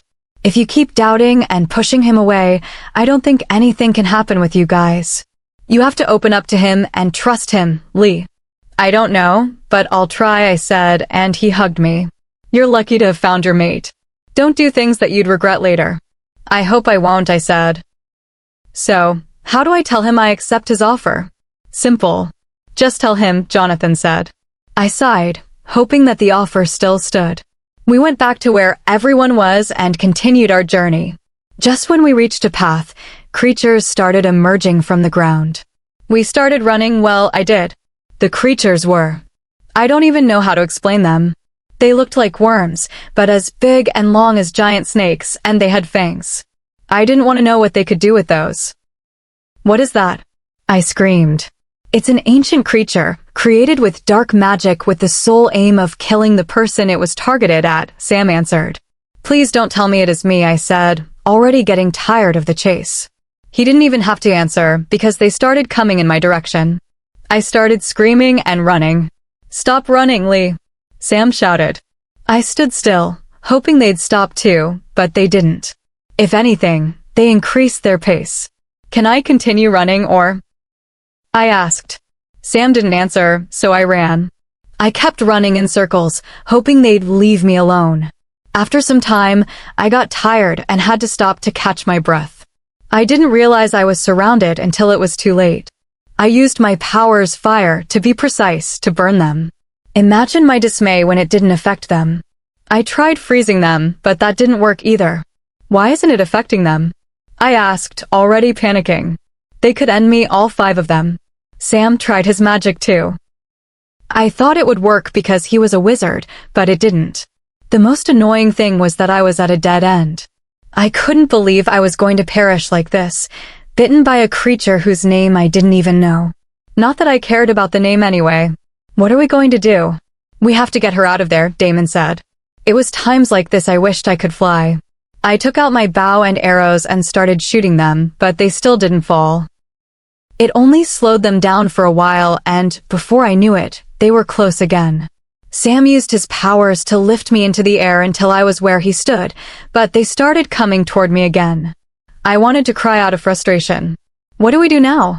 I asked. You just have to make sure you don't get bitten, Sam answered. I was doomed. I kept dodging the snakes, but it didn't last long. I was surrounded again, and this time, no one saw it coming.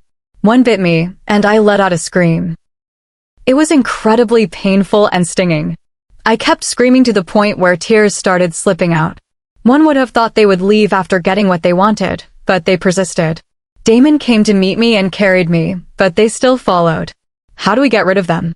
Vulcan asked. What do I do? She's getting. My whole body was hurting. The venom was spreading, making me feel weak. I felt like I was fading. I survived Loranda just to get taken down by an unknown creature. It was somewhat ironic. My energy was drained, and it didn't help that my body felt like it was on fire. If I survived this, it would be a miracle. There was a loud noise, and I looked up to see a dragon. A full, real dragon. This just completed the list of things I saw during this journey. I didn't know what I hadn't seen now. The dragon breathed fire, and everyone dove for cover. I couldn't keep my eyes open any longer. The last thing I remembered was the dragon's fire destroying the creatures and Damon calling out my name before I blacked out. Chapter 27. Damon's POV. Her breathing slowed by the minute until she closed her eyes, and I couldn't feel her rhythm anymore. I went into panic mode, screaming her name. It brought back memories of what I had gone through before, and I didn't want to experience that again. I couldn't lose someone who meant this much to me. I knew our time might be short, but I was hoping we could stay together for a while. I wasn't prepared to lose her this early. It was terrifying. What the hell are we going to do? She's not waking up, I shouted, causing the others to run over. I felt like I might break down at any moment. Come on, Lee, wake up, Jonathan said, tapping her frantically. She's not waking. What do we do? Vulcan asked. We will take her. I turned to look at the person who spoke. It was one of the people who came with the dragons. I hadn't even noticed them in my panic. Is there any chance of her waking up? I asked. The chances are slim. It depends on how fast she responds to treatment. Okay, you may take her, I said, handing her over to them. You may come with us. We got on the dragon, and it flew to their abode. Immediately upon arrival, they began to attend to her. I just hope she survives this, because it's not easy to, Sam said. I could see how worried everyone was about her and how much they cared. It made me realize that I hadn't been there for her.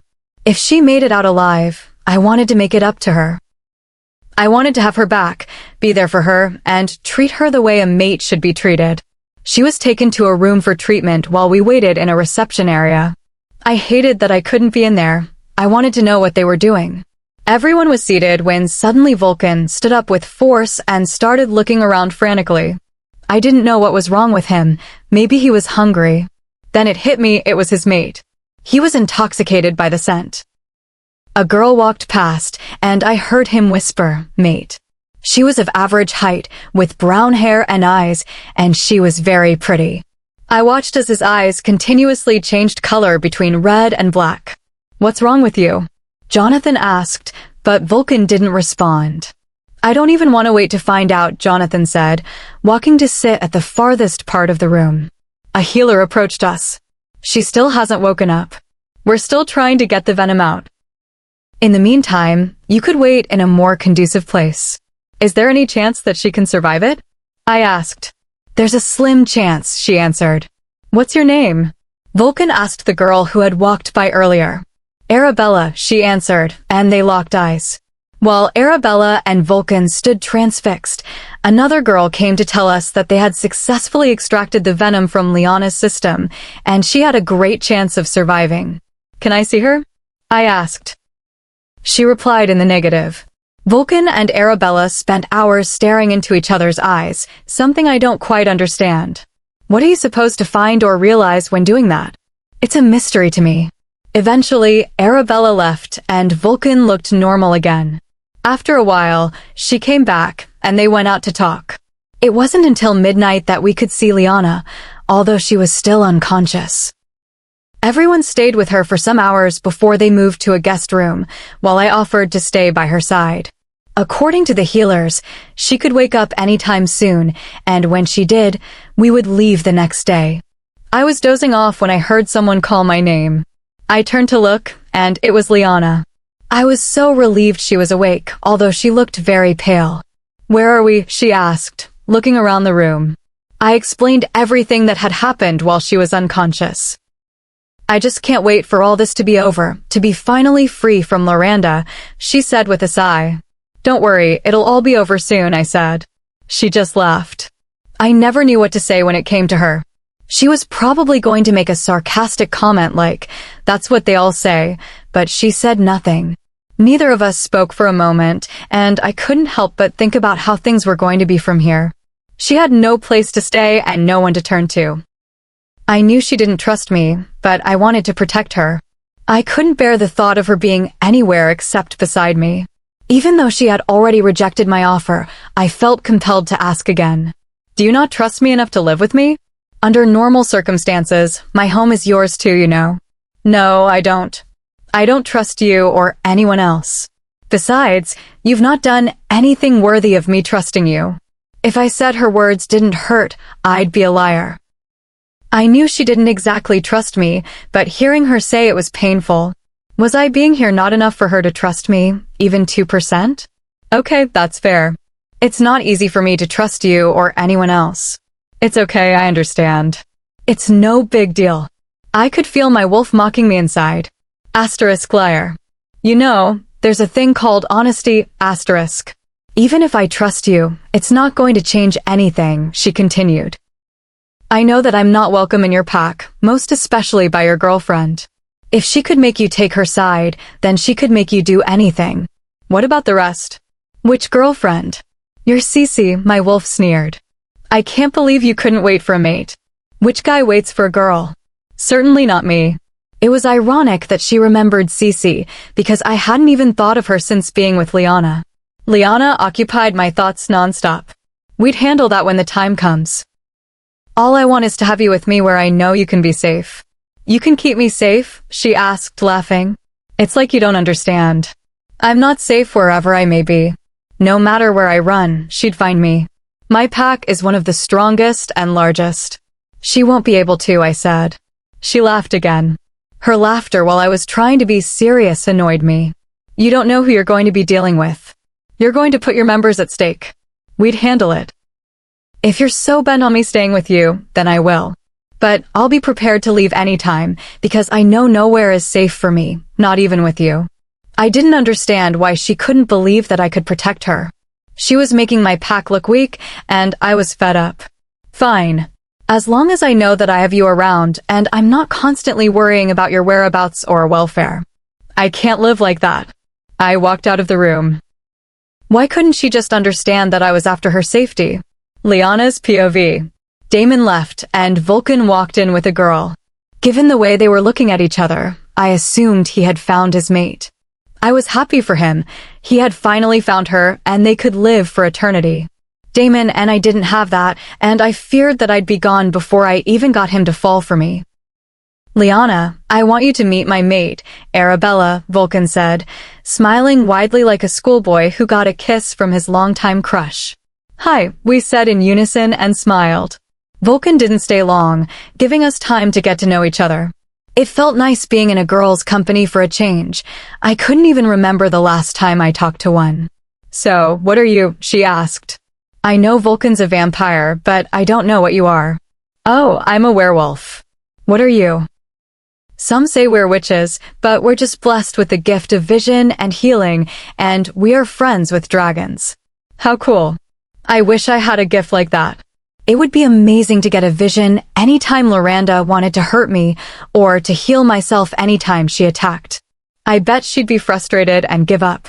So, have you and your mate mated yet? She asked, raising her eyebrows continuously while wearing an awkward smile. I couldn't help but laugh at the silly assumption and the way she asked. Damon and I mating? That was something I didn't see happening anytime soon. Chapter 28. What if they just lie in ambush and kill me before we reach your house? Nothing like that is going to happen, Lee, Damon assured me, almost laughing at my silly assumption. We were currently in Damon's territory after crossing the border into his pack. Sam and Jonathan were here with me, while Vulcan had left with his mate back to their kingdom. A car arrived, and we got in. To say I was nervous would be an understatement, and I don't know why I was worried. I mean, if they don't like me, what's the big deal? For your future pack to like you, duh, asterisk. Everything's going to be fine, Lee, Damon said. He let go of the steering wheel with one hand, placed it on top of mine, and started rubbing it lightly. Stop worrying, he encouraged, looking at me with a small smile. The tiny gesture seemed to help me immensely. I decided not to bother anymore. If they didn't like me, they'd just have to deal with it since it wasn't my problem. I wasn't here to please anyone. I was just here because Damon wanted me to be, and for now, that was all that mattered. We finally got to the gate, and it was opened by one of the guards. After seeing it was Damon, his face broke into a big smile, but when he saw me beside him, his look changed to disgust. Did I look bad, or was it just me being a rogue that bothered them? What's she doing here, Alpha? He wondered aloud. She's going to be living here from now on, Damon replied with a small smile, turning to look at me. The guard was shocked, probably wondering what Damon had to do with me. It wouldn't take long before he realized, but I liked the way Damon replied, like he really wanted me to be with him, like it brought him a sense of pride and joy. We got to the house, and he parked the car. Sam and Jonathan hastily got out, and Damon told someone to show them around while I sat there, trying not to overthink. This could be my future home if things with Damon worked out. Hey, I heard Damon say after opening my door. Hey, I said, and he took my hand. I wouldn't want you here if I knew you wouldn't be safe. I want you here, Lee, and I don't give a damn about what anyone has to say to that. What matters is that you're here with me, he reassured me. Thanks for having me here and for everything, I said, appreciating him. He hugged me. I'm merely doing my job as your mate, he said. Ready to go in now? I stepped out of the car and he took my hand, leading me in. Thankfully, we didn't see anyone, but I knew people were watching. You don't mind sharing a room with me, do you? He asked. Did I mind? We'd slept together before, but I didn't know why it felt weird now. Surely word would get out, and people might realize we were mates. I didn't know if he wanted that. I'm okay with it as long as you are, I replied, and he let out a small smile. I don't know why, but he'd been smiling a lot today, and it was really nice. I hoped things were getting better between us because I wanted them to. I knew I overreacted before and was being too difficult. I wanted to change things now. I wanted to give us a chance. I am. You should go have your bath, he said, nudging me toward the bathroom. Meaning? I asked, and he laughed. You stink, he replied, and we both laughed. You mean we stink? I even think you're supposed to go in first, I told him, and all he could do was smirk. Since we equally stink, why don't we have our bath together, he said, and I laughed. Sorry, dude, but that's not happening anytime soon. But it's going to happen sometime. Fine by me, he said, smiling. Why did I have to say anytime soon? You can wear my shirt for now until we get you some clothes. I hope you won't mind, he asked. Oh, wait, you wouldn't mind, since someone couldn't get over my scent and was putting my shirt on the very first day, Damon teased. I couldn't help but laugh. I liked this playful side of him. Please don't flatter yourself, I said, and he just laughed. Believe me, there's no need to, but don't worry, I understand you. It's okay to be attracted to this awesomeness, he said, and it was my turn to laugh. Awesomeness? What's so awesome about you? I asked, and he held a hand to his heart in mock hurt, which made me laugh harder. I really need to have that bath, because I don't think I'll have it if we keep talking, I said. Just tell me when you're done so I can give you the clothes, he said as I entered the bathroom. When I was done washing, I came out of the bathroom with a towel wrapped around my body. Damon was doing something on his phone, but when I entered, he looked up at me. It was pretty awkward. Me standing in front of him in a towel and him looking at me as if he was daydreaming. I know I don't have anything on my face, so what's the excuse? I asked. I don't have any. There's no need. So you're admitting to staring at me with just a towel on? Please, you've got this misunderstood. I wasn't staring at you. I was staring at your hair. It's nice and it suits you. Well, thank you, but I'd prefer you not stare at it again. Well, you can't control my eyes now, can you? Just get me the clothes, I requested, and he passed them to me. After I changed, Damon went to have his bath while I sat thinking. I didn't know why I couldn't stop thinking about everything. It was like I was always worried, and I didn't want to live like this. I wanted to live a carefree life, not a careful one. I hated my condition. Damon came out of the bathroom in sweatpants and a tee. It was sad that I couldn't see him in a towel. Our food should be ready by now. Let's go down, he said. I don't want to. Can we eat it here? If that's what you want. I'll have someone bring the food, and also to Sam and Jonathan. Thanks, I said with a small smile. You're welcome, he said, calling someone to bring the food over. I had to start wearing a beanie again so no one could see my hair. When the food arrived, the girl who brought it didn't even spare me a glance, and I preferred it that way. It wasn't like she could say anything about it. After eating, someone came to clear up, and it was just us. There was nothing for us to do. It was already dark, and I was getting sleepy. All I wanted to do was sleep. It had been a long time since I slept in a bed, and I'd missed how comfortable it was. I was lying on the bed. Damon was beside me, but not close. I wanted the warmth and safety I got from being in his arms, but I couldn't bring myself to move closer, and neither did he. I was waiting for him, and I guessed he was probably waiting for me. He stretched his arms while yawning and placed them around me, pulling me closer. It made me smile. Are you going to sleep? He asked. Yeah, I will. You? Yeah, Lee, he called. I want to work things out with you. We could start as friends. Would you help me? 'Cause I don't want to mess it up. Yes, I will, I answered, and he smiled, not those small smiles he had been giving, but a full-blown smile. It was breathtaking, and I couldn't help but smile back. Thanks. I want things to work out between us, and I'm going to work on it. I'm sorry for how things started between us at first. I admit I was a little harsh, but you were not helping. You should have at least told me the truth. Okay, maybe I overreacted, but then it was expected with your attitude. Fine, it was all my fault, he accepted, pulling me so that my head was on his chest. Obviously. Good night, Damon, I said, getting comfortable in my new position as he put his arm around my waist. Good night, Mirena, he said, kissing me on the head, and I closed my eyes contentedly. Chapter 29. The next afternoon, I decided to ask Damon some questions that I had been thinking about. Damon, we need to talk. We're talking, aren't we? Well, we are, but not much. There are some issues I want you to clear up for me. Good. There are some things I need to understand, too. Okay, let's play 20 questions then. Why were you mean to me the very first day you saw me? That's just the way I usually am. You were a rogue. I have a bad history with them, and the way you talked to me didn't help matters.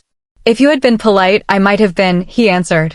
Why were you so rude to me and didn't tell me anything about you? I was rude to you because I found you annoying and I couldn't stand the way you talked to me. I didn't want to tell you anything because it had nothing to do with you, I replied. What do you have against rogues? They killed my foster parents, he simply replied. Your foster parents? Does this mean? I asked, shocked at the revelation. If you look at it in that aspect, I'm not really the true alpha of the pack, he answered. I had no idea about this, and I was surprised that he was actually replying honestly. What does Loranda have against you? Sincerely, I still don't know. I just know she really hates me because of a prophecy that says I'll kill her, so she's just trying to kill me before I do. And honestly, I don't think I would. Who is Arya? I asked, and I could see him tense up. She was my sister, he replied. What happened to her? How did she die? It was my fault. I let her go to look for my mother, and before I came back, she was gone. I shouldn't have left, he replied, his voice filled with guilt. It was obvious he blamed himself for her death and wasn't over it. I felt guilty for bringing up painful memories. What don't you like about me? He asked. I could feel his eyes trained on me just as I was about to reply. Your complexity. You can be fun to be with sometimes, even caring and understanding, and other times you're rude, cold, unaffectionate, and distant. I can't keep up with that, and I don't want you to be like that. I want to get to know you. I'd like that. I want to really get to know you too. I want you to open up to me, come to me if you're feeling good or bad. I just want us to have this sort of connection and understanding. I'd like the same too. I want you to open up to me, talk to me about anything and everything, and for us to get along. We'll do that from now on then. What is Cece to you? He wasn't expecting me to ask that at all. I could sense he was thinking carefully about what to say, probably trying not to hurt me. She was my girlfriend.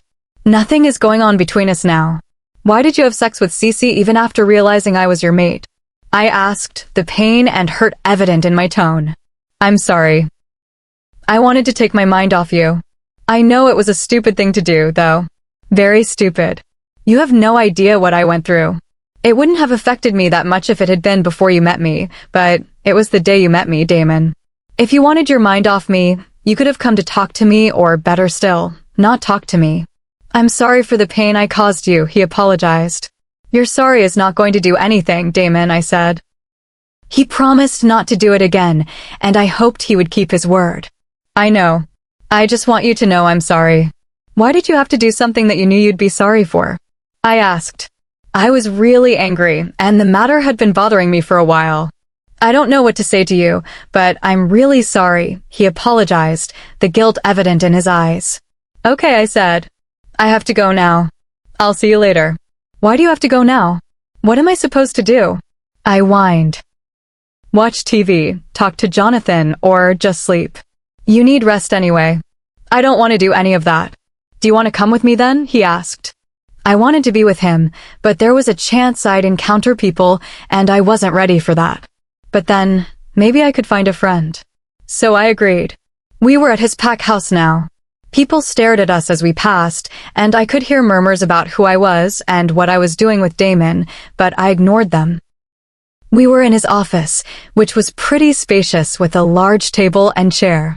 There was space for a meeting with about 10 people. I helped him clear some files he no longer needed from a large bookshelf. When I was done, he started attending to some things while I just sat down, going through apps on his phone. There was a knock on the door, and in came a guy with blonde hair, cute blue eyes, and a muscular body. He was quite tall, too, and there was this friendly, bubbly glow about him. You came last night, and you couldn't deem it fit to visit me? What a friend you are, he said, and Damon rolled his eyes. It's good to see you too, Chase. And who told you it's good to see you? You can go back to where you're coming from for all I care, Chase said, and Damon laughed. It was nice seeing Damon like this, joking around, smiling and laughing. He was looking at me with a smile on his face throughout, and I couldn't help but smile back. Chase turned to look at me and smiled, and I wondered why. So you found your mate, huh? Chase said, raising his eyebrows. Damon smiled, looking at me. Yeah. How do you even know? Damon asked. The way you're looking at her and your scent on her is quite dominant. Which brings us back to last night. How was your night, Damon? He asked. Damon stood up to slap him on the head, causing me to laugh. I liked the guy already. Sometimes I just wonder where I got you from, Damon said, and Chase laughed. Dude, you just need me in your life. Without me, your life is like a long, boring, dark alley, Chase told him, and I laughed. He really put it into words. I hadn't seen this playful side of Damon before, and it was just because of Chase. I wondered if I could have this effect on him someday. I'm Chase, this guy's awesome best friend, and you are? Liana, I introduced myself, and he smiled. It's nice to meet you. I hope that we'll be best of friends. He gave me a hug, which was quite surprising. I hope that too. I could see Damon staring straight at me. I didn't think he liked that Chase was hugging me. He cleared his throat to let us know he was still there, and Chase pulled away, laughing. Since you're going to be busy, why don't I show her around? Chase suggested. Damon told him not to bother, saying he could do it. Well, we're going to spend the day together while you attend to your alpha duties. Chase pulled me out of the office before Damon could say anything. So how long have you guys known each other? I asked as we walked to the lounge. Chase told me 10 years ago. That's a long time. How do you stand him? I found myself asking, and he laughed. He can be so annoying, right? You have to overlook it sometimes, and if you can't, you talk some sense into him. I'll be sure to keep that in mind. You just have to bear with him. He has been through a lot, and it still affects him. He's not used to showing emotions, and he lets his temper rule, but he's a really good friend. I think he'd make a great mate too, but if not, we can always kick his ass. I hope it won't come to that, though, I said, laughing. It probably won't. Damon can be quite possessive of what's his when he wants to be, and he doesn't let go. I'm hoping he'd do that, I said. I'd like to see him possessive. So, have you found your mate? I asked. No, not yet. I'm hoping to find her soon, he said, and I reassured him he'd find her in time. Chase and I spent the day together, along with Sam and Jonathan. The trio were a catch, especially Jonathan and Chase. I couldn't imagine what trouble they would get into. We were currently watching a movie when Damon walked in. Come join us, Chase beckoned, but Damon refused. I'm tired, Lee. Let's go home. But the movie hasn't even ended, I whined. Since you're tired, you can go. I'll bring her over, Chase suggested. Damon walked over to where I was, pulled me up, and carried me bridal style.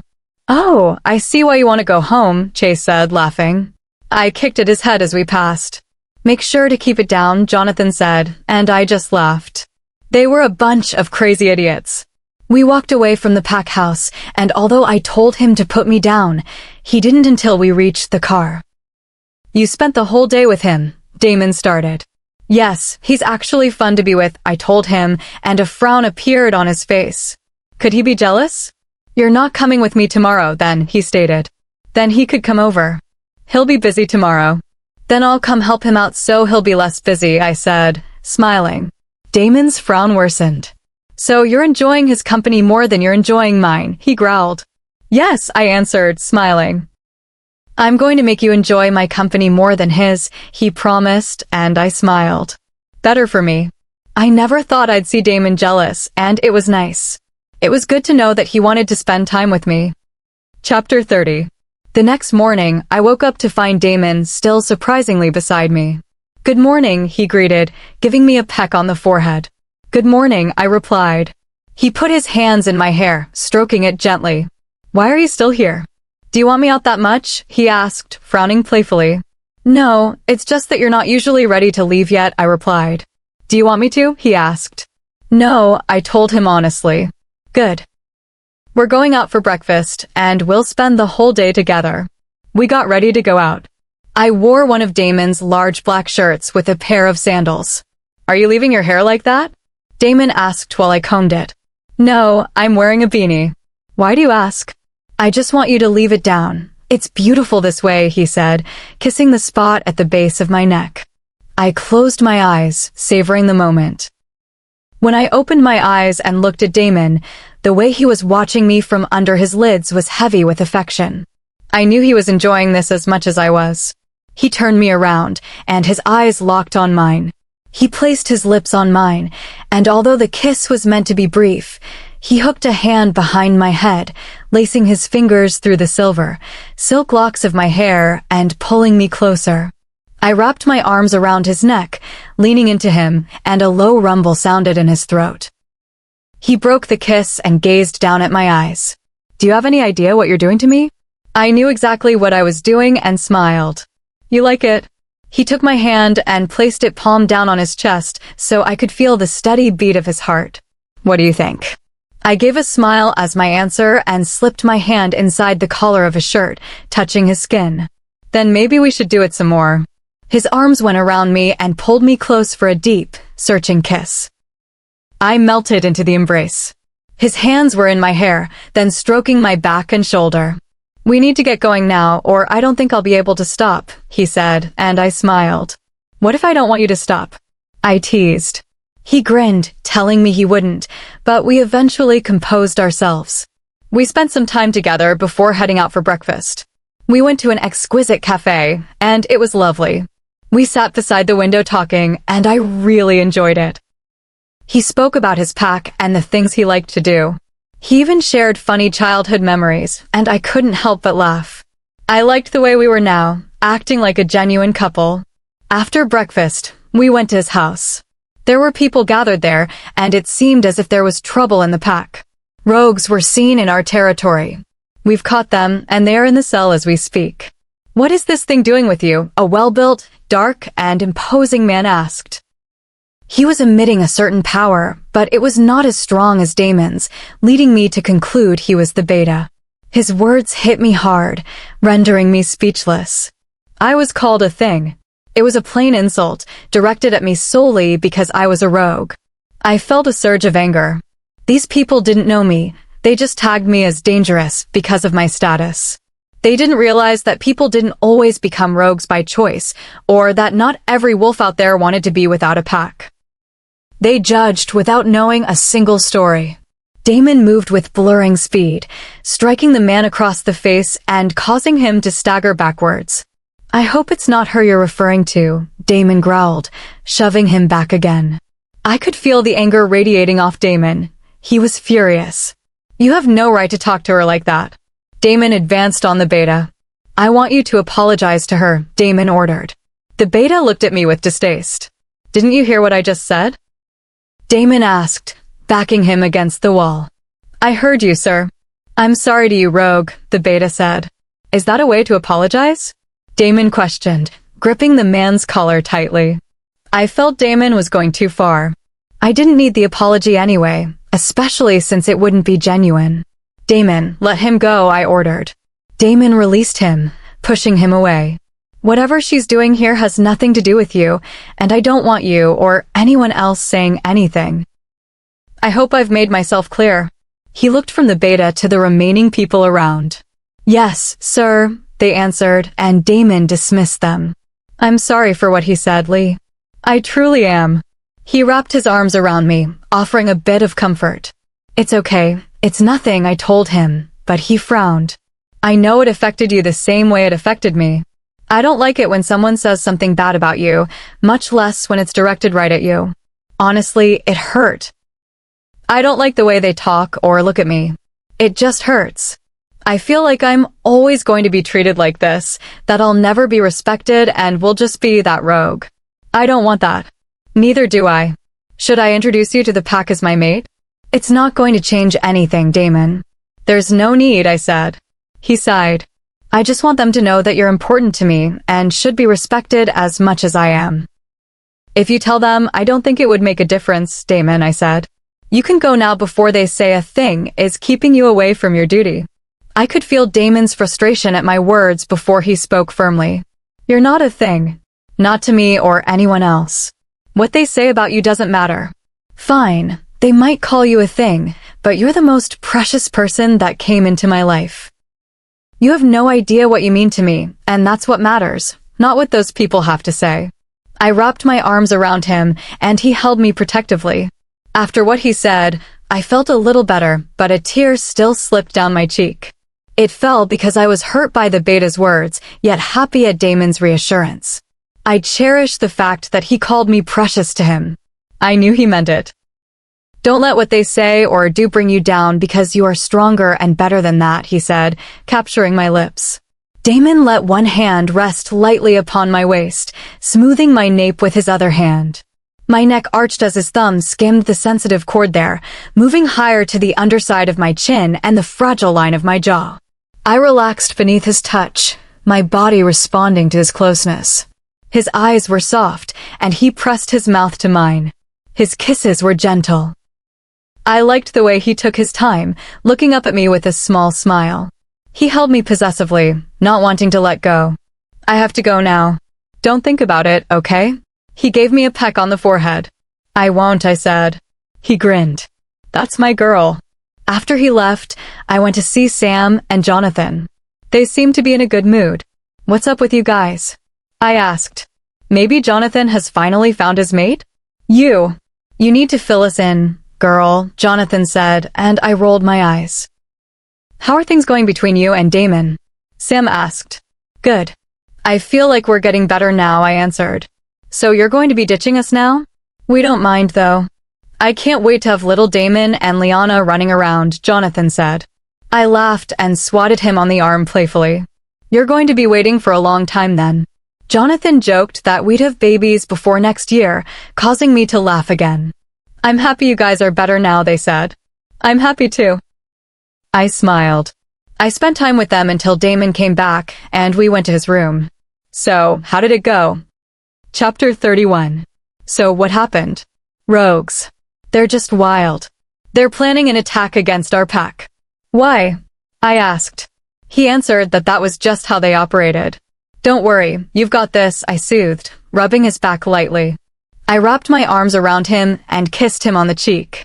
He drew in a breath before wrapping his arms around me. He lowered his head, leaned in, and brushed his lips against mine. It was sweet and gentle, making me smile. I slid my arms around his neck, pulling him closer, deepening the kiss. Being in Damon's arms, feeling his warmth, his lips soft yet firm, felt like home. In the evening, Chase came over. He and Damon were talking, and I didn't want to interrupt, so I stayed with Sam and Jonathan, munching popcorn while watching a movie. My mind wasn't on it, though. Now and then, I'd look at the door, hoping to see Chase come out. When it seemed like their conversation was ongoing, I decided to join them. They were sitting on lounge chairs on the patio, drinking wine, the evening moon glistening above. They were both laughing hard, and I felt a twinge of jealousy. Damon hadn't laughed like that with me yet. His laugh was deep and rich, his eyes shining, his head thrown back. I wanted to be the one making him laugh like that. Damon turned to look at me, a smile still on his face. What could Chase have said that was so funny? Lee, come over here, Damon urged, gesturing with his hand. Hi, Lee, Chase greeted. I pushed him out of the chair playfully, and he landed on his bottom, causing Damon to laugh. I was thrilled that I had done something to make him laugh. I sat down beside Damon, where Chase had been sitting. You know you could have just told me to stand up, right? Chase asked, laughing as he got up. There's no fun in that, I said. He rolled his eyes, standing up and nudging me. Chase, I shouted. You're sitting where I'm supposed to be, he said, sitting beside Damon and draping an arm around his shoulders. I'm supposed to be sitting beside him, not you, I said. Damon laughed, pulling me to sit on his lap. You can sit beside him, but you can't sit on his lap, I said, sticking my tongue out at Chase while he just rolled his eyes. I adjusted myself to sit comfortably. Stop moving like that, Lee, Damon murmured. I mouthed oh and settled down. He wrapped his arms around me and nuzzled my neck. I see the atmosphere is changing. I'll see you guys later, Chase said, leaving. Damon gave a distant goodbye. Damon's hand moved on my arm, the motion slow and warm. His breath swept across my neck. He turned to brush his lips against mine. I could taste the wine on his lips. My lips moved with his, and I closed my eyes, savoring the moment. He reached up to smooth my face, tracing my eyebrows. I relaxed beneath his touch. He began to trace my hand with his fingers, sending sparks through me. His hand moved to my waist, then higher. His lips found mine again, the connection growing between us. I had never been touched with such care before. I lifted my lids to see his expression. It was intense as he looked down at me. You're beautiful, perfect, he said, his voice quiet. Thanks, I said, smiling widely. He chuckled. I should get you to bed, it's late. He laced his fingers with mine, leading us out. We stopped by the lounge to see Jonathan, Sam, and Chase. Chase raised his eyebrows suggestively while Jonathan made a remark about us, and Sam just smiled. Damon's POV. The next morning, I carefully slipped away from Liana so as not to wake her. My beta had just sent me a message through the mind link that other rogues were caught near our territory. I showered and put on casual clothes before going to meet him. We met at the border. The rogues were interrogated about the attack, but none of them spoke. I dealt with them swiftly. They were becoming a significant problem. Afterwards, I decided to hold a meeting with the warriors in the kitchen regarding patrol schedules. We needed to double the guard day and night and be vigilant. Jones, you're in charge of the night patrol. Make sure no one sleeps on the job. Craig, you're in charge of the morning to afternoon. Grayson, you're in charge of border patrol. I assigned posts, and we made adjustments to the plans. We were almost done when a sweet scent filled the room. She walked into the kitchen. I could see her silhouette against the morning sun.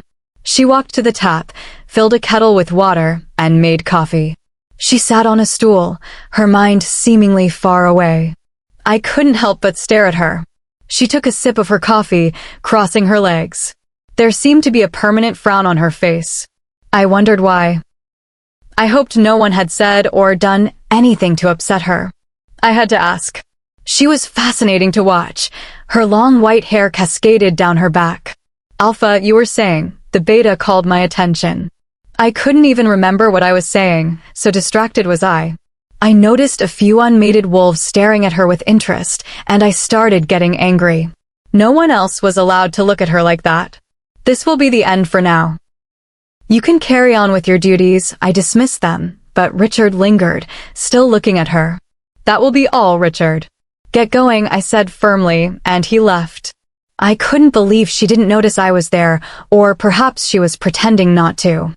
Her lips met the mug as she swallowed its contents. I just stood watching her with a smile on my face.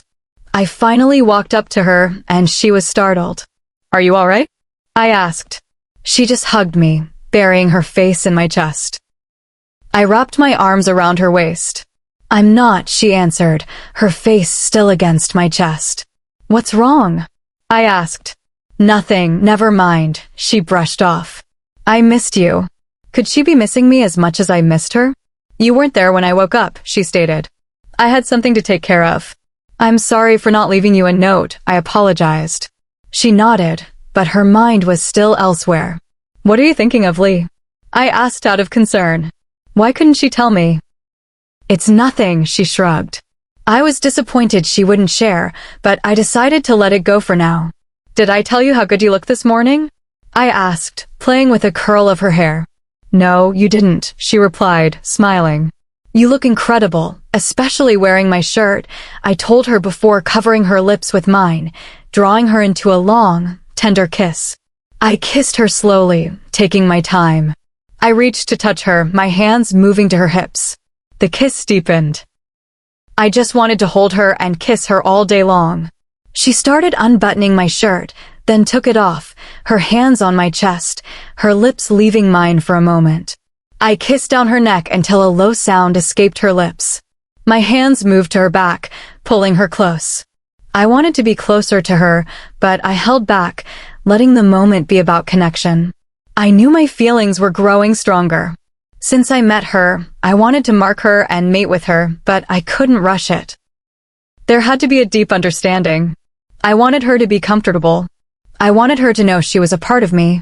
My lips found hers again. We kissed with passion, our movements in sync.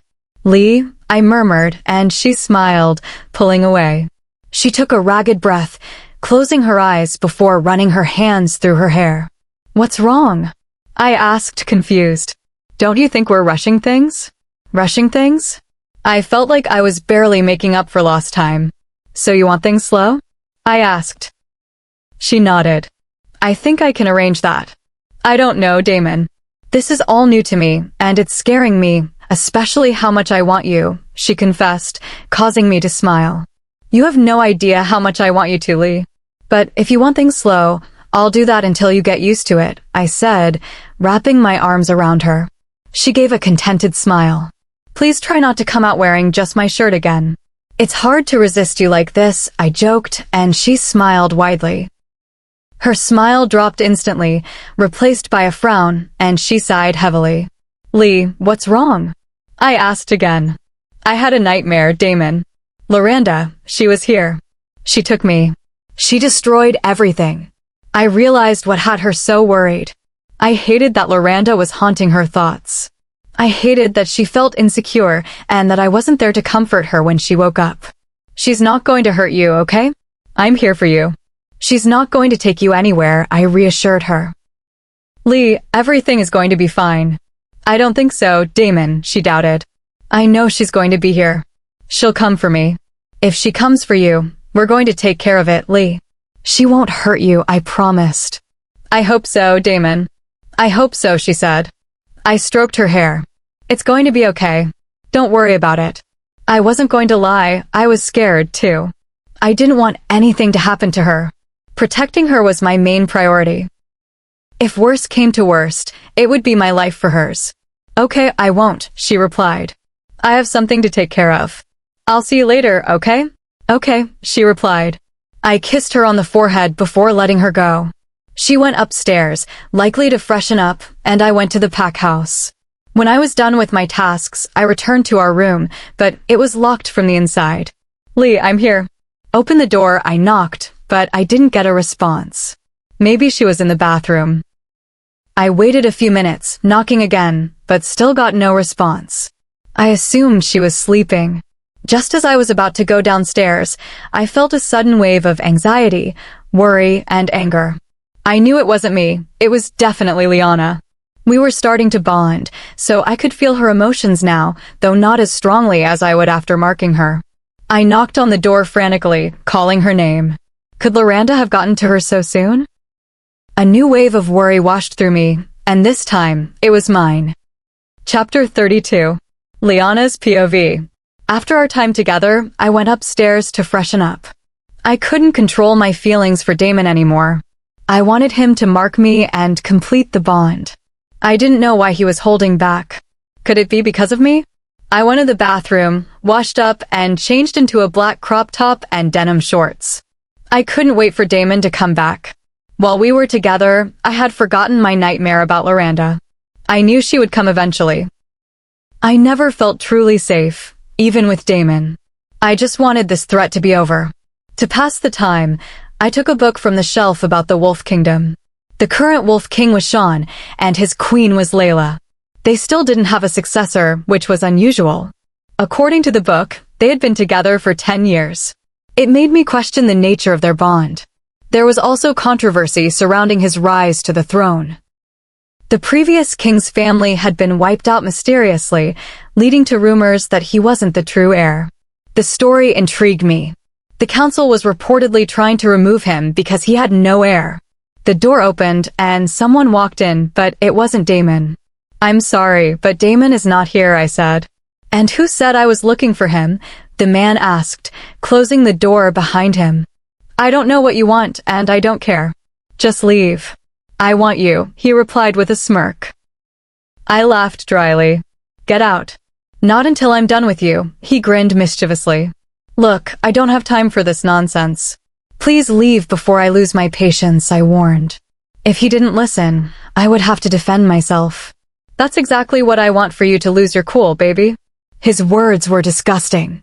All I wanted to do was unleash my powers, but that would be cruel, and I couldn't just kill a member of Damon's pack. It would give people a reason to hate me even more. I walked past him toward the door. If he wasn't going to leave, I would. Just as I reached for the handle, he shoved me back with enough force to knock me down. You're not leaving here, he snarled. You're not going to do anything, you idiot, I said, scrambling into the bathroom and locking the door. If he managed to get in, I would try my best not to kill him. A door can't stop me. The wood splintered, and I let out a shocked scream. He broke through faster than I expected. He came at me, and I punched him in the face, slamming his head against the wall repeatedly. His claws were on my wrist before I knew it, drawing blood. I didn't know you liked it rough, he sneered, pinning me against the wall. I stomped on his foot and tried to run, but he tripped me, sending me crashing to the floor. You are mine, he growled, pouncing on me and pinning me down with his weight. Get off me, you freak, I shouted, clawing at his face. He didn't flinch, and his grip tightened. He was leaving me no choice. If I used my powers, it might kill him. Someone started pounding on the door. I hoped it was Damon. I tried to scream, but the attacker clamped his hand over my mouth. I bit his hand hard and shouted Damon's name, trying to roll him off. You're not getting away, he hissed, slamming my head against the floor. The impact was dizzying. I'll mark you and make you mine. In your dreams. The only one allowed to do that is Damon. I was starting to feel faint. I pushed at him, desperate to get free. He shoved me down again. I was going to kill him. I couldn't stand this anymore. Damon's POV. I heard her call my name, and relief washed over me that she was alive. I broke down the door only to see Richard on top of her, his canines inches from her neck. Fury surged through me. I grabbed him and slammed him against the wall, the impact cracking the plaster. I had feared it was Loranda, but it was this traitor. How could he do this to her? I hauled him up and threw him into the corner of the room. I'm still going to have her, no matter what you do, the bastard spat, blood on his teeth. His words infuriated me. She is mine. Only mine, I roared, punching him repeatedly. My wolf threatened to take over, and I let him. My claws extended. I knew I wouldn't stop until he was dead. He lunged at me, ready to fight, and I slashed him from shoulder to waist. She's mine. You have absolutely no right to look at her or touch her. I shouted. He laughed, claiming he had every right. The fact that he wasn't even remorseful sealed his fate. I pounced, snapping his neck and tearing into him until he was gone. I turned to look at Liana. She was behind me, watching the whole time. What did she think of me now? Hey, it's all right. I'm fine, she said softly, hugging me. I felt my wolf relax as I took in her scent. I don't know how I would have handled it if he hurt you, Lee, I said, wrapping my arms around her and closing my eyes. He had tried to mark her, something only I was permitted to do. He wouldn't have. You came. She rested her head on my chest.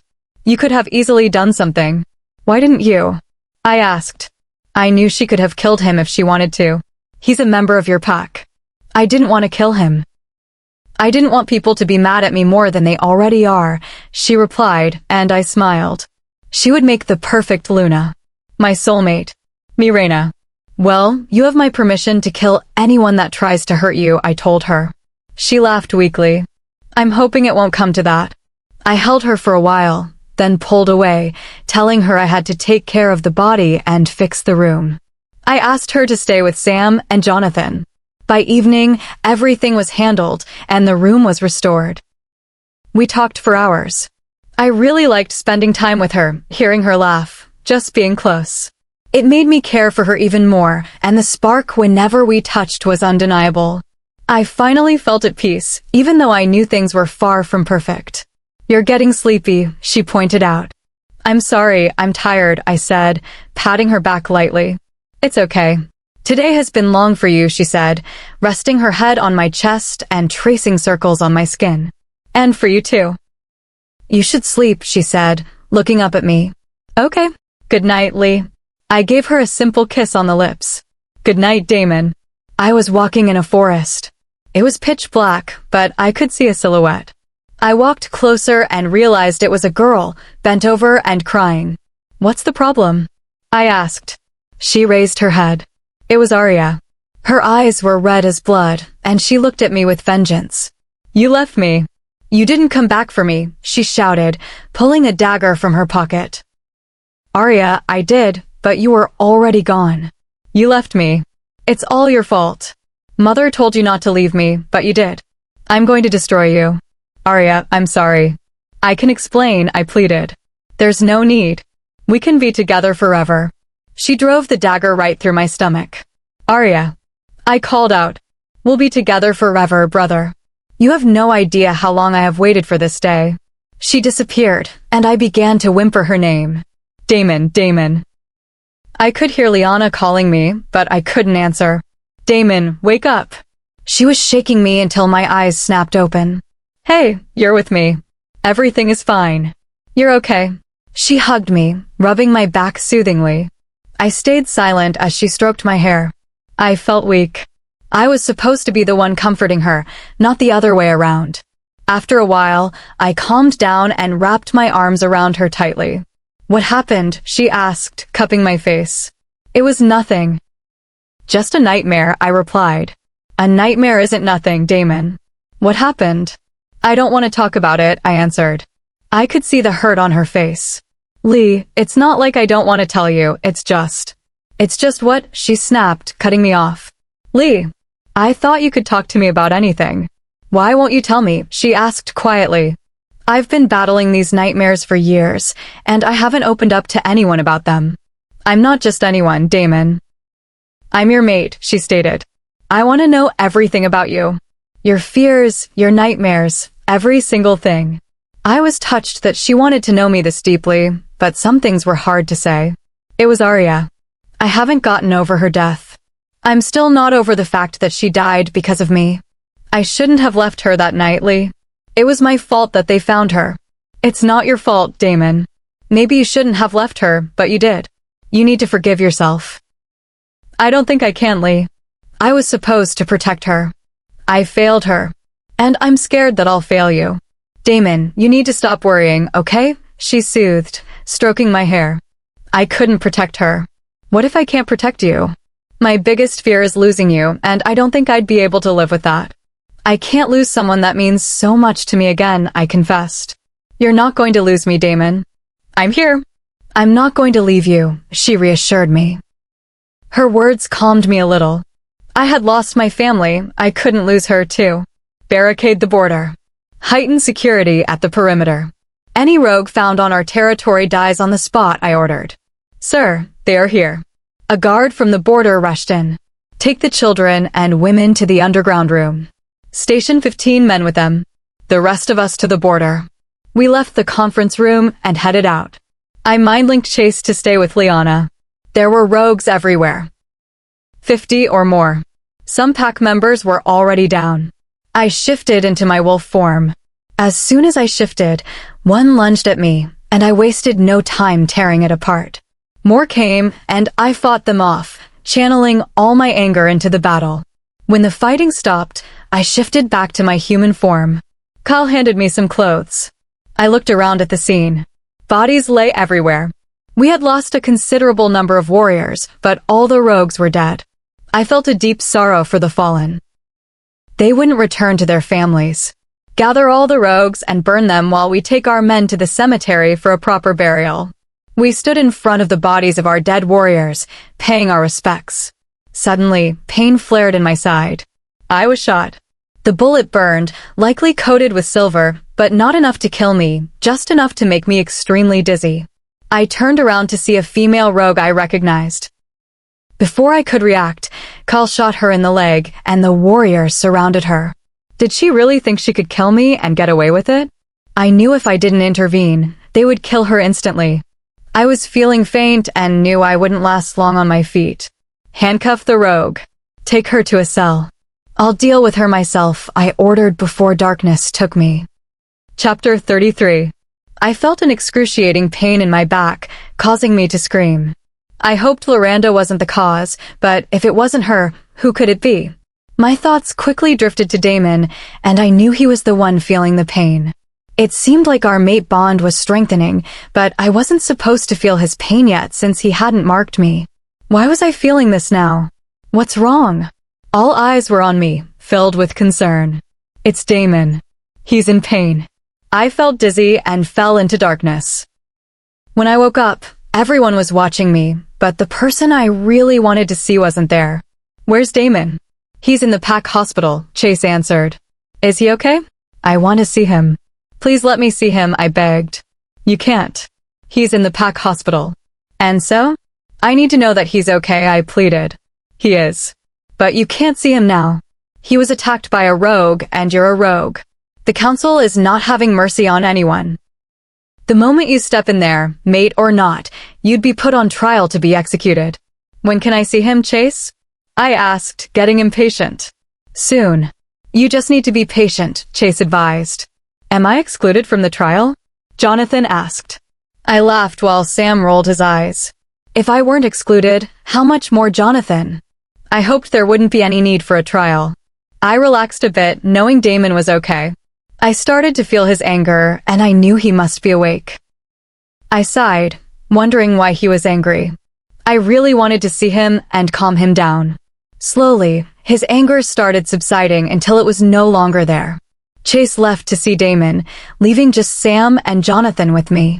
You can feel each other's emotions and pain without mating. How cute is that? Jonathan asked with a smile. Cute? Only Jonathan would call feeling someone else's pain cute. But in a way, it was. Knowing that we could feel our emotions without the full bond made me feel as if our connection was special.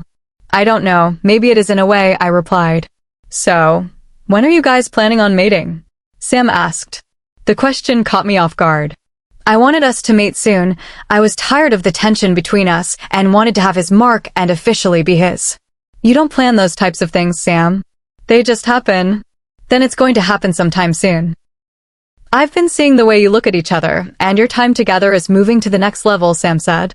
My mouth dropped open in shock. How would he know that? Jonathan, have you been spying on us? I asked. No way. I'm a good guy. I just happened to be at the right place at the right time. Really?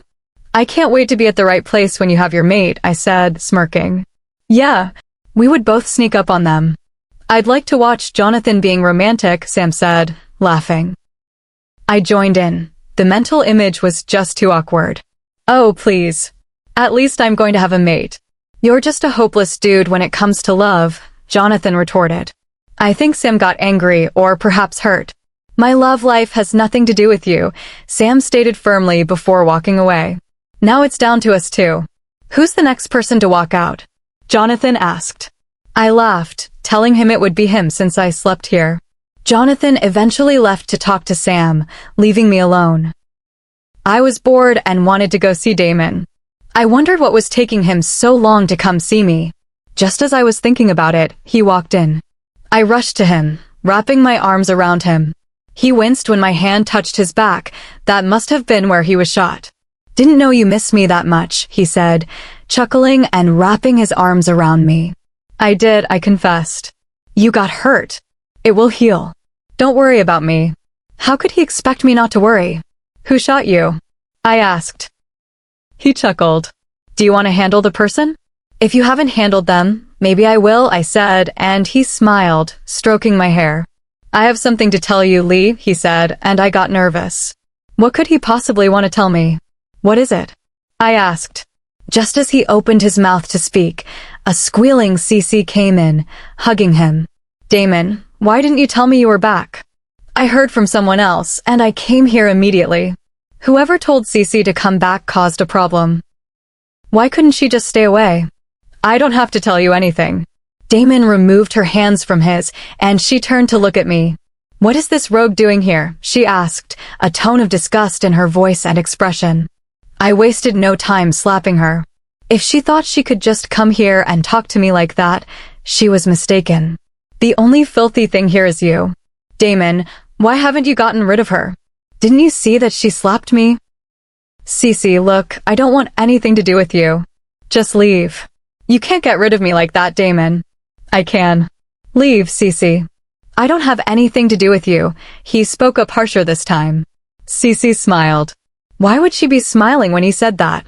Well, you have everything to do with me, Damon, because I'm pregnant and the child is yours. She dropped the bombshell with a wide smile, and I didn't know what to think. As if we didn't hear her the first time, she spoke again. I'm carrying our baby, Damon. Chapter 34. Cece said what? Their heated lovemaking on the day he met me must have resulted in this. He shouldn't have had sex with her, especially after meeting me. He shouldn't have had anything to do with her at all. I was so angry at both of them. If they wanted to have sex, they could have at least been careful. Damon's laugh echoed through the room, and I had no idea why he was laughing at a matter that wasn't even humorous. I don't know what game you are playing, but I know fully well that I'm not interested, Damon said angrily. If you think I'm lying, here's the test, she said, handing it to him. I'm 7 weeks pregnant, Damon, and it's our baby, she said, smiling. You finally outdone yourself this time, I said, clapping my hands slowly. Congratulations. Lee, I swear to you the baby's not mine, Damon said, and I laughed dryly. Then whose is it? It couldn't have been anyone but you. Yes, Damon, the baby's ours, Cece spoke up.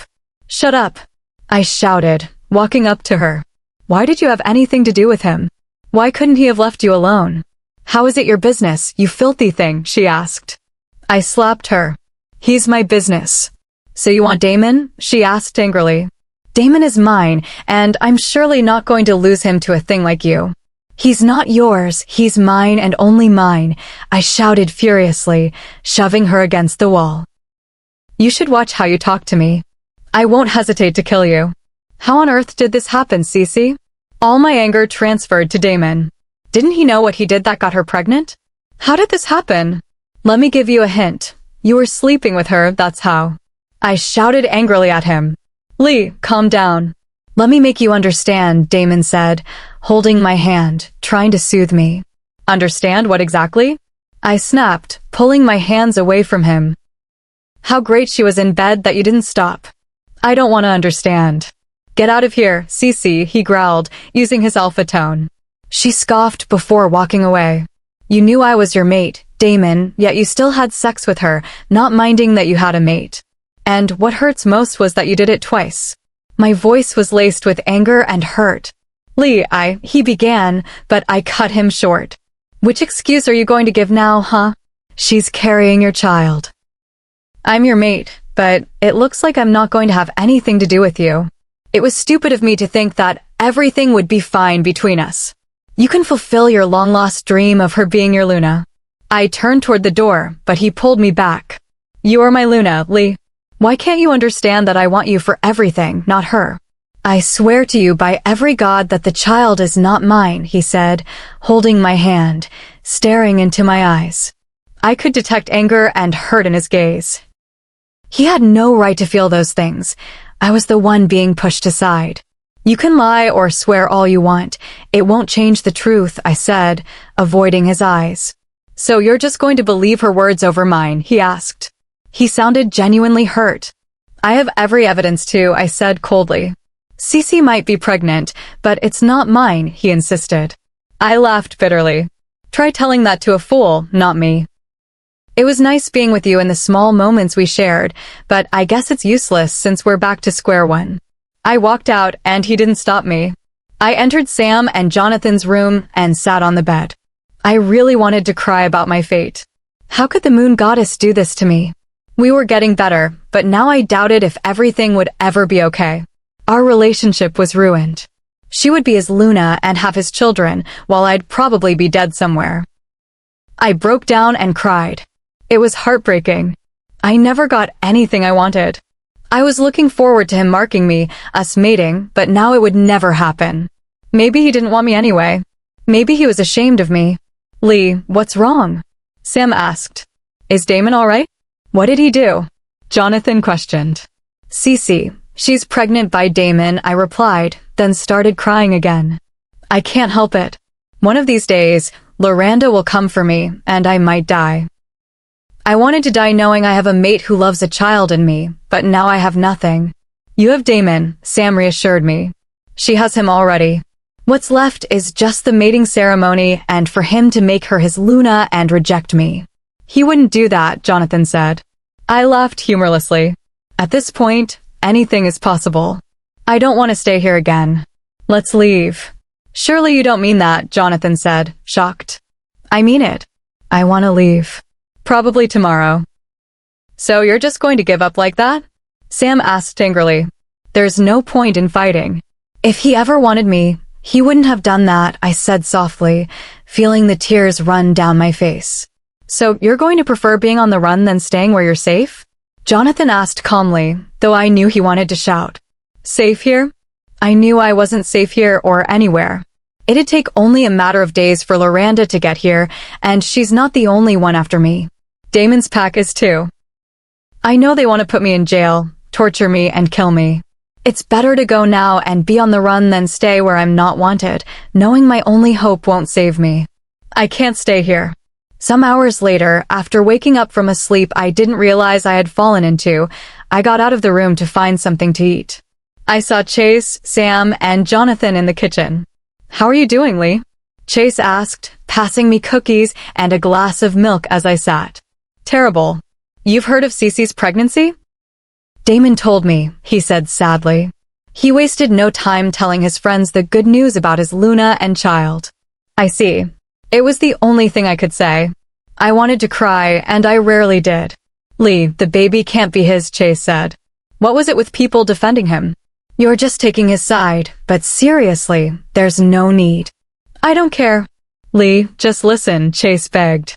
I don't want to. I don't want to talk or hear anything about it, I said angrily. "I've found my mate," Chase announced, but he didn't sound as excited as I thought he would be. "That's good for you, bro." "It's just me left," Jonathan congratulated and whined, and Sam added his congratulations too. "That's nice. Where and when did you find her?" I asked, getting excited about having a girlfriend in the pack. "I found her in the pack cell today," he said. My mouth fell open. That was not what I expected to hear. Pack cell. This didn't sound good. Pack cell? "What's she doing there?" we chorused.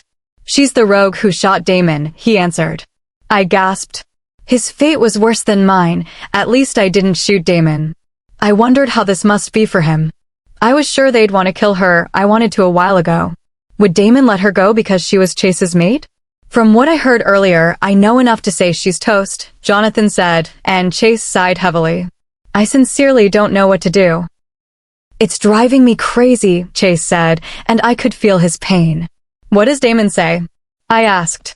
"Does he want her killed?" "He doesn't want her to be killed as much as I do, but the council won't listen to that. And I think they'd come for you guys too.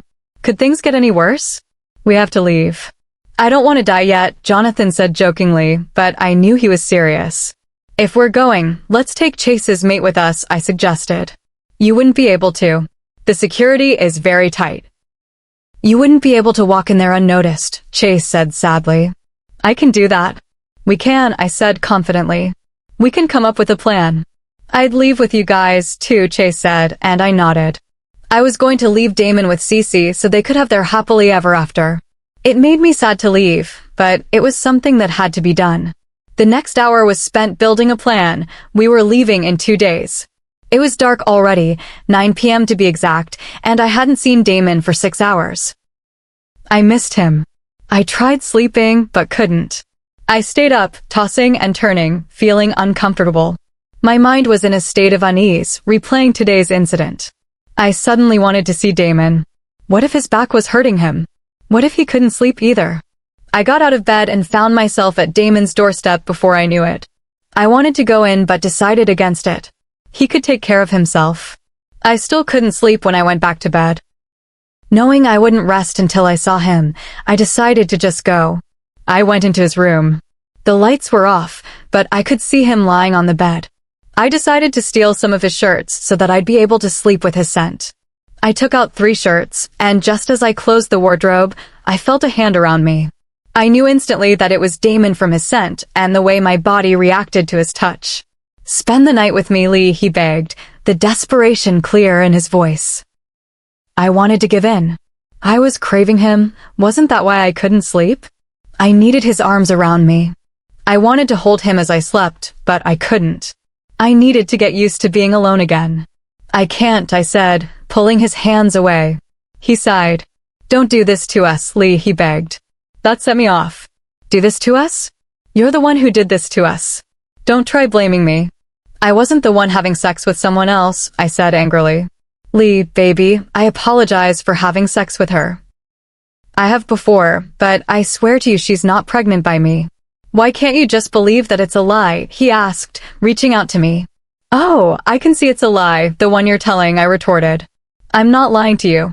"I'd never do that," he said, and I scoffed. "Who are you kidding? I don't care what you can or can't do. I don't want this drama. I'm not interested in acting. Neither am I, Lee. I can see now that you don't trust me. You're not even willing to believe me." He sounded hurt. "Yes, I don't believe you because everything points at you. Even if I wanted to, I can't. If you trusted me even just a bit, you'd believe what I have to say, irrespective of everything. But right now, I can see that you don't at all," he said. He sounded as if he were in so much pain. "Don't dare bring trust into this. It's solely you," I spat out. "I can see you're not going to believe any word I say."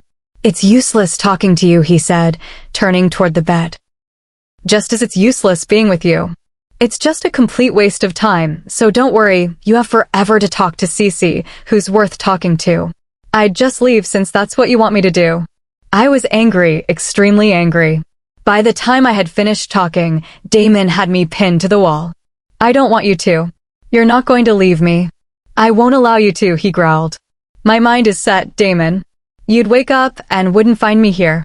I'm done with all this nonsense. I wouldn't let you leave my side. I wouldn't allow it. He growled again, intimidating me with his gaze. I could see his eyes, which were glittering green before, now turning black. His wolf was threatened by my statement. You can't stop me, Damon. When I leave, you'd never see me again. I'd forget about you and continue my life with someone that matters, someone that would love and appreciate me. Of course, I didn't really mean what I said, except about leaving. He furiously hit the wardrobe very close to my cheek. He was furious, and I had a feeling he had wanted to hit something, just not me. You wouldn't be able to leave this place, Lee. Even if you go to the end of the world, I would search for you and wouldn't stop till I find you.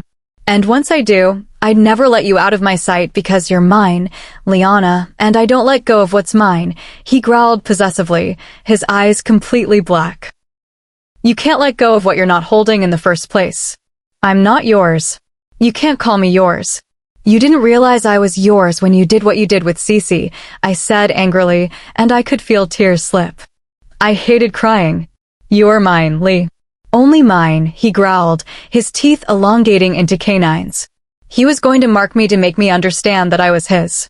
Oh no. Chapter 35. I didn't want him to mark me like this. I had always wanted him to mark me, but not like this. I wanted it when we were making love, or during a moment of true connection, not out of anger or possessiveness. Don't do this, Damon. You have no right to. I don't belong to you, I told him. His canines brushed my neck, and just when I thought he would mark me, he took a step back. You're right. I'm sorry for being a bother to you. He sounded so hurt, and his eyes were normal now. I don't think I ever told you that, but if you want to assume nonsense, you're free to, I said, grabbing his shirt and walking out of the room. He didn't try to stop me. I stayed awake through the night. I just couldn't fall asleep.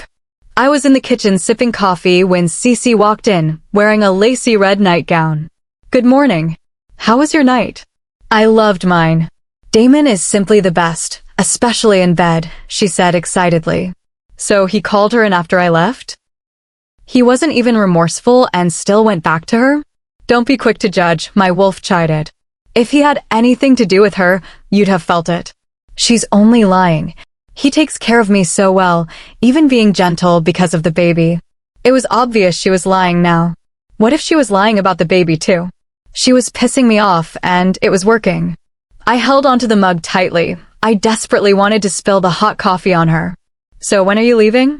I mean, you should have been out of here by now. He's mine anyway, so don't bother with him. You don't stand a chance, she said in a haughty tone. Shut the hell up.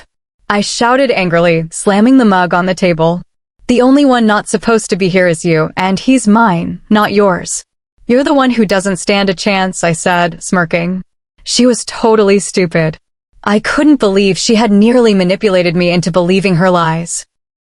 Please, he likes me, and he's going to make me his Luna as soon as possible. We'll live together without rogues like you to separate us.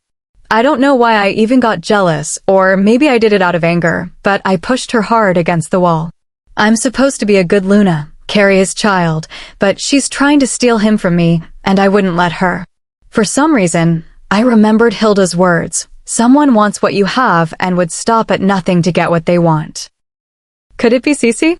If she's the one, she's crazy to think I'd let her have him. I won't let him go. Damon is mine, only mine. You're not going to take him away from me, no matter how hard you try. You're not going to be his Luna, I said, nearly strangling her. Let's wait and see then. We'll see who he'd be with, she said, smirking. If she was up to something, she had no idea who she was dealing with. Me. He's mine, not yours. Never will be. Your charms wouldn't work on him, you filthy thing. Nothing matches a sweet seduction from a sexy girl, she said, and I laughed. Oh my gosh, she thinks she's sexy. If you're sexy, then a stick is. And while you might try to seduce him, I don't even have to bother. He's still going to be mine no matter what you think or say, she said, and I just rolled my eyes. It was taking everything within me not to kill her and her baby. I couldn't stay here any longer, or she would leave here a corpse. I went back to the room, freshened up, and lay on the bed thinking, what if Damon wasn't lying? I woke up feeling hungry and walked around the house just to take my mind off things. I heard some voices and decided to listen. She slapped me, Damon. That filthy thing touched me, and she nearly killed our baby and me. Look what she did to my neck.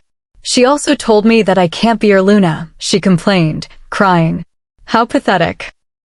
She wasn't wrong. I don't know where you're getting all these ideas from, but you're never going to be my Luna. It's not our baby, it's your baby. You might have fooled Lee into thinking I'm the father, but I know fully well that I'm not. And if I hear you call her a thing again, you'll spend nights in a cell, Damon threatened icily. You're taking her side? What has she done to you? You hated rogues. Not her. I'm going to keep taking her side, Cece. Stop all this nonsense. Go find the father of your child and don't ruin my life.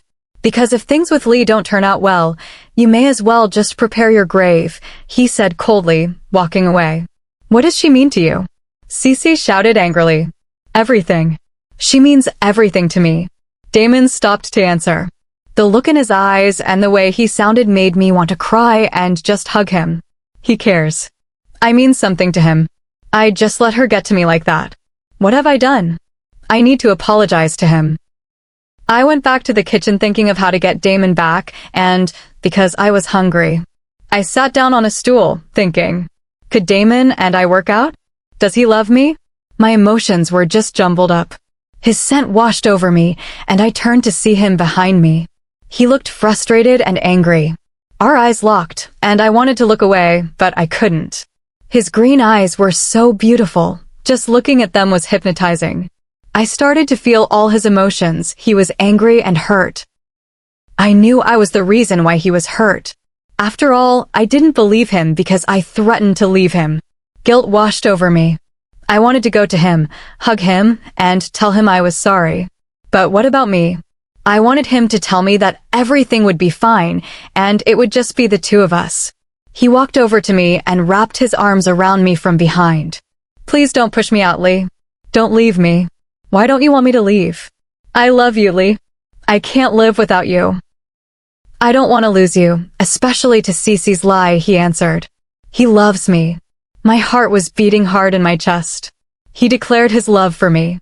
I was beyond happy to know that he loved me. You have to believe me, Lee. That's all I'm asking of you.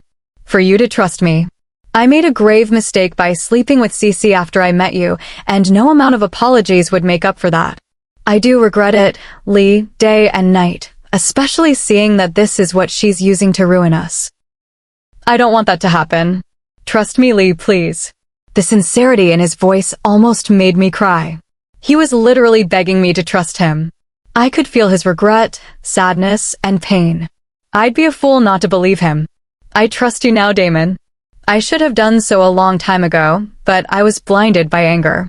I know that's not an excuse.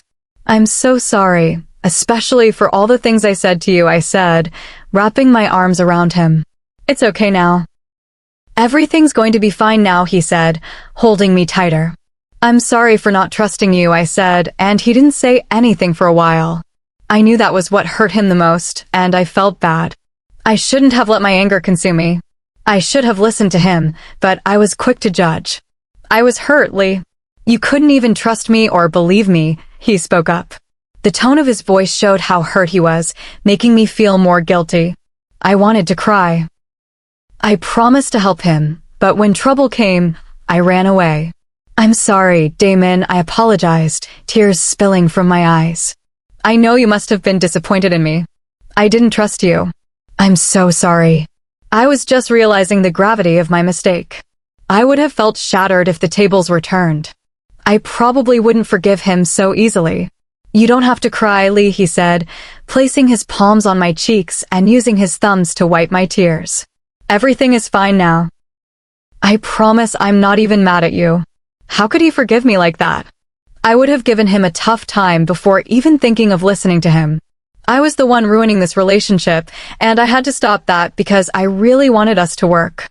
I want to be the perfect mate for you, but it seems like I'm ruining it. I've hurt you, and I'm sorry.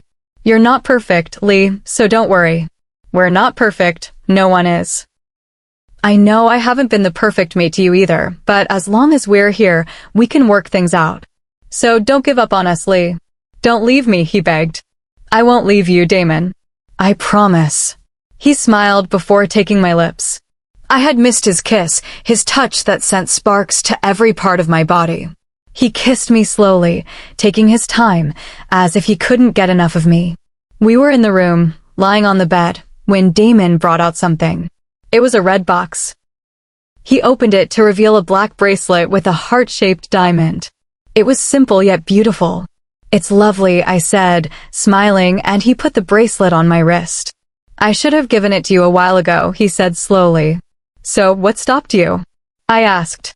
I just wanted to give it to you at a time I knew you wouldn't reject it, he answered, and I laughed. Was I that mean to him? You should have given it to me anyway, I said, and he just nodded. There's something I want to tell you, he said, and I leaned closer, looking up at him. He sighed heavily before starting. The girl who shot me, she's Arya. Chapter 36. I didn't know what to say. I was beyond speechless. Correct me if I'm wrong, but she's the sister you thought was dead, right? Yes, he answered, nodding. It seemed he still found it hard to believe. Does she recognize you? How do you feel about seeing her? She does. I'm happy to see her, but she doesn't want to have anything to do with me, he said sadly and sighed. Are you sure she's the one, though? What if someone's playing a trick on you? People asked for witches' help to do these things, and someone who knew about them might have disguised themselves as Arya. I'm sure she is. There's a birthmark we both have. She has it, he answered. Was it that crescent-shaped birthmark? Is it the one you have on your chest? I asked, and he didn't reply. You're asking too many questions, Lee. And that was how we ended the conversation. How is one question too many? I decided to just let it go. So, what do you want to do? I asked curiously. I have a lot of things to do, Lee. I don't even know where to start. He sounded so frustrated.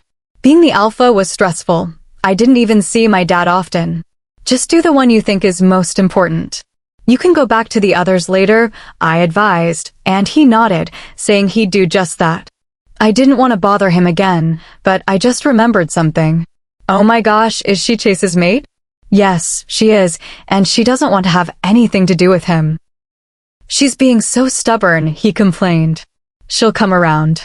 Maybe she's just mad at you. You'll just have to talk to her. I will, but right now let's sleep. Today has been stressful. Yeah, I'm so happy that we're okay now, I said, and he smiled. I'm the happiest, he said, smiling. He doesn't smile often, but when he does, it drives me crazy and makes me happy. Good night, tesoro mio, he said, kissing my head as we cuddled. I couldn't stop smiling as I fell asleep. It was the middle of the night. I woke up and Damon wasn't beside me. I checked around the room, but still couldn't find him. I decided to check around, following his scent. I stopped when I heard voices. Arya, I'm sorry. I didn't mean to leave you there. Forgive me. We will leave together now. I don't want to have anything to do with you, and for the last time, I am not Arya. I am not your sister. Arya, listen to me. You have to understand. Understand what exactly? I hate you, Damon. You didn't care about me. You left me there. Don't say that. I care about you. You're my sister, the only family I have, and I swear to you I came back for you, Damon said, and he sounded like he wanted to cry. Oh, look, we have company, she said, and I realized I had just been caught. Great. Lee, what are you doing here? He asked, a bit angrily. I'm sorry. I couldn't find you in bed and just followed your scent here, I answered honestly. She's your mate. You haven't marked her? She asked and laughed. She looked at me from top to bottom. I know you. I've seen your face several times. How would she know me? Oh, this is interesting. You're Loranda's sister, she said, smiling devilishly. You're really popular. There's a bounty on your head, and I'm going to get it. Before I could ask what she meant, the cell was forced open. She lunged toward me, and Damon pushed her away. Stay away from her. Let me go. She ordered angrily, her eyes changing color to red. What was wrong with her? Calm down, Damon ordered firmly. She's going to die, Damon. I can see it. Her doom is here. Was she a seer now? She was confusing me. She seemed normal now. Nothing's going to happen to her. I'll make sure of that. You would, but we both know you can't, she said, and Damon just sighed. Let's not talk about that. I'd give you a room. You need to sleep, Damon said, stroking her hair. I missed you, Damon, she said, and I could see a tear slip from her eye. Was she bipolar? I missed you, Arya, every day, he said, wiping her tears. This was awkward. I was happy that they were okay now, but she was unpredictable. She might be nice. Lee, go back upstairs, please. I'll take Arya to her room, he said, and I nodded. I got into the room, and all the windows were open. I looked around, hoping no one was there. I searched the room, hoping to find something, and I did. It was on the table, a small white paper with a message that read, "And on the day the moon covers the sun, I would wait for her heart, I'd burn." I was scared. A gust of wind blew, and I shivered. Then on that day, I'd wait. I tried to make light of the situation. I didn't know Loranda could rhyme. I started closing the windows, and just then, Damon entered. He looked a bit better now. There was a small smile on his face. It made me happy. I didn't want him to know about the letter. I didn't want him to worry. He had a lot of things he was worried about as it was. Lee, I asked you what you're holding, he said, walking closer to me. How's Arya? Is she sleeping now? I asked. Don't avoid my question, he said coldly. I sighed. We just made up, and I promised not to ruin this. It's a letter, probably from Loranda, I said, giving it to him. His body shook as he read it. I could see how angry he was, and I knew also that he was scared. Are you okay, Lee? Was anyone here when you got in? How did she even manage to get in? He was angry, and so I walked up to him, kissing his cheeks and taking his hands. I'm okay, Damon. No one was here. I'm not going to lose you, Lee. No matter what happens, I'd die before I let anything happen to you. Don't say that. You know what? Let's just sleep, I said, taking his hands and leading him to the bed. Once we lay down, he put his arms around me tightly. I'd fight for you, Lee. As long as I'm alive, I won't let anything happen to you, he said, caressing my face. I know that, Damon. So now let's sleep, I said, and he sighed. What he didn't know is that I was the one that needed to protect him because she'd start with the people I love most. Oh my gosh, I love Damon. I hadn't even realized it. I love him, and he loves me. I decided to say it before it was too late. I love you, Damon, I said, and his head shot up. I know, he said, smiling, and I smiled back. How do you even know? I just realized it, I complained, and he just shrugged. Go to sleep, Mirena, he said, and I smiled. You never told me what it means, I said, drawing circles on his chest. It means my queen, he answered, smiling, and my heart somersaulted. And you're my king, I said, and he said he was my only before pulling me into a kiss. The next morning, I woke up with a smile on my face, but when I remembered other things, I nearly had a headache. I looked around me. Damon was not beside me, and I pouted. I wanted to see his face first thing in the morning when I woke up. Good morning, my queen. Damon walked in with a tray of food, and I automatically smiled. It was thoughtful of him. It was nice seeing him like this, but knowing we had a few days together broke my heart. I was finally going to be happy. Good morning to you, too, my king, I said, and he smiled widely. I got you breakfast. I noticed you really didn't eat yesterday, he said, and I smiled. I love him. You're thinking about me, aren't you? He asked with a smirk. As if. Why would you even think that? You are smiling too much, and your eyes are glinting, staring into mine, and you look so happy. I am happy, Damon. Really happy. You have no idea how hearing you say that makes me so happy. I finally made you happy and would devote my life to making you happy. The sincerity and love in his tone nearly made me cry. I wish we had more time. I love you, Lee. I love you too, Damon, I said, and just when I thought we were going to kiss, we pulled back. I know I did because of morning breath, and the glint in his eyes made me realize he was teasing me. I laughed before going to the bathroom. Today had a great start. I hoped it had a greater ending. Chapter 37. Damon and I were currently in a restaurant having dinner. It was our first date, and I was so excited. Maybe he might even mark me tonight. I was looking forward to it.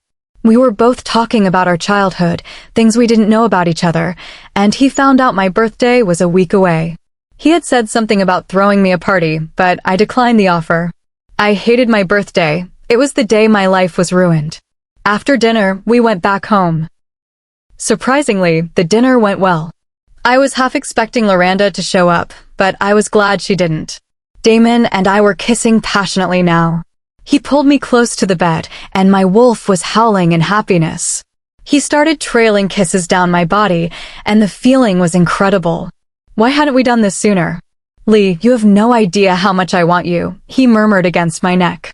Then mark me, Damon, I whispered, surrendering to the moment.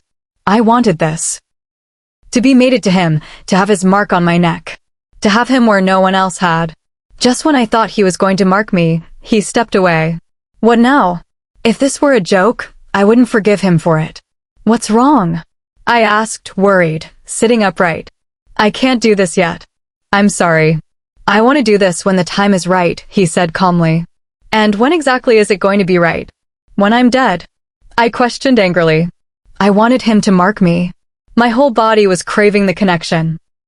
His scent was driving me crazy, and I wanted more than anything to have his mark, knowing he belonged to me. At least I deserved that experience. Don't talk like that. He moved closer to me, kissing my cheek. I just want to make this special for you. I don't want to do anything you'd regret later. I certainly wouldn't regret you marking me, Damon. I feel like you're hiding something from me.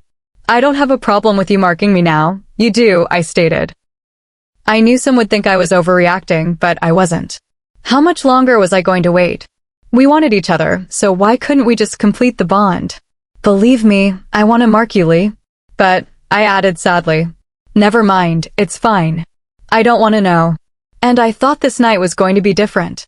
Now you're mad at me, he said, taking my hands, which I pulled away. Well, I thought it was going to be different too. I want you, Damon. I don't know if you're doubting that, but I'm sure that I need you, and this isn't fueled by my fear of dying, I admitted, and there was a smile on his face. I want you in every possible way, and I'm going to make you mine soon. I just want it to be special for you, he said. I just nodded, not wanting to argue further. Today would have been special for me if he had done it. I'll go wash up now, I said, heading to the bathroom. Before I left, he kissed my head and gave me a small smile. Once inside, I decided not to think about anything and just let the water soothe me. I came out and Damon was nowhere to be seen.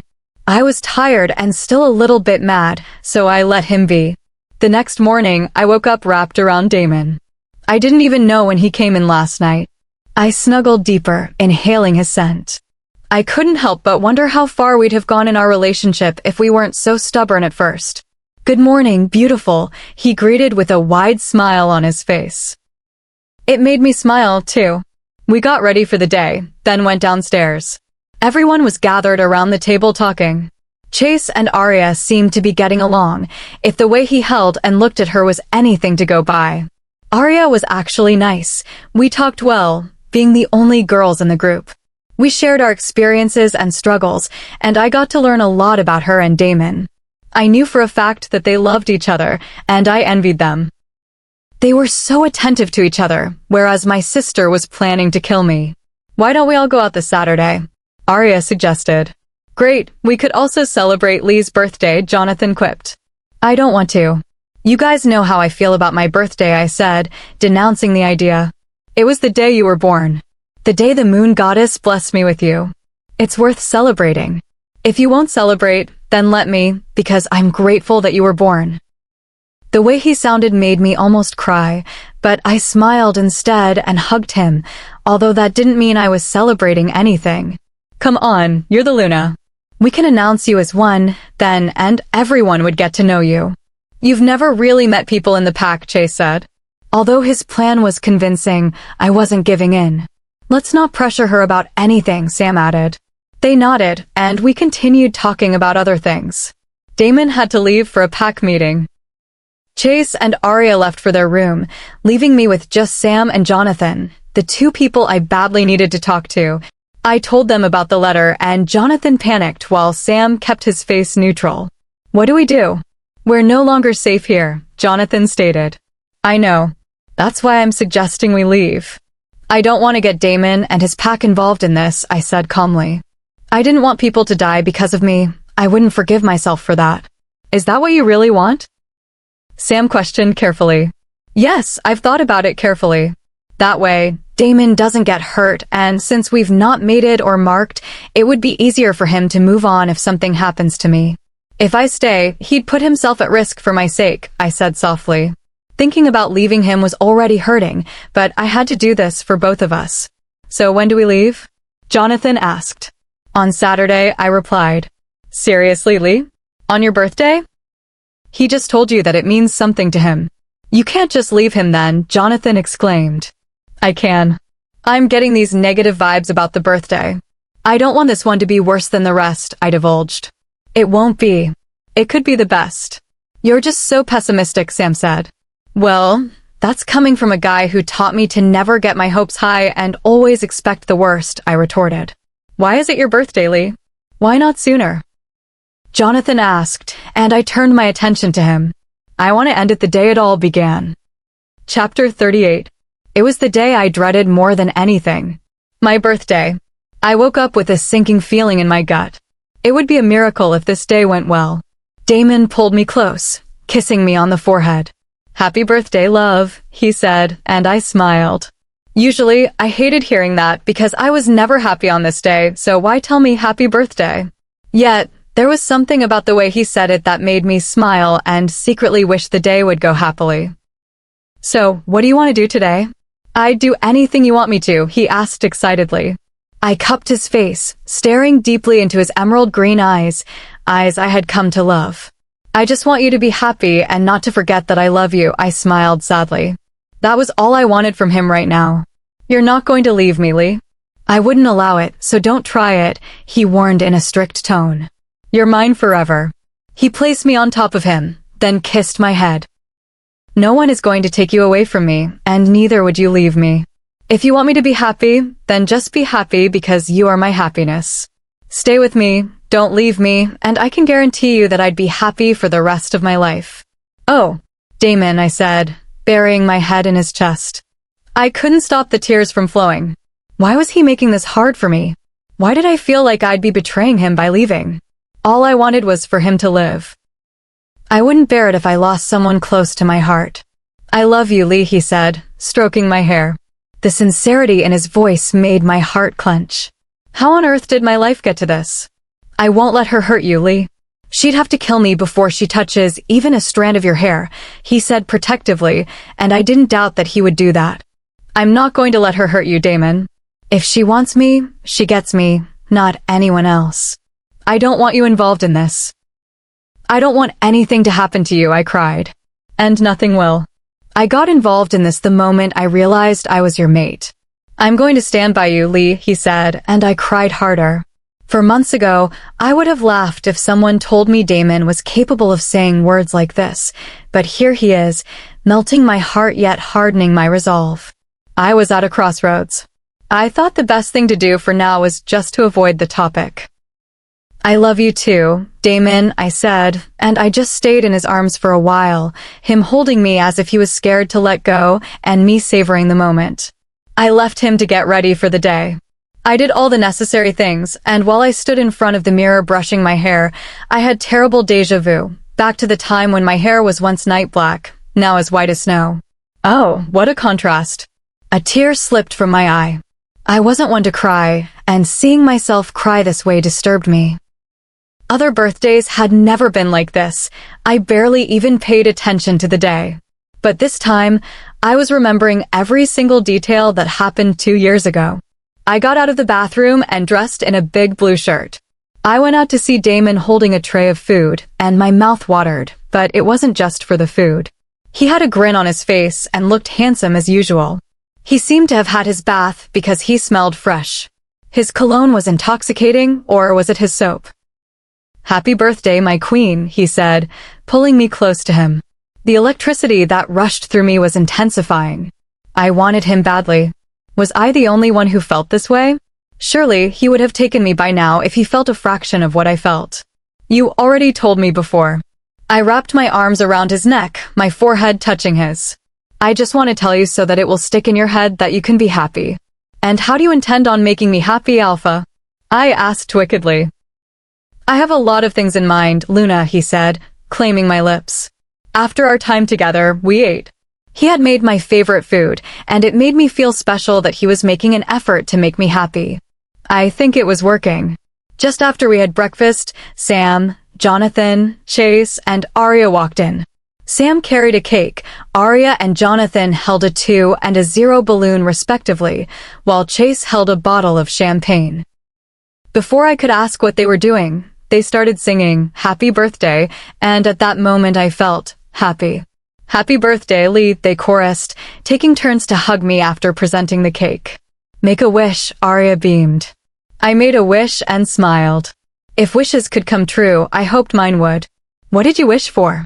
Damon whispered in my ear. If I tell you, it wouldn't come to pass, would it? I whispered back, slightly grazing his ear with my tongue. Oh, I could make it come true, he whispered, nibbling on my ear. Guys, we're still here, Jonathan said, waving his hands to prove his point. Fine, Damon said, sucking my neck while looking straight at him. I get you guys want to eat each other, but some of us actually want to eat the cake, you know, Chase said playfully, although he sounded serious. Arya handed me the knife, and I cut out a piece. Soon we were eating cake and drinking champagne while talking. It felt nice. They stayed for an hour and then left, leaving just me and Damon. We talked until I fell asleep in his arms. When I woke up, he was wide awake, looking lost in thought. What's wrong? I asked, and he smiled. Go out on a date with me tonight, he said, kissing my nose. Of course I will, I said, smiling, and he did too. Great, go get ready, he said, leaving the room. I went into the bathroom and had a quick bath. I stepped out in a towel, and when I got to the room, there was a lovely black dress on the bed with a note. Happy birthday, Tesoro. I got you this as a gift. Wear it tonight. I smiled, putting on the dress. It fitted me perfectly. This date was going to be my last meeting with Damon. I wore black heels, applied makeup to look extra pretty, and went outside to where Damon was waiting for me. You're so beautiful, Mirena. He kissed my cheek. The dress looks lovely on you. When did you have time to buy it? That one question had my heart beating louder than the loudest thunder. Chapter 39. So you didn't get me the gown? I asked, just to be sure. Damon, not wanting me to start worrying, just laughed. It's just a joke, Lee. You should have seen your face. Very funny, Damon. Don't joke about things like that, I said angrily. I'm sorry, Lee. You should just relax, he said, patting my back. It's not that easy, I sighed. It is. Don't worry, okay? Everything is fine, he said, smiling. I have a surprise for you. What is it? I asked, letting out a small smile. He opened the door we stood in front of, and the room beyond was completely dark. Damon, what are you trying to do? I asked, a bit scared. He wouldn't hurt me, would he? It was when I heard the excited voices shout, surprise, that I realized he had thrown a birthday party for me, despite my telling him not to. Damon, I thought I told you not to throw a party. I just want you to have fun, he said, placing a mask over my eyes. I looked around and saw everyone else wearing masks. It was a masquerade ball. At least no one would really recognize me. At the farthest corner of the room, pack members stood assessing the Alpha's Luna. This was the first time many of them were seeing me, though they couldn't really recognize me behind the mask. Happy birthday, Lee, Sam, and Jonathan congratulated, hugging me. As if the number of times I hear happy would make me happy, I scoffed. You're such a party pooper, Jonathan said, leaving to enjoy the party. So, are we still leaving? Sam asked. Of course. I don't want to put his pack at risk, Sam. I understand. We'll put the plan in motion, Sam said, walking away. I looked around the room. There was security at every corner and every door. Damon was talking to Arya, and they seemed to be in a very serious conversation. I took it as my cue to walk away. I hadn't gone far when Chase stopped me, handing me a drink. Come on, let's toast to a good life, he said. I took the glass and drank, not wanting to linger. Damon went up to the stage, a glass in his hands. I'd like to thank everyone for coming. Let's make a toast to my Luna, to good health and long life. Everyone collected a drink from the waiters and waitresses. I took another one. I could even say an amen to that toast. I finished the drink in one long gulp and continued walking. I felt a hand around my waist, and from the tingles, I knew it was Damon. He kissed my neck softly. "How about we go cut the cake and get out of here?" he asked, standing in front of me with a smile. I wanted to say no, but I figured I could at least stay to eat the cake and leave immediately after. No exceptions. We walked to where the cake was displayed. It was a large blue cake. I cut a slice and ate it. "We have to leave now if we want to go," Sam whispered in my ear. He took my hand, and we began walking through the crowd. Just as we were about to pass through the door, Arya stopped us. "Come on, what was with them?" "And where are you both going?" she asked. "I want to give Lee my gift to her," Sam answered. She looked at us suspiciously but said nothing, eventually walking away. Suddenly, my head started spinning, and I began losing my balance. I turned to look at Sam. It seemed as if it was affecting him, too. Looking around, I saw everyone else reacting the same way. All the lights went off, and I could faintly hear Damon call my name weakly.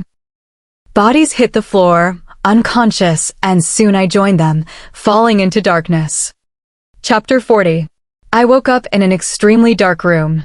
Scanning the space, I realized it was empty. I looked down at myself only to realize I was tied with silver chains. Great. Loranda was able to get to me before I could escape. I heard voices outside and waited, expecting to see Loranda, but the person I saw shocked me terribly. It was Damon's beta, the one Damon had embarrassed. "So, this is what this is about? You're shocked to see me, oh precious rogue Luna." He smiled devilishly. "At this point, I don't think I am.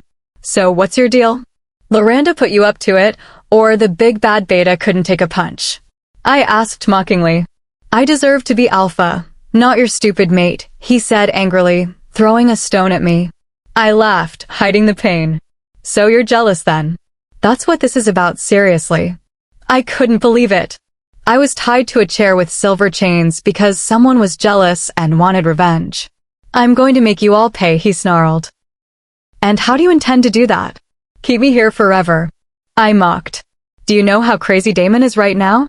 It has been 2 weeks since he saw his beloved. Add 1 more week to that, and he'd lose it completely. He's barely functioning now. The council will have to take him down, and guess who they'd put in his place? That's right, me." "Wow, I'd have clapped at your genius plan if my hands weren't tied," I retorted. "I'm going to make sure Damon is destroyed." "Great. So can I go already?" I asked, sounding bored. "No. You're also going to pay because it's your fault that he embarrassed me that day," he said, gathering some weapons. I laughed, though my heart pounded. "I'd advise you not to use any of that on me." I was acting tough, but deep down I was breaking. The silver chains were burning me internally, draining me of the little strength I had left. I couldn't even use my powers at this point. If he used any of the weapons, which were all likely laced with silver, I was doomed, and so was Damon. Do you know how painful these weapons are? You're going to gnash your teeth in pain, and you won't be able to do anything about it. I'm going to end you. That's the worst pain that could overpower Damon, the death of his mate. It will be agonizing. The loss of a mate is hard to get over. Most people become useless after that. Damon wouldn't. You're so petty. Just because of a little punch and disgrace, you're going to kill me to take revenge on Damon. Grow up. Oh, this isn't just about that. He took my place. A stupid boy from nowhere that they found in the woods. He took my place. I was supposed to be alpha until he came along. Do you expect me to love him after that? I'm going to end you and then him. You're going to beg me for your life, and I won't spare you. That's where you are wrong. I don't beg, I smirked. It was quite revealing to discover that Damon wasn't originally from the pack. Then, where exactly was he from? There was still a mystery surrounding him, and I knew he was hiding something from me. Well, we'll see about that, he said. He struck me with his silver whip, and I let out a scream. Damon's POV. I could feel the pain again. Someone was tormenting her. I couldn't believe that after the security and everything, Loranda still managed to get in. No one even knew exactly what happened. Our drinks must have been drugged. Someone on the inside must have helped her. My heart shattered when I woke up to find Liana missing. We searched everywhere within the pack's territory. I had even searched the surrounding packs, but I wasn't able to find her. I was going crazy with worry and anger.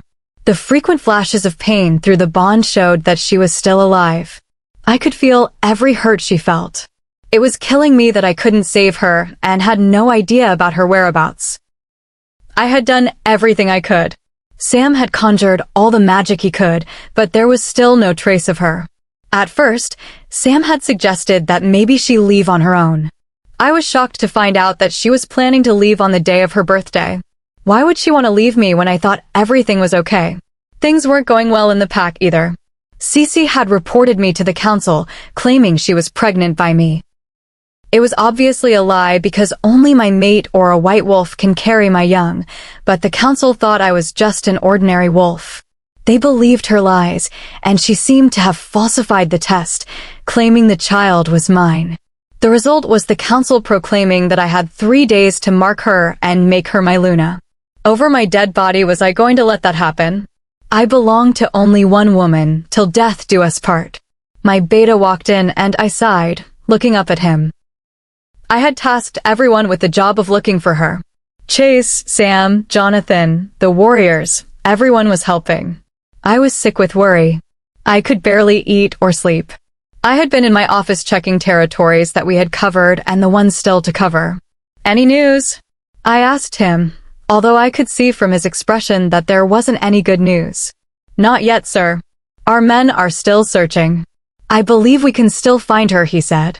I gave him a curt nod. I was losing it. I had to let out my frustration on something. I dismissed him after having an internal battle with myself. I had initially wanted to hold him down and question him for not being able to find anything, but I knew everyone was trying. I tried several times to reach Loranda, but it seemed like she was the one calling the shots. She only appeared when she wanted to. I think all I had to do was wait and hope that she came to me. Then, I would make her an offer she couldn't refuse. Chapter 41. Damon. It was late at night, past midnight. I lay in bed recalling memories of us. A sad smile crept onto my face. I really wanted her next to me. I missed her cuddles and laughter. All I could think of was her. I was frustrated already. Loranda should send me a note, do something. I sighed, knowing I would not be able to sleep. I got out of bed and decided to do a quick survey of the area to see if I could find any clues. What happened that night was still a mystery to us all, as no one could clearly recall or even have any idea what had occurred. I jumped out of my window and ran into the woods. One thing was sure, Loranda had help on the inside or had been inside. I then remembered the gown Liana had received. I surely didn't get her that, but I had lied to her so she wouldn't worry. Surely Loranda must have been the one who sent it. If only I had been honest that night. I thought with the high level of security, she would have been caught, but I was proved wrong. After my unsuccessful wander in the woods, I went back to the office, and to my shock, I saw the last person I was expecting to see.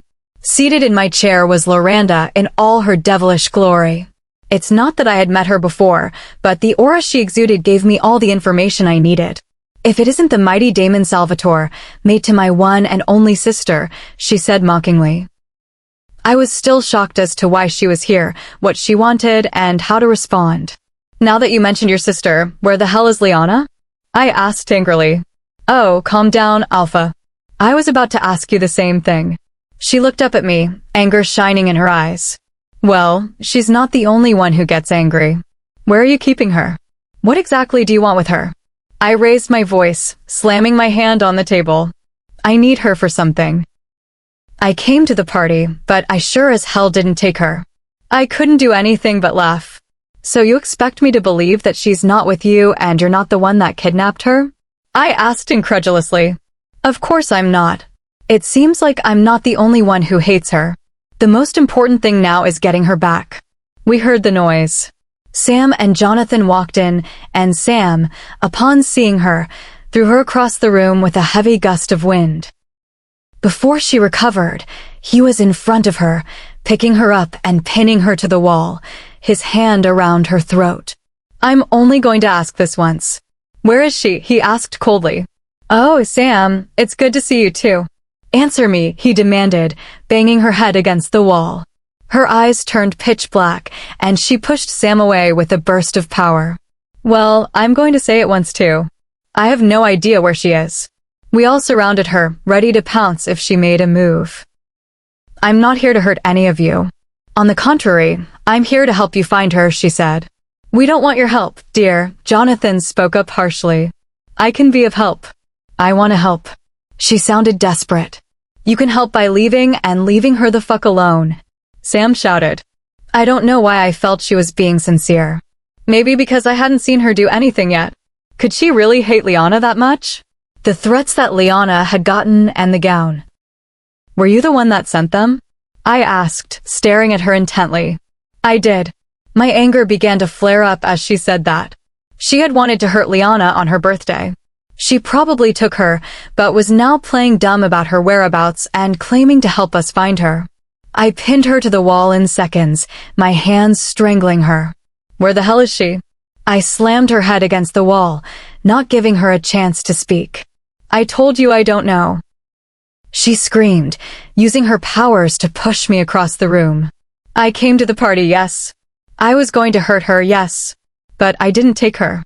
We all passed out after the toast, only to find her gone, and that brings us to the fact that I'm not with her.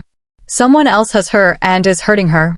I don't know who the person is yet, but I'm sure the person must have been from your pack. The question you should be asking yourselves is, who hates her enough to hurt her? Who wants her out of the way? Immediately, she said that, something clicked inside of us, and we all chorused Cece. Not that I thought her capable of kidnapping, but she was the only one I could think of who wanted Liana out of the way, and she wasn't exactly trustworthy. Good. I'd like to have a word with this Cece then. What exactly do you want from Liana? Jonathan asked, frustrated. That, my dear, is for me and my dear sister to discuss.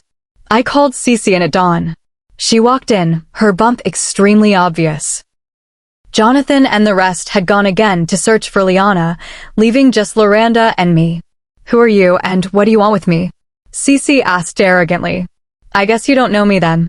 I'm Loranda, Liana's sister. Do you happen to know where she may be? She asked calmly. Why should I? I don't have any business with her, Cece said, turning to leave. I'm not done with you, young lady. Loranda pushed her into a chair. She had her chained up in no time, the chains hurting Cece badly as they were coated with silver. Be careful. She's pregnant, I stated, worried about the safety of the child. Is it your baby? She asked angrily. No, but... Shut the fuck up, she snapped, then turned to look at Cece. I know you know something, so while I'm still asking nicely, where the hell is Liana? She waved a ball of fire near Cece. I don't. No, Cece stuttered. It was obvious she was scared. Well, I tried. Loranda threw the ball of fire just above Cece's head, and she let out a scream. Are you trying to tell me something, darling? She asked, circling her hands around her stomach. Please, not my baby, she sobbed. Oh, I won't just kill the baby, I'd kill you. I'm going to ask you for the last time. Where's Liana? I don't know. I felt her fear through her tone, and I really couldn't stand by and watch Loranda kill her if she was innocent. Loranda's hands formed balls of fire directed at Cece. Loranda, don't. She paid no attention to me, the fire nearly touching Cece's face. Her eyes were wide with fear as she screamed out a name I wasn't expecting to hear. Simeon. Who's that angel? Loranda asked with a wicked smile. I was still trying to figure out which Simeon she was referring to, Beta Simeon or Omega Simeon. The Beta. I think he took her. That's all I know. Please let me go, she begged, crying.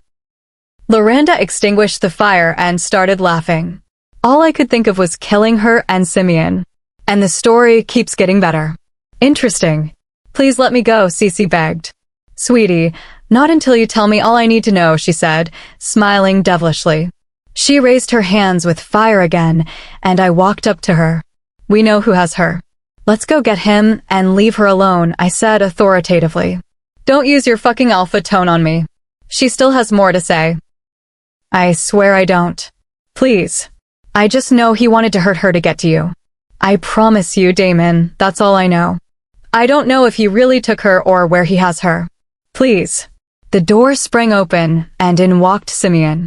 I wasted no time smashing him against the wall, and he wasted no time retaliating. I see you found out. He smiled wickedly, knocking me to the ground and punching me in the face. Where the hell is she? I asked, punching him furiously. You have to do what I say first, or she dies, he said, pulling out a remote.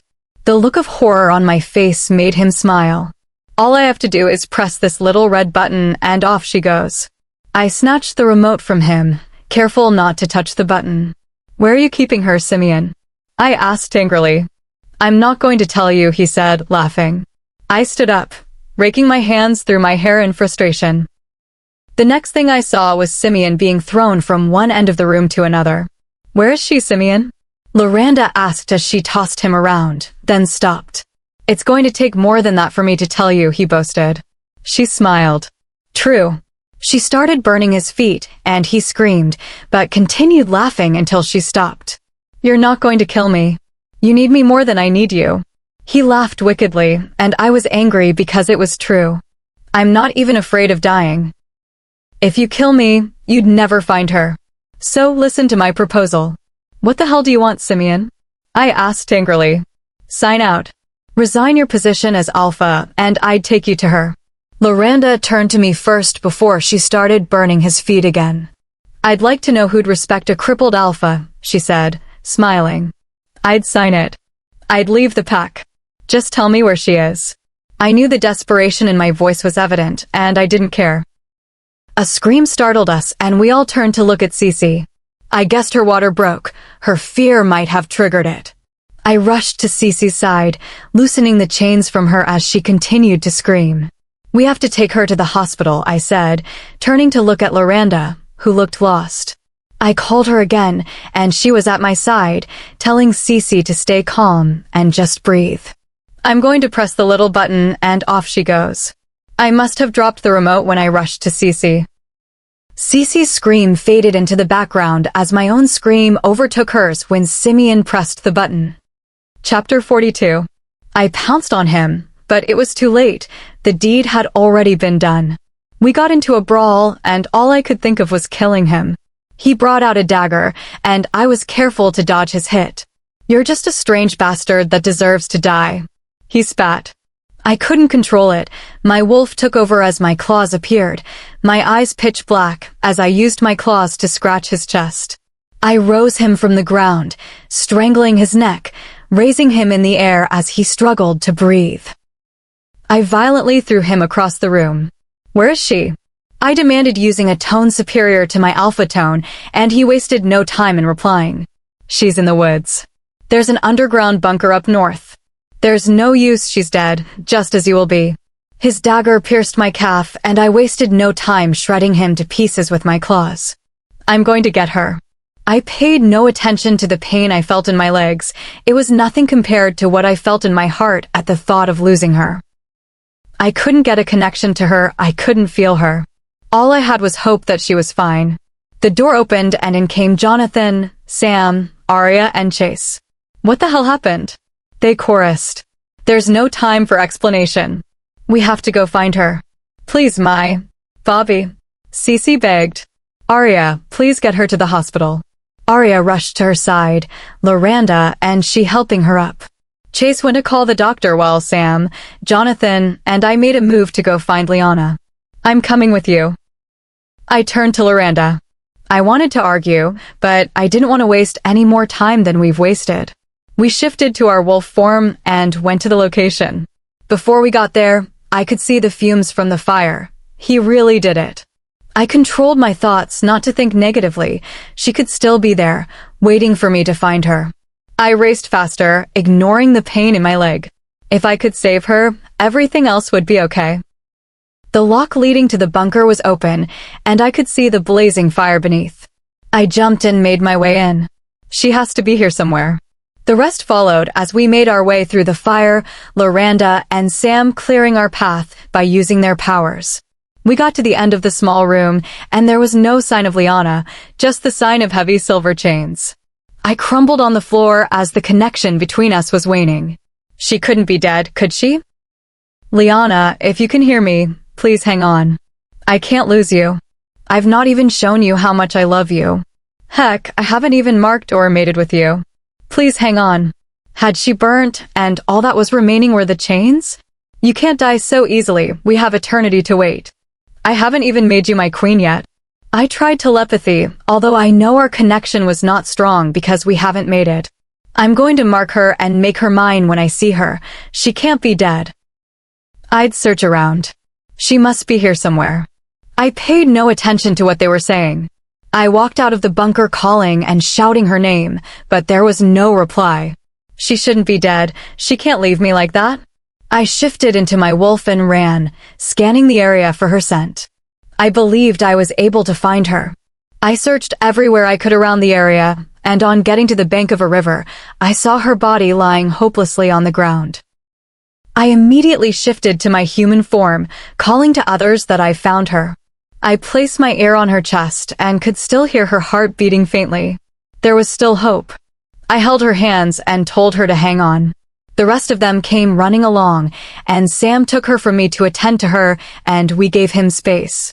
I really hope she gets better, Arya said, giving my shoulder a gentle squeeze. She will. She knows better than to leave me, I said, trying to make light of the situation. We rushed her back to my house as soon as her breathing turned normal. She wasn't awake yet, but I knew she would survive this. I sighed as I sat on the bed next to her. What has it been, a week since I last saw her? I was feeling a lot of things: happiness, anger, pain, and sadness. Why did she have to go through all this? The worst of all was that it was someone I wasn't expecting to hurt her that did. He was right under my nose all that time, not her sister. Her sister is another case entirely. Why is she here? What's her plan? I had her placed in a cell with Sam and other guards watching her. I didn't trust her here.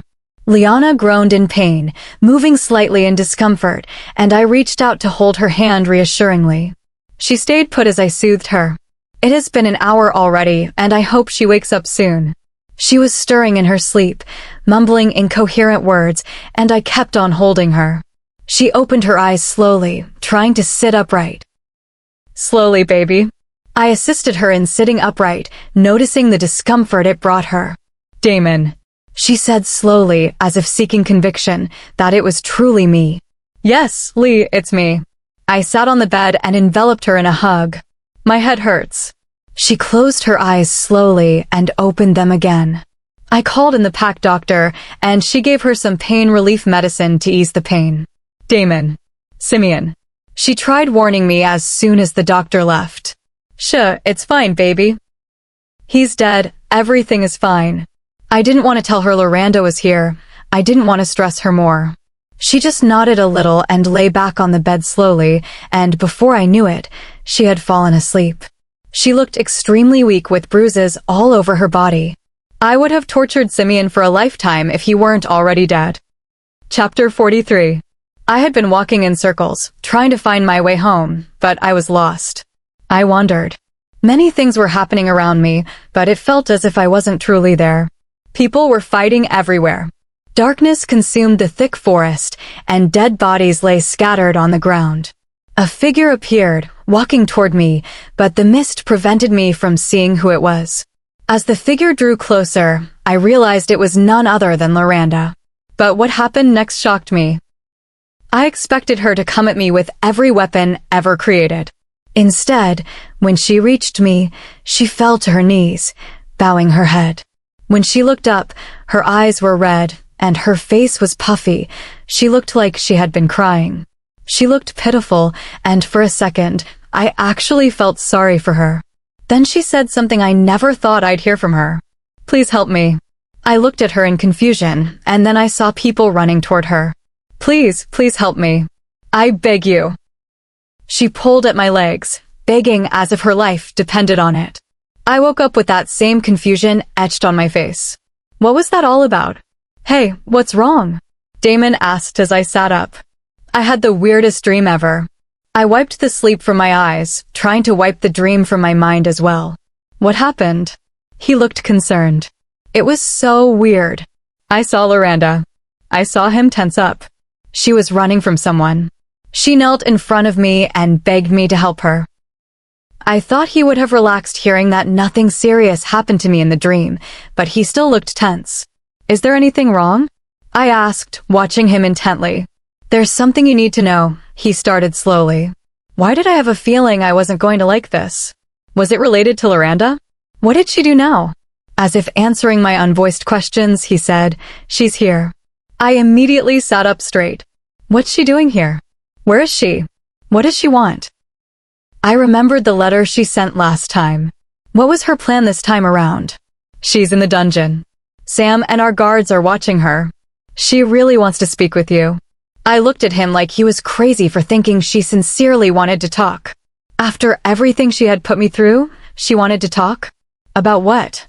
I couldn't even stand the thought of listening to her. She had done terrible things, killed many people. If she was in trouble, she deserved it. Lee. I looked at him and then remembered my dream. What sort of trouble could she be in, and why did she need my help? I wouldn't help her, not after all she had put me through. She needs to leave, Damon. She's in trouble. I don't want to have anything to do with her. How could she imagine I would want to talk to her? She helped in trying to find you, you know. She tortured Simeon before I killed him. I don't care, Damon. She just helped because she wants something from me. She's going to discard me when she's done. I think it's time I fulfill this prophecy and get on with my life. I was tired of all of this. I just wanted to be with Damon, mate with him, and have a future together. All of this was getting in the way. I don't trust her either. I know what she's capable of. I want all of this to end and to just be with you without any disturbance or trouble. You've been through a lot. I just want you to live, to be with me without any obstacles, and for that to happen, we need to get rid of Loranda. I've contacted the other alphas. They're on their way with their armies. We're going to take her down. I sighed. She hadn't harmed us yet, but there was no guarantee she wouldn't. I just want this to end, Damon. I'm really tired. I'm tired of running. I just wanted peace. I was done. Come here, baby. I moved closer to him, and he hugged me, kissing the top of my head. It will be over sooner than you think. I closed my eyes and sighed. I had a feeling it would all be over soon, too. There was a knock on the door, and Arya and Chase walked in. Liana, good to see you're all right, they chorused, and Arya gave me a gentle pat on the back. Arya looked at Damon, and it felt like they were communicating silently. He nodded. I wanted to be able to communicate like that with Damon. There were a lot of things I wanted to share with him, and I hoped we would get to do them soon. So I guess you already know that Loranda is here, Arya started, and I nodded. You'll have to see her soon. She's begging to see you. What on earth did she want me for? I listened as Chase described how desperate she was to talk. I don't want to see her. I need to rest. Chase and Arya nodded and left. The whole situation was exhausting. Come here. Damon held me, stroking my hair until I fell asleep. When I opened my eyes again, my whole body ached. It would take a while to heal fully from this. I stared at the scars on my body inside. This really needed to be over soon. Damon was lying next to me, and watching him sleep put a smile on my face. I loved him, and although our mate bond wasn't fully formed, it was stronger than before. I couldn't wait to mate with him and have his mark on my body. I craved him more every day. Why didn't he want us to complete the bond? It was frustrating. What's annoying you so early in the morning? I didn't even notice he was awake. Why don't you want to mate with me? Why don't you want to mark me? I blurted out. I want to, Mirena, believe me. But you are not ready for it yet. You can't handle it. What was he talking about? I thought with a shy smile. Can't handle what exactly? I asked mockingly. You can't handle me, all of me, he joked, gesturing at his body, and I laughed. Then his expression turned serious. You're not prepared for it. There are still some things you don't know yet. I knew Damon was hiding something from me. Like how his name wasn't really Damon, and things about his family. I really wanted to know and just wished he would tell me already. There was also the tattoo on his chest. I needed an explanation. This wasn't the time to be keeping secrets. I don't know yet because you haven't told me about it, I said softly. Did he not trust me? I trust you, baby, he answered, as if reading my mind. I'll tell you all about it tonight. I promise. She's becoming difficult to control. Maybe you should just come see her, Jonathan announced, barging in. Fine, fine. It was time I found out what she wanted. I was curious, but even more curious to find out what Damon was hiding. It was time for me to confront her and to discover the secrets they kept. Chapter 44. Walking down to the dungeon was a journey into darkness, especially as we went deeper and the air grew cold. Are you okay? Damon asked, placing his jacket on my shoulders. I'm fine, it's just colder than I expected. I shrugged it off but kept the jacket on. As we got closer to where she was, the atmosphere started to change. It was unnaturally cold, and I could hear screams of horror. Were they torturing her already? I would love to do the honors. When we arrived, the sight before me was both pleasing and disheartening. Loranda was chained to the wall with silver. Her feet were chained to the ground, and her hands were bound as well. A silver crown rested on her head, and I could feel the agony she was going through because it was exactly what Damon's beta had made me endure. Although nobody was actively torturing her, the chains were burning her. She screamed in pain, and when she opened her eyes, our gazes locked. Seeing her like that broke my heart a little, but I quickly remembered everything she had done to me. She wasn't even feeling the worst of it yet. Nobody was stabbing her multiple times, no creature was sent to exterminate her, and no pack had attacked her while she was defenseless. She was still lucky. But I would make her feel every single pain she made me feel. Sam, please do the honors. I smiled as Sam produced a whip coated with silver. He looked at me, his expression asking if I really wanted to do this. I didn't want him to do it because I wanted to be the one causing her pain, but since the silver would hurt me as well, Sam had to be the one. If she thought she was hurting before, she wasn't prepared for this. I would make her scream until she lost her voice and begged for her life. The first slash of the whip landed on her shoulders, and she let out a loud scream. The second hit the side of her stomach. The whip struck her repeatedly, and soon enough, her screams started getting faint. What was it you wanted to tell me? I asked as she groaned in pain. Taking time to catch her breath, she looked up at me. I need your help, she stuttered, staring at me with pleading eyes. I smiled as Sam continued the whipping, and she continued screaming. Stop. Please. I just want to talk. Talk? Did she listen when she killed Mum and Dad? She killed Mum and Dad without any explanation. She killed them, and now she wants to talk and asks for my help? The anger kept burning in me. She deserved to pay for her crimes, to be exposed for everyone to see. Talk? Talk, you say? After all these years, you just want to casually talk as if you didn't hunt me down or kill my parents. What is it that you could talk about? What makes you think I'm interested in knowing or helping you with anything after everything you've done? You deserve nothing but death, Loranda, I shouted. I had never felt this much anger before. I was recollecting everything she did. The innocent lives she had taken just to get to me deserved justice. She deserved to die, and die now. I was so angry it was giving me a headache, and recalling all those memories was making me dizzy. She shouldn't have been born. I picked up a dagger laced with silver. I aimed for her stomach, but she swiftly turned, causing me to miss and strike her waist instead. You're evil. You deserve to die. As I said that, she let out a scream of pain. When she looked into my eyes, I felt something from her. Sadness and regret. I tried looking away, but then I saw something. It was like a memory. I saw two children playing in a garden, running around. One was blowing bubbles, and the younger one was trying to pop them. They were so little, perhaps 5 and 3 years old. The younger one kept running, lost her balance, and started crying. The older one immediately went to comfort her. Sorry, Liana. You should be careful, but don't worry. Your big sister is here. I'll take care of you. She didn't look like she could really take care of herself, much less her younger sister, but she said it with so much confidence and love. My head started spinning, and I jolted out of the vision with a gasp. What was that? Lee, are you all right? I could faintly hear Damon and the others calling out to me, but I was too weak to reply. I couldn't feel any part of my body anymore. I felt weak and dizzy. I held my head as different memories of us when we were little threatened to surface. I let out a loud cry before my body gave out. I would have collapsed on the floor, but someone caught me. I couldn't see who. I could still faintly hear someone ask Loranda what she did to me.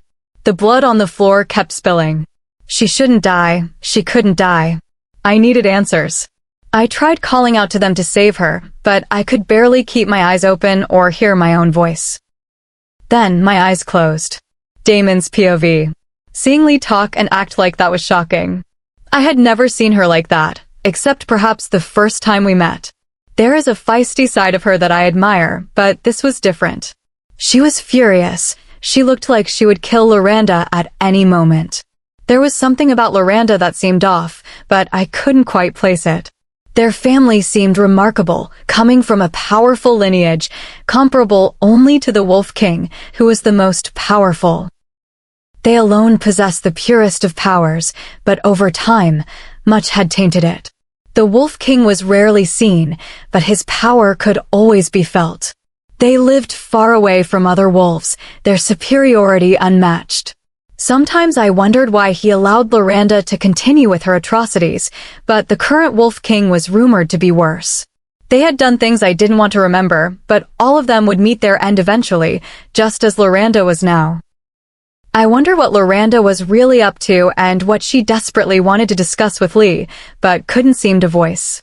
If she really wanted to say it, she could have gone straight to the point. Instead, she let them torture her. It was as if she were embarrassed or scared. I was curious about her. What did she really want? Why did she want it? These questions burned in my mind. There was something about her that made you want to pity her.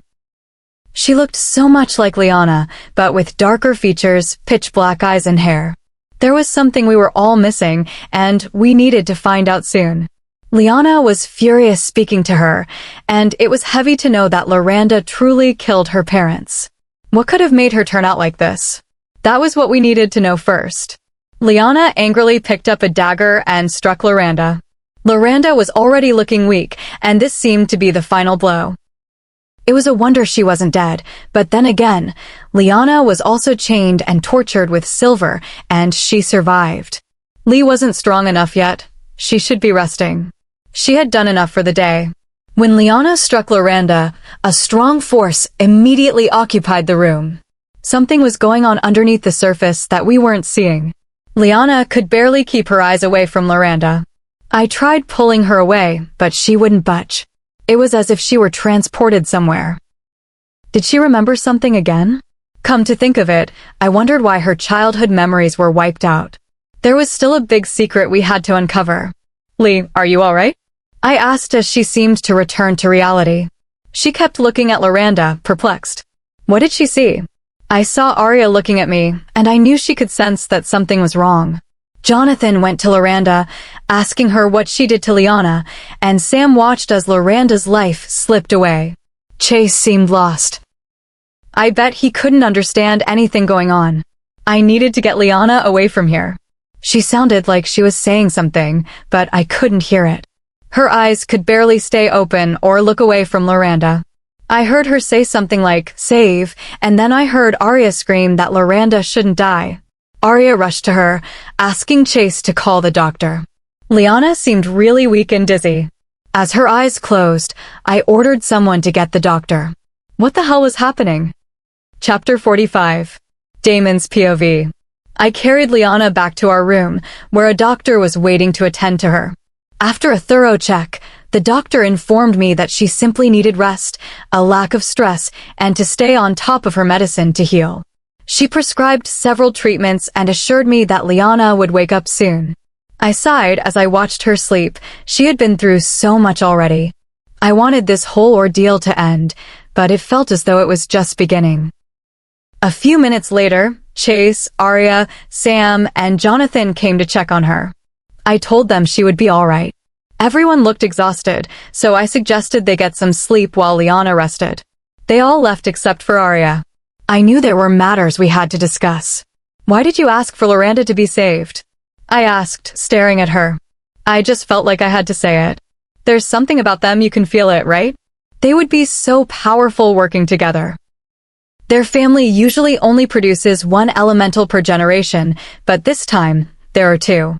What does that mean? She asked. I had no answer for her. I have a feeling that what Loranda wants to say is important, but we must be careful. There's more to this than meets the eye. Something is wrong. Why are they so against each other? I wondered aloud. You need to protect her, Axel. There's more to come, and she might not survive if we aren't careful, Arya said. I turned to look at her. My Liana would survive this. I would do everything in my power to protect her. Axel, when do you intend to reveal your true identity? We need you now more than ever. Don't you think it's time? Arya was the only one who knew me. After all, she was my sister. She was the only one who knew my real name and who we truly were. Once it's time, I will. It's becoming hard to stay hidden. I'll have to tell Liana first. We need to right the wrongs that are happening, I said, and she nodded. Just do it soon, she urged. I nodded back. I needed a plan, and I needed it fast. It was nearing the annual Wolf Kingdom ceremony, where all alphas gather for 3 days with the Alpha King, culminating in an annual ball. Although I am an alpha, I have never attended, but now it was time. Liana's POV. Memories of Loranda kept flooding my head. We were always playing together. We seemed so close. She took care of me and was so happy to have a little sister. She looked like she really loved me. So, what went wrong? Why did she want to kill me so badly? Why was my memory wiped? Why didn't I know I had a sister until 2 years ago? The only people who could tell me the truth were Sam and Loranda herself.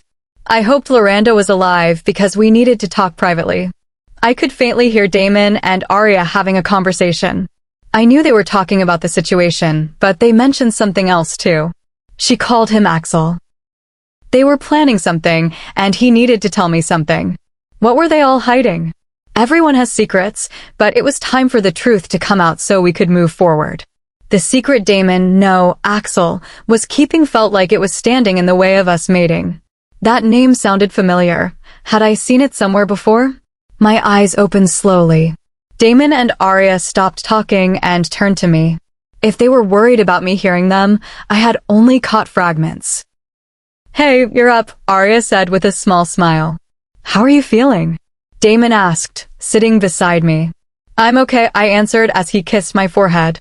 I smiled shyly as Arya cleared her throat. I'll leave you to your privacy, Your Royal Highness, she said, bowing with a sly smile. Damon chuckled. I loved their connection as siblings. It seems you like being called Your Royal Highness, my lord, I teased as he stroked my hair. Of course, mi reina. It's the only title that befits me, he said with pride. I rolled my eyes, laughing. I loved it when he called me his queen. What happened out there? He asked, lying next to me and wrapping his arms around me. I don't know, Damon. I don't know what to think anymore. What does she really want? I asked, playing with his hair. We'll just have to find out, he answered. Memories came back to me. She seemed to really care about me once. I wonder what changed. I wonder why my memories were cleared. It makes me wonder how much I've forgotten, I said, frustrated. I'm sure there's a lot. Siblings don't just hate each other for no reason. Something must have happened. It could be the prophecy, he suggested. That stupid prophecy. Was that really why she wanted me dead? Did I really have to kill her? Why was I suddenly caring about her? To be honest, I wanted a relationship with my sister like the one Damon had with Arya. I envied it. I want to talk to her, Damon. Alone. He gave me a skeptical look, but I nodded firmly. Okay. I trust you can take care of yourself. I'll be right outside. Okay then, let's go. I stood up. So soon, he whined, and I laughed. Yes, I need to see her now. I was worried. I hoped she was still alive. Okay, let's go, he said, taking my hand. There's a place I want to take you to later. There are things I need to tell you. He looked serious, and I knew he was ready to spill his secret. I was nervous. Could I accept whatever he was hiding? I'm looking forward to it, I said. I love you. Hearing him say that still made my heart leap. Before I could reply, he kissed me. I loved kissing him so much. I love you. Axel, I giggled. He looked confused for a second, then broke into a wide grin. Always, mi reina. I'll always love you. Let's take our leave, shall we, my lord? I asked, bowing. It's King. Your king, he said, kissing my nose. He was going to make my heart explode. We walked back to the dungeon. They had moved her to a private cell. She seemed to be sleeping, but she opened her eyes as we entered. I wasn't expecting to see you so soon, she said. I rolled my eyes. I'm leaving her with you. If you hurt her in any way, I'll have your head, Damon said. The authority in his voice was so strong that even I felt the weight of it. Yes, Alpha Lord, she said, bowing her head. I nearly laughed. Was she that intimidated? I'll see you soon. I'll be right outside, he told me, kissing my forehead. I saw a glint of sadness in Loranda's eyes. Didn't she have a mate? I watched him leave, then turned to her.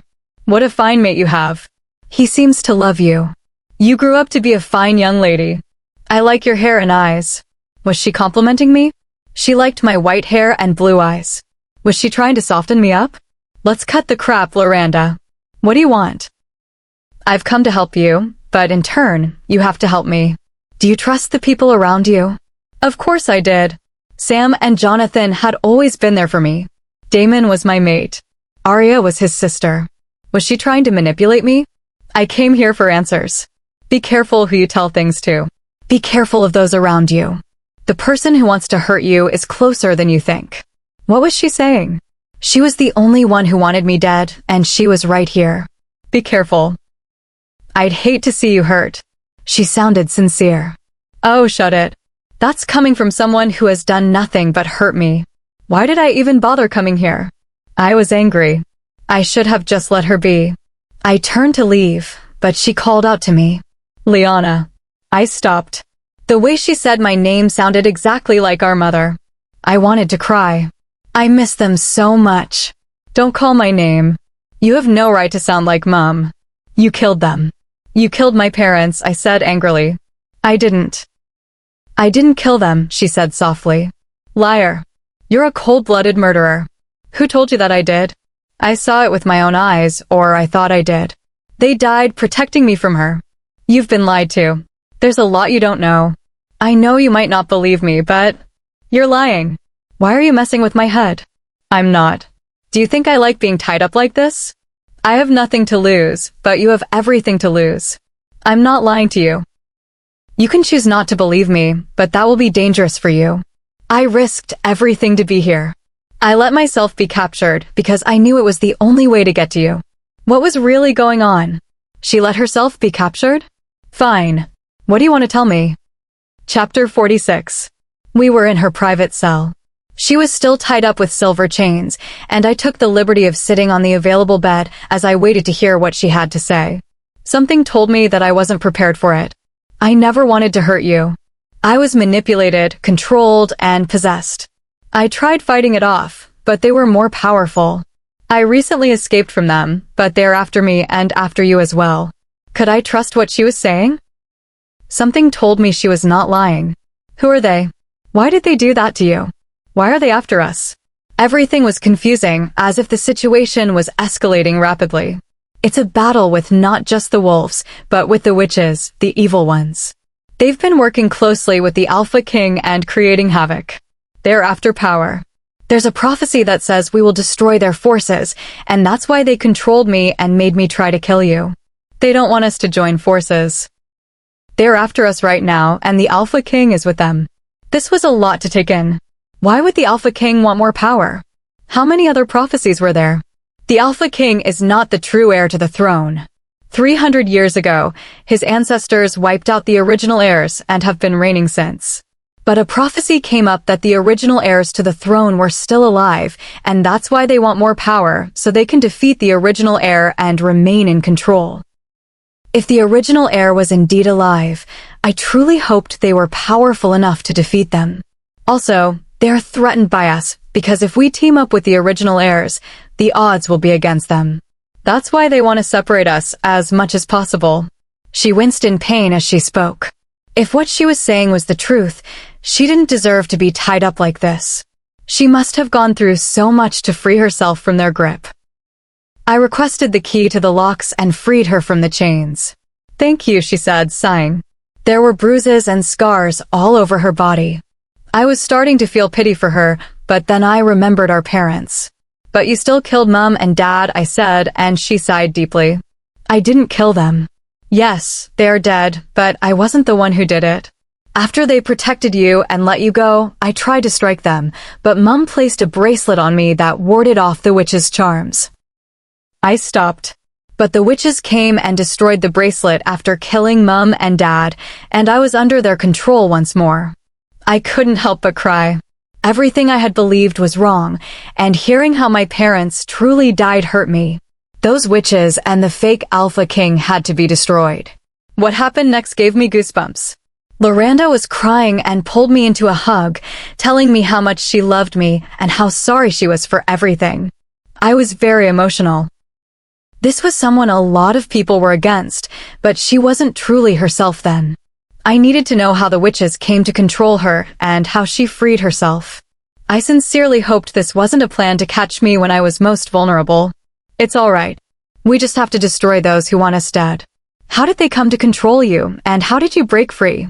When I was 10, my powers were spiraling out of control, and Dad sought the help of a witch. They thought she was a good witch, but she knew of the prophecy and alerted her coven. They promised Dad they would take care of me and teach me to control my powers. I had to be away from you, so I didn't mistakenly hurt you, but they took me far away. They began controlling me and teaching me to use my power for evil. When I resisted, they created a spell that bound me to them to do their dirty work. The only thing that could break it was a mate bond, a mate mark.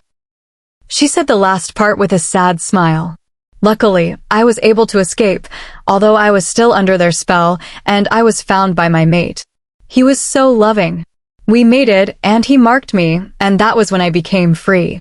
But then the witches found us, and when they did. She was sobbing uncontrollably now, and my heart ached for her. After everything, she lost her mate. Losing a mate after mating and bearing their mark is the most painful thing any wolf can go through. He sacrificed his life for me, for us, she said, touching her stomach. I gasped. Was she pregnant? I nearly killed her baby. If she hadn't moved, I would have stabbed her and killed the only reminder of her mate. I would have destroyed her completely. I'm so sorry. I didn't know. I would have killed your baby if you hadn't turned. I'm so sorry, I said, crying. What did she do to deserve all this? I couldn't imagine the pain I would feel if I lost Damon. The pain she was going through. Physically, emotionally, and psychologically must have been unbearable. I'm so sorry you had to go through all of that alone, I said as I hugged her. At least I was never alone. I had Sam and Jonathan, and now I had Damon, Arya, and Chase. But she had no one. Her mate was killed before her eyes, with no one to comfort her. But I was here now. She was my sister. I'm here now. I promise to protect you and your baby.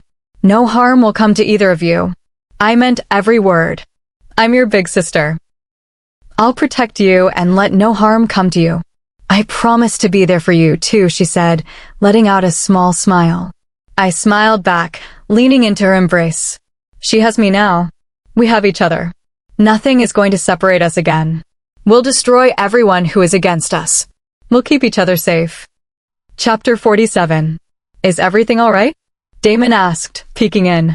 He was shocked to see us embracing each other on the floor. Yes, everything is fine, I said, wiping the tears away. Loranda did the same, hiding her face. Are you okay, Lee? He walked toward where we sat. Yes, I'm fine. We just need a doctor for Loranda, and we should change her room as well, I answered. Okay then. He raised me with a small smile and hugged me. I cherished his embrace. Do you need anything else? I asked Loranda, and she said she didn't. We stepped outside, and Damon arranged for her to be transferred to another room to be well taken care of. Then we went to our own room. I knew he was itching to ask what happened, but he waited until we were settled. So what happened between you both? He asked. I told him everything I knew. He seemed shocked when I mentioned the Alpha King and the prophecy, but it didn't seem like he was hearing it for the first time. Did he know something about all of this? She has to be protected. We need to come up with a plan. They will soon find her, he said, and I nodded. She had to be protected no matter what. I'll have to talk to her as well, he added. I felt exhausted. Why were things becoming more complicated? You need to rest.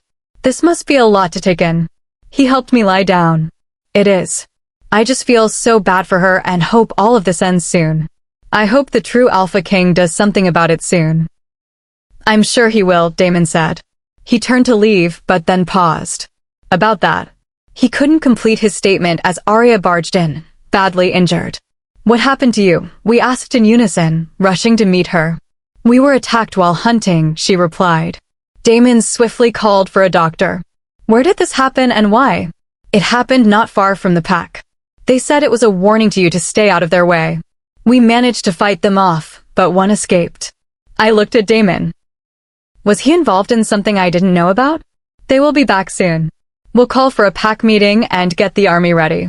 We need to be prepared. Damon went to her side to inspect her injury. She had been shot in the leg. A stretcher arrived, and she was taken to a ward, leaving just Damon and me. Whose way are you supposed to stay out of? I asked. I have no idea, Lee, but right now I need to keep the pack safe. I'll be having a pack meeting soon. You should rest. You haven't healed properly. Go to bed, I'll sort things out. He kissed my cheek before leaving. I sat on the bed inside. Could we never rest? There was always one problem after another.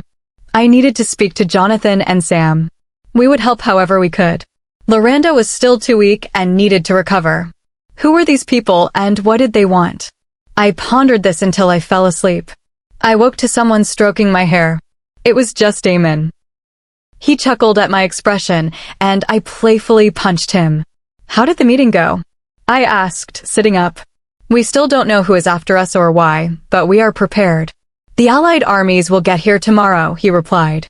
You're doing a great job, Alpha, I encouraged. It's my duty, Luna, he said, smiling. I still preferred him calling me Mirena, but Luna had the same effect.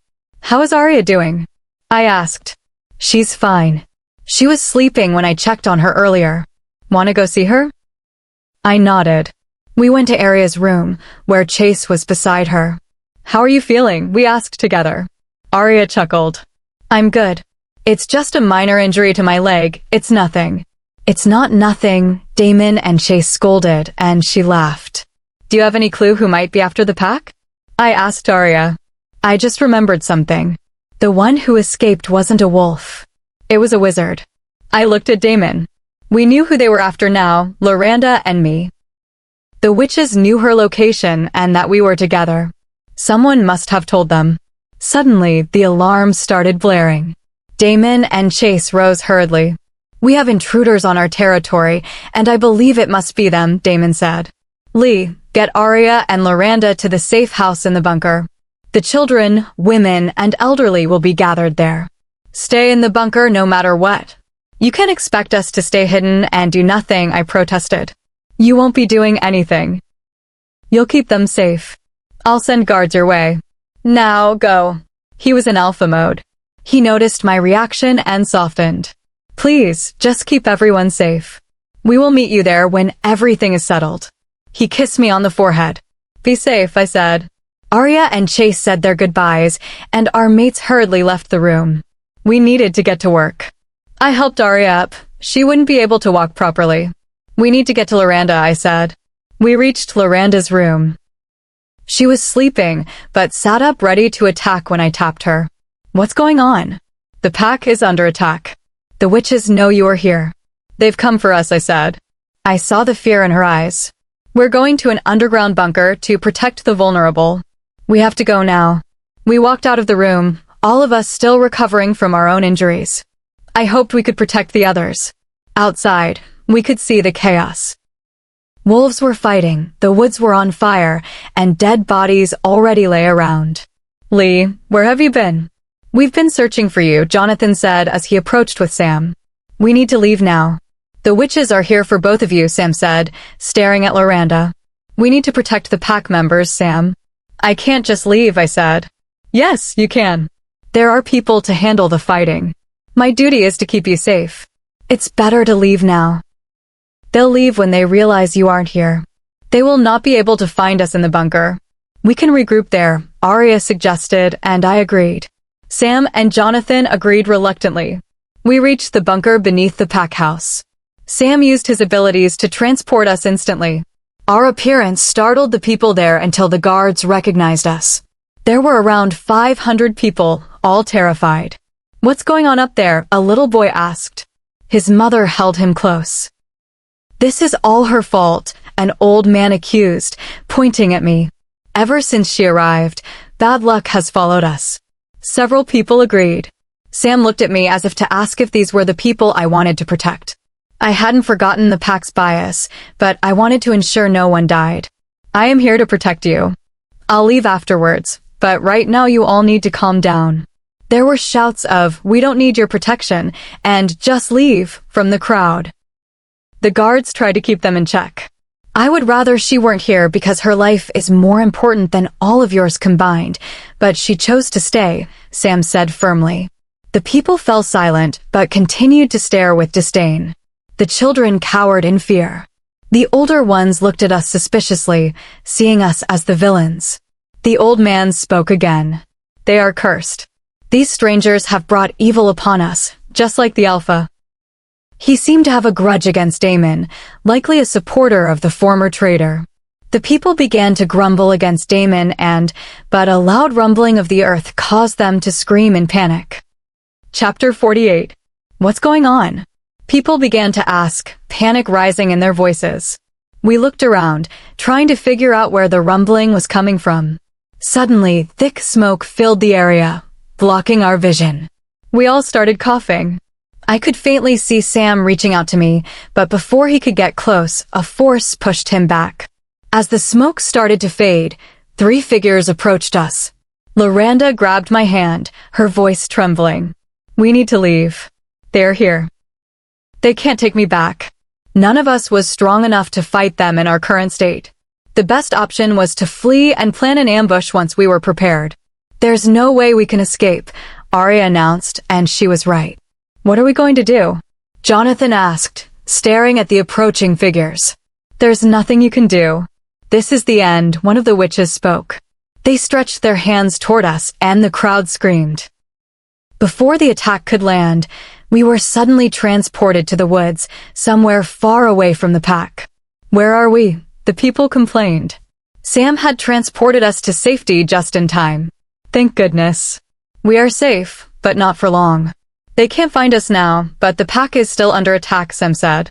I felt a surge of panic. Damon was still there. I hoped he was okay. "What do we do now?" Arya asked as we surveyed our surroundings. "Damon and the others are still there. We have to do something." I worried that going back might be unwise, but I didn't want him to face the witch's fury alone. "Damon can take care of himself. He will be fine," Arya reassured me. "I hope so," I said, remembering the destruction I had already seen. I worried about how the pack could survive such a force. "We will wait it out. Damon has it under control. We will find him when the area is clear and help if he needs us," Sam said. In moments like this, I was truly grateful for him. I wouldn't have survived without him. "Thank you, Sam, for always having our back," I said with sincerity. He smiled and said it was his duty. I was grateful to everyone who helped keep me safe. Loranda remained silent, looking uneasy. "What's wrong?" "We are fine now." Calm down a little, I tried to reassure her, though I was still frightened myself. "Do you really think we are fine? They won't stop until they have us. And we'll fight them. Arya is here, along with Jonathan and Sam. We would all fight together. Do you really trust Sam?" "He's one of them," Loranda said, staring at him suspiciously. "He might be a wizard, but he's not like them," I replied. She was scared because of his nature, but I knew he was good. I didn't know what they had against each other. "I hope so," she said. Their eyes locked for a moment before she looked away. "What happened between the two of you?" Jonathan asked, walking up to us. He was still skeptical about being with Loranda. "I know why the witches are after us. Isn't it because of Loranda? She probably did something bad, and now we are the ones suffering. We should just let them have her. She needs to pay for what she has done. It's time to fulfill the prophecy, Liana, and end this. No more lives should be lost because of her." Jonathan spoke with intense hatred and anger. There are things you don't know, Jonathan. Loranda isn't at fault here, I said, but he scoffed. Sam, come over here. Loranda has been messing with Lee's head, Jonathan called out. Sam approached, and he and Loranda exchanged hateful glares. Can you believe this? Lee is saying Loranda isn't to blame for our misfortune. Loranda must have influenced her. Can you do something about that? Sam was silent for a while before sighing. What did she say to you, Lee? I narrated the whole story to him. Surprisingly, he didn't look shocked. He knew. You knew about it, I accused. You knew the real prophecy. You knew Loranda was being controlled, and you didn't do anything. That's cruel, Sam. What else are you hiding from me? Was this why Loranda disliked him? Why didn't he try to help her? There are things I know, but it's not my place to tell. I couldn't have helped Loranda. Those witches are the oldest to have ever lived. My power is limited compared to theirs. I must keep protecting you. I knew Loranda wasn't the real enemy, but I couldn't tell you then because you wouldn't have understood. You were the one who wiped my memories. Why? What else do I not know? I was tired of being left in the dark. I needed answers. Your parents wanted me to wipe your memory because they thought it would protect you. I was against it at first, but eventually agreed. There were things you needed to forget because remembering them would have hurt you. Things like what? I asked angrily. Why do people think it's better to hide the truth? Some things are not mine to tell, Liana, Sam said, looking away. Calm down, Liana. You will find out soon. Everything is unfolding, Arya said. I looked at her suspiciously. She was Damon's sister. She likely shared his secrets. This has something to do with Damon, doesn't it? What are you hiding? Let him tell you himself, Loranda said softly. No one else will. Do you know his secret, too? Why am I the only one left in the dark? I asked. It was frustrating that no one would tell me the things that concerned me most. Because it's better that way. What you don't know can't hurt you, Arya said quietly. I was about to say something I would have regretted, so I ran away instead. I needed to breathe and be alone with my thoughts. In moments like this, I wished I could shift, but Sam had put a spell on me to prevent it. It wasn't fair. Everyone was lying to me. When I was far enough away, I sat on a fallen tree inside. What were they hiding? Was that why Damon didn't want to mate with me? I could hear them calling for me, but I didn't reply. They wouldn't tell me the truth anyway. Liana, come out, please, I heard them say. It's time to go back to the pack. The witches are gone. You need to see Damon, Sam said. I nodded. Yes, I needed to see him and demand the truth. No more lies and no more secrets. Chapter 49. We returned to the pack house to find it destroyed beyond repair. The building had burned down, and the sight of the fallen was devastating. People began to wail as they found their loved ones, and my heart ached with the weight of it. I knew their loss was tied to our presence. My heart broke into 1,000 pieces, seeing the children who had lost parents and the families torn apart. I couldn't help but feel responsible, and I knew many of the survivors felt the same. I had to find Damon. Looking around, I saw survivors being treated or carried to safety. Hundreds of lives had been lost, and many more were injured. Because I wasn't feeling any sympathetic pain through our bond, I knew he was still alive. I hoped Chase and the others were safe as well. I finally saw Damon addressing a group of people. The moment our eyes met, I ran to him, forgetting my earlier frustrations. Lee, it's so good to know you're all right. I checked the basement and everywhere else, but couldn't find you, he said, pulling me into an embrace. I burst into tears in his arms. I could have lost him. How many more people would have to suffer because of me? It's okay, baby. I'm fine. We're going to be all right, he soothed, stroking my hair. I pulled back slightly, finally checking him for injuries. Are you hurt? Did you break anything? Are you bleeding? I asked, inspecting him. He was shirtless, and I could see scratches, bruises, and claw marks across his chest and arms, but he seemed functional. There's no need to worry about me, he chuckled softly, though his expression quickly turned somber. A lot of people lost their lives today. Many are dealing with physical and emotional trauma that will take a long time to heal. I wish I could have prevented this. The guilt washed over me again. His pack wouldn't be suffering if I weren't here. I wish I could have prevented it too. They attacked so swiftly, we weren't ready. It hurts to know this happened because of me. They're going to hate me even more, and I blame myself. He hushed me, placing a finger on my lips. It's not your fault. There's nothing anyone could have done to stop an ambush like that. I couldn't protect them, but I'm the one they are truly after. They will attack again, but next time, we will be prepared. We will end this. I paused. Did he say they were after him? Perhaps I was overthinking it. I just want this to end. I'm tired of the fighting. No one else should have to die. We will end it. My duties are calling me now, but we really need to talk soon, he said seriously. Yes, we do. We'll talk when you're done, I replied. He kissed me and then headed back to the relief efforts. I hoped that whatever secret he was keeping wouldn't jeopardize what we had. We had been through so much. I just wanted to reach a place of peace where we could be together and start a future. It's all going to be okay, I whispered to myself. Hey, I heard a familiar voice call out. I turned to see Chase. He looked rough, limping, and covered in bandages, with Arya supporting him. Chase, I'm so glad you're okay, I said. Of course. Did you think I'd go down that easily? He joked, though he winced. Of course not. You're a mighty beta now, I teased. They did a lot of damage, Lee. Damon only managed to drive them back because he was able to take down one of the witches and the alpha working with them, Chase informed me. I was stunned. I knew Damon was powerful, but defeating a witch was a different level of strength entirely. That's incredible, I said. If he were that strong, perhaps we really could stop this. That's enough talking for now, Arya interrupted firmly. Your face is a mess, and your lip is swollen. Let's get you to the doctor. Chase rolled his eyes. She's just like Damon. I can't believe there are two of them. Arya smiled cheekily. You love us. What would you do without us? I could do just fine, Chase joked, and Arya playfully ruffled his hair. We'll see you later, Lee. I think Loranda was looking for you, Arya said as they headed toward the medical area. I spent the rest of the afternoon helping the others clean the area. By the time we finished, it was dark and I was exhausted. I walked back to our room to freshen up, hoping to speak with Damon.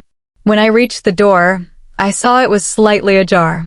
Damon and Arya were inside, talking in low voices. I didn't mean to eavesdrop, but their words stopped me in my tracks. You should tell her already, Arya said. She's suspicious, and I can't keep evading her questions. I'll tell her tonight, Damon replied, sounding weary. But I'm scared, Arya. What if she doesn't want anything to do with me after she knows? It's a massive secret. Everyone has secrets, Axel. The sooner you tell her, the better. It's time for her to know the truth. It's time for you to take your rightful place. At that moment, the pieces of the puzzle clicked together. The hidden power, the familiar names, and the heavy burden he carried all pointed to one truth. Damon, Axel, was the true Alpha King. Chapter 50. Damon's POV. It was time to tell Liana the whole truth. I had killed one of the witches, and they were going to report back to Amon that they had found me protecting Loranda. If they realized Liana was my mate, the danger would escalate. They knew we were together now, and their future attacks would only be more brutal because they understood the power we could wield together. We couldn't stay here. I needed to move my pack to safety and do what I should have done years ago. It was time. I was speaking to Arya, and she was urging me to tell Liana the truth.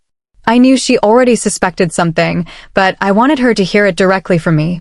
I've experienced her anger before, and I didn't want a repeat of that. I just hoped she could understand why I had waited. Arya told me it was time to fulfill my destiny, and just as she said that, I heard a gasp.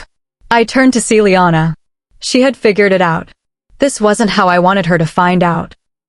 Arya gave me a panicked, apologetic look and quickly left the room, leaving Liana and me alone. Liana was in shock, and her silence made me fear her reaction. Lee, I started slowly. Arya hadn't explicitly stated I was the true Alpha King, but I could tell Liana had connected the dots. I tried to choose my words carefully. Damon, she started slowly. No, Axel. You're the true Alpha King. She stated it as if trying to make the reality register. I couldn't deny it, so I nodded. She gasped again, her eyes locked on mine. You're the true Alpha King. You're the one they are after. They know we are together now. They'll come for us soon. She began pacing, looking as though she might explode with anger at any moment. Yes, they will, I answered quietly. How could you not tell me? Why didn't you let me know sooner? You acted like I was the only one with a secret, like you were the pure one without a past, and now your secret is the biggest one out there. I told you about Loranda and the true prophecy, and you still didn't say anything. There were so many chances, Axel. What should I even call you? She yelled, running her hands through her white hair. I knew I was wrong to keep it from her for this long. She was right. There were many instances where I could have spoken up. Lee, please calm down. Let's talk. I didn't tell you because, at first, it didn't feel important. But now that Arya and Loranda are here, it has become pressing. I think about it every day. I'm sorry I didn't tell you sooner. I just didn't know how. She stared at me for a while, looking like she wanted to scream, but she sighed instead. I really thought we were past secrets. Finding out this way is shocking. Everyone keeps things from me, as if I'm not worthy of the truth. I'm sure Sam knows, and Loranda probably figured it out. Why do I always have to be in the dark? She asked softly. She looked ready to cry, but when I stepped forward to comfort her, she stopped me. I wanted to tell you, Lee. I just didn't know how you would react. I was going to tell you tonight. I'll need some time to absorb this. Is there anything else? Because if I find out something else, I might really lose it. Do you know who the true Alpha King really is, or the powers the Wolf King possesses? I asked. This might be another shock, but we had powers stronger than any other wolves, second only to the highest witches and vampire kings. Even then, they were no match for the powers Arya and I possessed. You have powers? Why haven't you used them? There wasn't a need until now, I answered. I could see her taking sharp breaths. What are these powers? She asked. I was relieved she was willing to talk. Let's sit down and I'll explain. I took her hands and led her to the bed. She still looked hurt, but she was listening. My powers have been passed down through generations of wolf kings.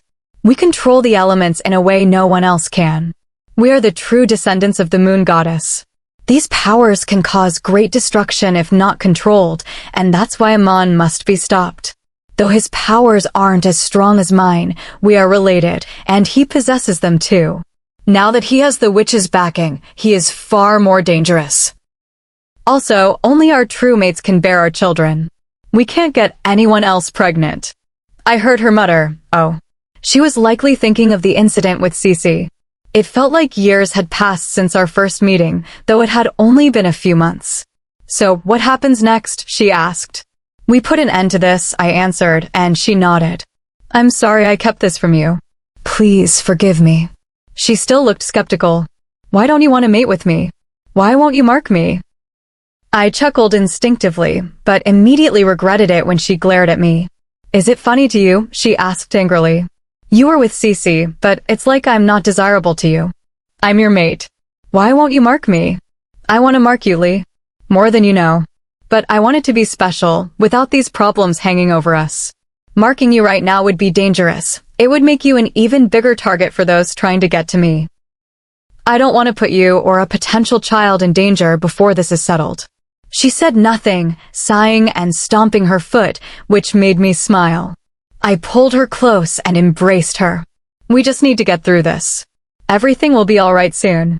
We'll mate, I'll mark you, and we'll have our future together. I was already picturing the life I wanted with her. This isn't a fairy tale, Damon. Happily ever after doesn't just happen. We haven't had a chance to even breathe without one problem after another. She sighed, holding me tightly. As if on cue, Jonathan barged in. Loranda is being controlled by the witches. She keeps saying, kill the Alpha King. Chapter 51. I turned to look at Damon. It hadn't even been 4 hours, and they already had a plan in motion, persuading Loranda to kill him. They were moving fast, staying one step ahead of us. Where's Sam? I asked, standing up to follow Jonathan. He's trying to hold her down, but it's futile. She won't stop. I'm tired of this already. How do we get her to stop? I don't know, Jonathan replied. Maybe we can all try holding her down. I don't know why they would possess her to kill the Alpha King when we don't even know who that is unless he's with us right now. He looked at me, then at Damon. You're the Alpha King? We have to try and stop her, Damon answered, and Jonathan nodded. We were about to leave, but I told Damon to stay. If they faced each other, a fight would definitely occur, and Loranda would fight to the death to fulfill her mission. No matter how defensive Damon tried to be, he was bound to hurt her, and she was pregnant. If she doesn't see you, the impulse might subside, Jonathan added. Damon still wanted to come along, but I held him back. Don't worry, I'll call you if we need help, I said. Just then, the door was blasted inward. Loranda looked nothing like herself. She looked inhuman and extremely dangerous. Kill the Alpha King, she shouted before charging toward Damon. Before she could reach him, a gentle gust of wind pushed her to the other side of the room. I turned to see Arya standing there. Damon hadn't even moved. I'm not going to let you hurt him, Arya stated, coming face to face with Loranda. Then I'll kill whoever comes in my way. Loranda yelled, throwing a ball of fire at Arya, who dodged skillfully. We don't want to hurt you, just back off, Arya said, evading more attacks. Loranda, stop. This is not you, please stop. I begged, but she didn't even look at me, continuing her assault on Arya. The rest of us were unsure how to intervene without getting caught in the crossfire. Finally, Sam entered carrying a blue bottle. He began pouring a potion over Loranda while chanting a spell. She started shaking violently, screaming as the possession took hold of her. What did you do to me? She angrily asked, attacking Sam with multiple elements at once. The best thing to do, he replied, knocking her out. I heaved a sigh of relief. Will that stop her? Someone asked. For the time being, yes, Sam answered. We will have to secure her with silver chains because the potion might wear off. That will hurt her, I said, worried about her and the baby's safety. But it won't kill her, Sam stated. Let's secure her and find a permanent solution. He was right.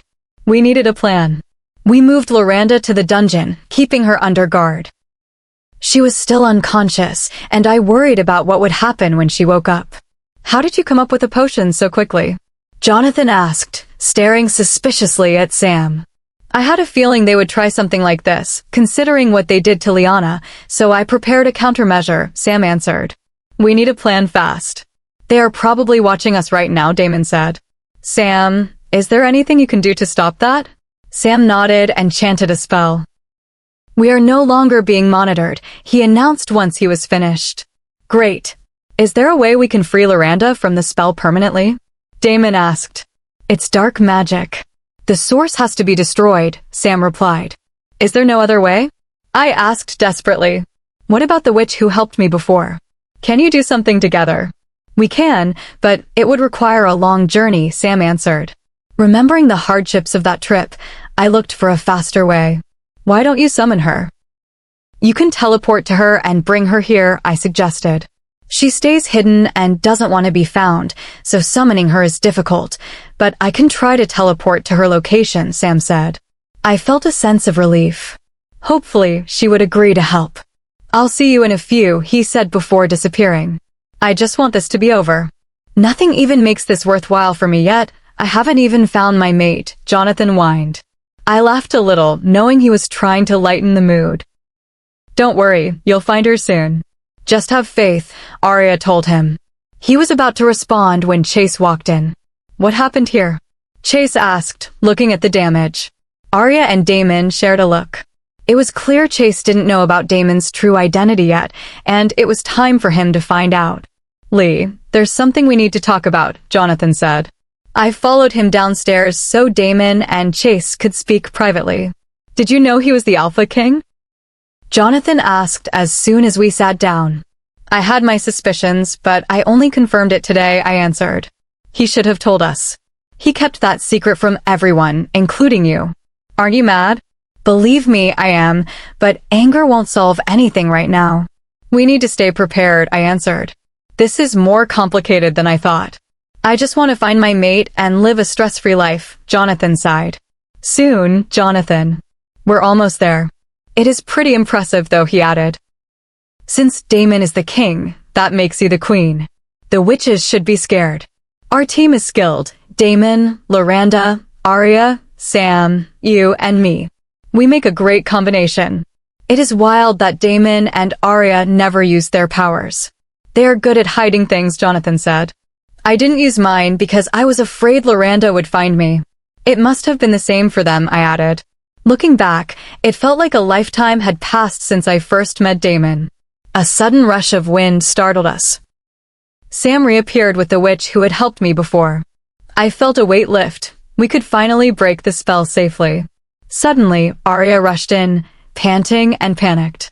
Loranda and Damon, they got into a fight. She stabbed him. Chapter 52. Just when I thought everything was finally going to go well, Loranda stabbed Damon. How did that even happen? At least Sam was back with the witch so they could break the spell. I just had to make sure Damon was okay and that it wasn't serious. We all followed Arya to where Damon and Loranda were. They were in the dungeon, where several guards were struggling to hold her down. Damon stood in a corner, his hands pressed against the left side of his stomach, trying to pull a dagger out. The sight made me scream his name. I prayed the blade wasn't coated with silver or poison. How did she even get loose? She continued to fight the guards, trying to break free from their grasp, but they managed to keep her down for the moment. Damon, how did this happen? I asked, rushing to his side. It's nothing, I just need to get this out, he said, dismissing my question as he focused on the weapon. It was a relief that Sam and the witch had arrived to return Loranda to normal. Let's get you out of here and get this treated, I said, helping him up. On hearing my words, Loranda let out a loud grunt and broke free from the guards, ready to pounce on Damon.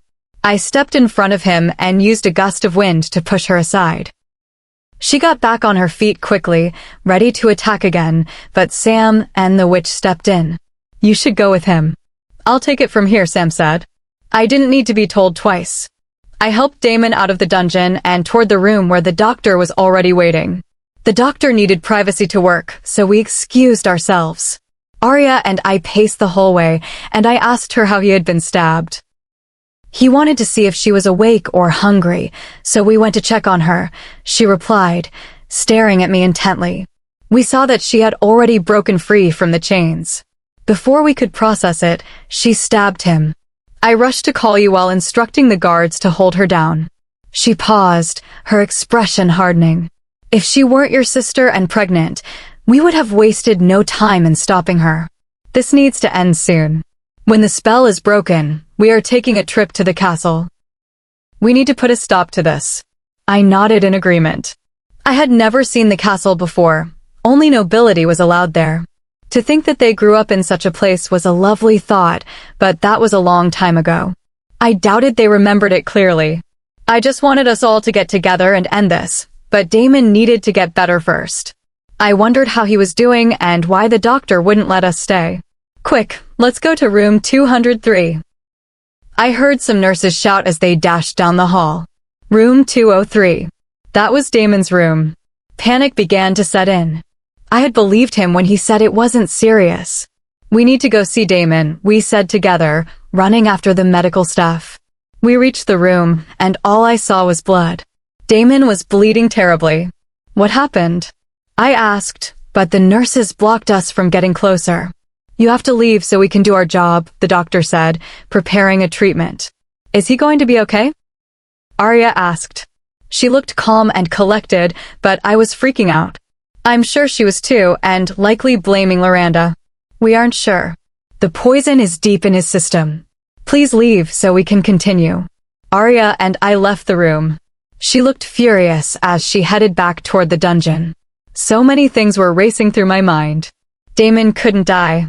I needed to call Sam and the witch. It probably wasn't a normal poison. The witches must have added something dark to it, and they were the only ones who could stop it. I hoped Arya wouldn't hurt Loranda. It could have been any of us they used. I had to protect my sister and her baby. Part of me felt like hurting her too, especially when I thought of all the bad things she had done, but I reminded myself it wasn't her fault. It was never her fault. I understood why Arya was angry. She wanted to protect her brother, but I had to protect my family too. Arya marched to the dungeon, and I ran to beat her there. When we arrived, Sam and the witch were with Loranda. It seemed they had already broken the spell. We did it, Lee. Loranda is free, Sam announced with a small smile. I was grateful she was back to normal, but I wished the last few hours could be undone. I'm so sorry, Liana. I didn't mean to. How is he? Loranda asked, sobbing. She hadn't meant to hurt him, but he was now in critical condition. He's not looking good, I answered, beginning to cry. Please, Sam, let's go see what you can do. He needs your help. We should hurry if we want to save him, the witch added. Just as we were about to leave, Arya attacked Loranda with full force, slamming her against the wall. Arya, please stop. We shouldn't be fighting now. Our priority is saving Damon, I begged, standing between them. I didn't have the strength for this. Too much was happening in a single day. I can't lose him, Lee. We only just reunited, Arya said, bursting into tears. I was shocked to see her cry. She always portrayed herself as tough. But the thought of losing someone close is devastating to anyone. We won't lose him. Sam and the witch will do something. He'll be all right, I promise, I said, trying to convince both of us. We need to go before it's too late, the witch urged. That spurred everyone into action, and we hurried to the room where Damon was being treated. Chapter 53. We made our way to Damon's room as fast as we could. We could see the doctors trying their absolute best, but it wasn't working. He was deathly pale, looking as if the life was being drained from him. He was bleeding terribly and looked helpless. It would truly be a miracle if he survived this.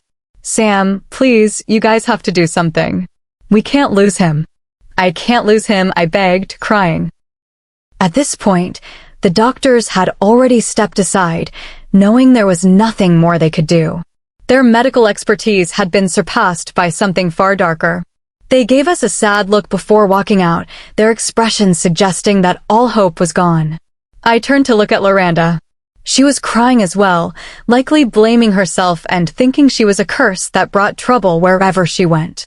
Arya was also in tears, looking as if she would kill Loranda if the worst happened.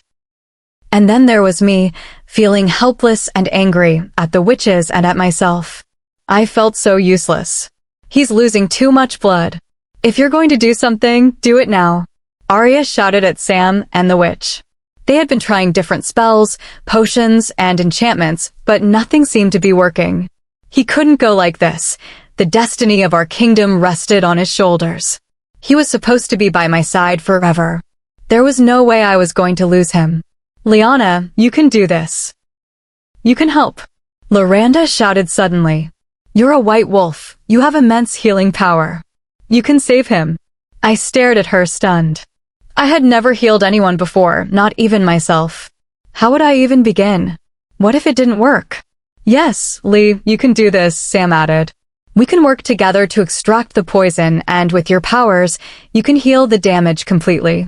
I was confused. This was yet another thing hidden from me.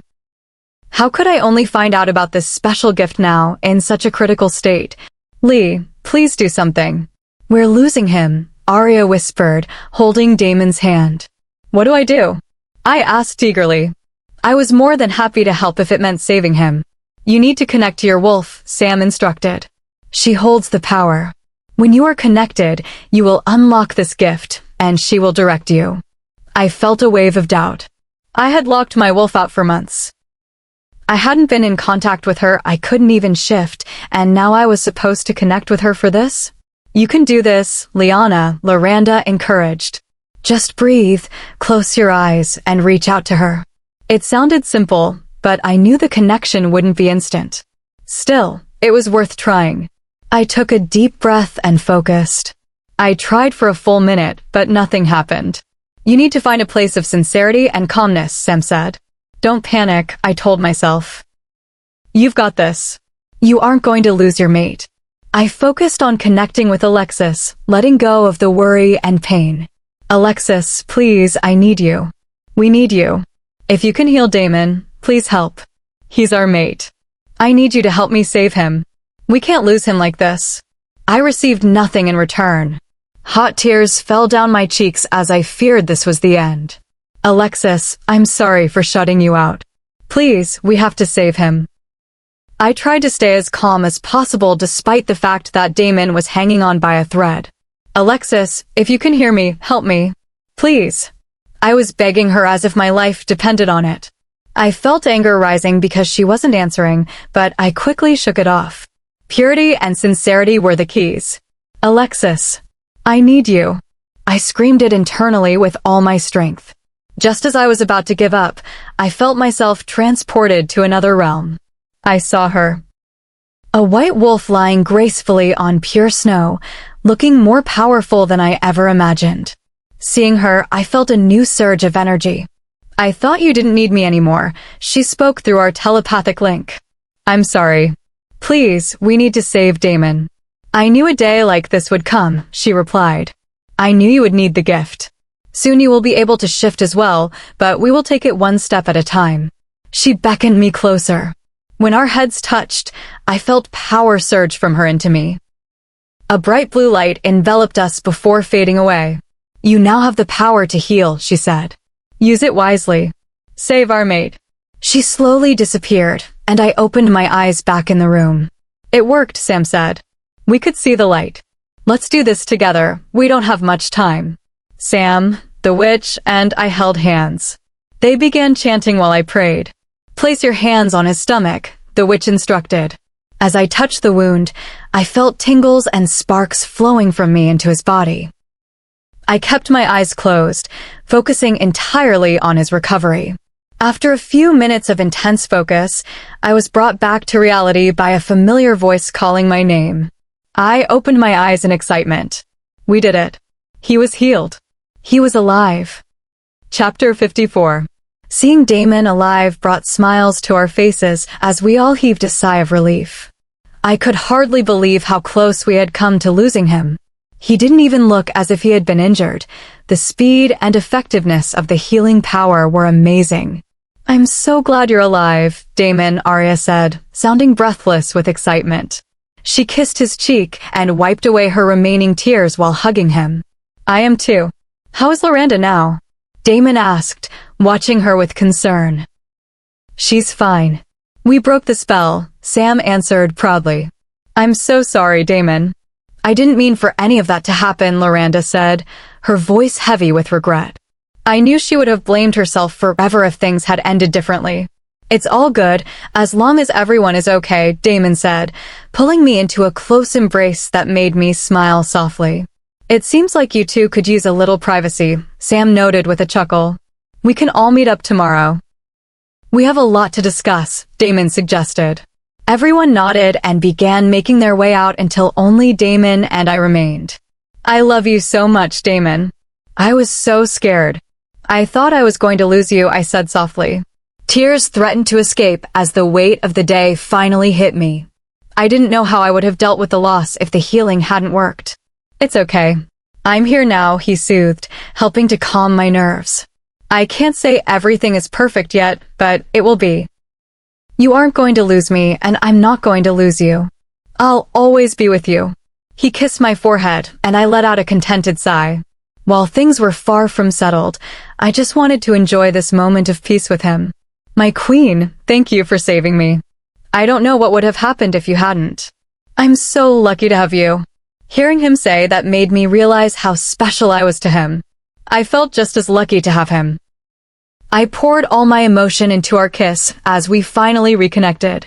The moment grew more intense as we held each other. His lips moved from mine to my neck, and I wanted more than anything for him to mark me now. I had waited long enough. We needed that deep connection. I wanted to be his in every way possible.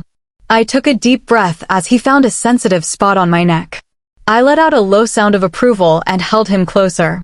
I want to mark you, my queen. May I? Damon asked, his eyes full of affection and desire. Of course you can, I answered with a wide smile. Finally, he was ready to complete our bond. He smiled, and as his canine teeth elongated, I felt a small flicker of nerves about the pain. I can sense your fear. I won't hurt you more than necessary, he whispered. His voice sounded slightly different, deeper, as his wolf took a more active role in the process. It's okay. I trust you, I replied, giving him my full consent. He resumed kissing and caressing me, his touch bringing a wave of pleasure. He paused for a moment to look into my eyes, making my heart melt, before he leaned in and bit into the side of my neck. I let out a sharp cry from the initial sting, but it quickly faded into a surge of warmth and belonging as the bond snapped into place. He stayed there for a moment before returning his lips to mine. "I want us to be completely one. Is that okay?" he asked softly. I nodded eagerly, making him chuckle. "I love you, my queen," he professed. I smiled and told him how much I loved him, too. Afterwards, I rested against him, feeling a new sense of joy. He had finally marked me, and we had fully committed to one another. I felt like a true part of him now. "You've always been a part of me," he replied, responding to my thoughts through our new telepathic link. I was so excited for this new level of our relationship.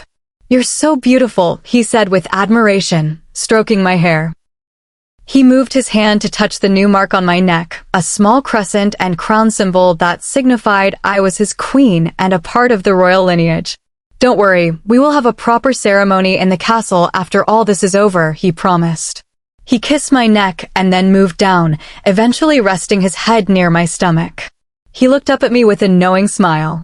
"You are carrying our child." I laughed, a bit confused. "How could you possibly know that? It's only been a few hours." "There's no way. I can feel the life beginning within you, even if you won't realize it for a few weeks. I could only ever have a child with you, and you are a wolf of fertility. We're starting our family." I was stunned. I hadn't prepared myself for that possibility, and it hadn't even crossed my mind quite yet. But as the reality set in, I realized we were truly starting a new chapter together. I was going to be a mother, and we were going to build a family. Chapter 55. It was the next day already, and I woke up with a huge smile on my face, instinctively placing my hands over my stomach. I wondered if I was truly pregnant, but regardless, I was happy and saw a brighter future for us. I leaned closer into his embrace and started stroking his hair. It's wild how much I've come to love and care for him, especially considering how we started on the wrong foot. Now he is my mate, my lover, and soon, the father of my child. It's so exciting to be starting a family of my own, but I'm also scared because I don't have a clue what I'm doing. "I know you'll make a great mother," Damon said softly, placing his hand over mine on my stomach. I smiled at his words. "Thank you. Although I'm scared, I'm looking forward to it and ready to start this journey with you," I confessed, and he gave me a wide smile in return. "I love you so much, Liana. I know you'll make the greatest queen any king has ever had," he said. I blushed, feeling my heart soar. "I love you too, Damon," I said, and would have kissed him, but morning breath was a bit of a hindrance. He chuckled before getting up. "We should get ready for the day. We have a meeting to attend and a journey to embark on." I sighed as that brought me back to reality. I had briefly forgotten about the world outside and the evil people we needed to stop. "Don't worry, it'll be fine. It will all be over soon." He gave me a quick kiss on my forehead before heading toward the bathroom. He paused and looked back at me, and I knew exactly what he was going to ask. "Do you want to join me?" he asked. I rose to my feet with a yes as he carried me toward the shower. After we finished getting ready, Damon went to the meeting he had called with his warriors, elders, and officials. I made my way to Loranda's room to visit her. Walking in, I found her staring out the window, looking lost. She didn't even notice I was there until she caught my scent. When she turned around, I saw the tears in her eyes and immediately felt for her. I couldn't fully understand her pain, but I knew it wasn't easy, losing her mate and being pregnant without him there to hold her at night. She felt alone, and I'm sure she was drowning in the guilt of everything that had happened with Damon. I said nothing and just embraced her, hoping the hug could offer some comfort. "I don't know what to do. I feel so lost and useless. There's nothing to live for except my baby," she whispered, crying. "I miss him. It feels like there's no reason for me to be here. I just want to be with him." It broke my heart to hear her speak that way. I understood she was depressed, but we were here for her. "I'm sure he would want you to live and be happy, to love your child the way you loved him," I tried to comfort her. "We need you, Loranda." You are strong, powerful, and loved. Everything is going to be fine. I don't know how to bring your mate back, but we are going to make sure his child grows up to have an awesome life. You'll be a great mother." She smiled a little, rubbing her stomach. "Thank you. I really needed to hear that." She embraced me tightly, and I was glad I could help. She pulled back, sniffing the air, and looked confused for a moment. "Your scent. It's different." "Oh my. You and Damon made it," she exclaimed and hugged me again. Seeing the mark, she gasped. "It's so lovely. My little sister is growing up. She's a queen now." I laughed. "I haven't been officially crowned, but since Damon is a king, it's true. I definitely didn't see that in my future. I'm just so happy we finally made it. I can't wait to see what this next phase brings," I said excitedly. I pictured our children playing together with Loranda's baby. Her smile faded quickly. My child won't have a father. "I wanted a complete family, and now my child will face the same thing I did," she said sadly, wiping away fresh tears. I hugged her again.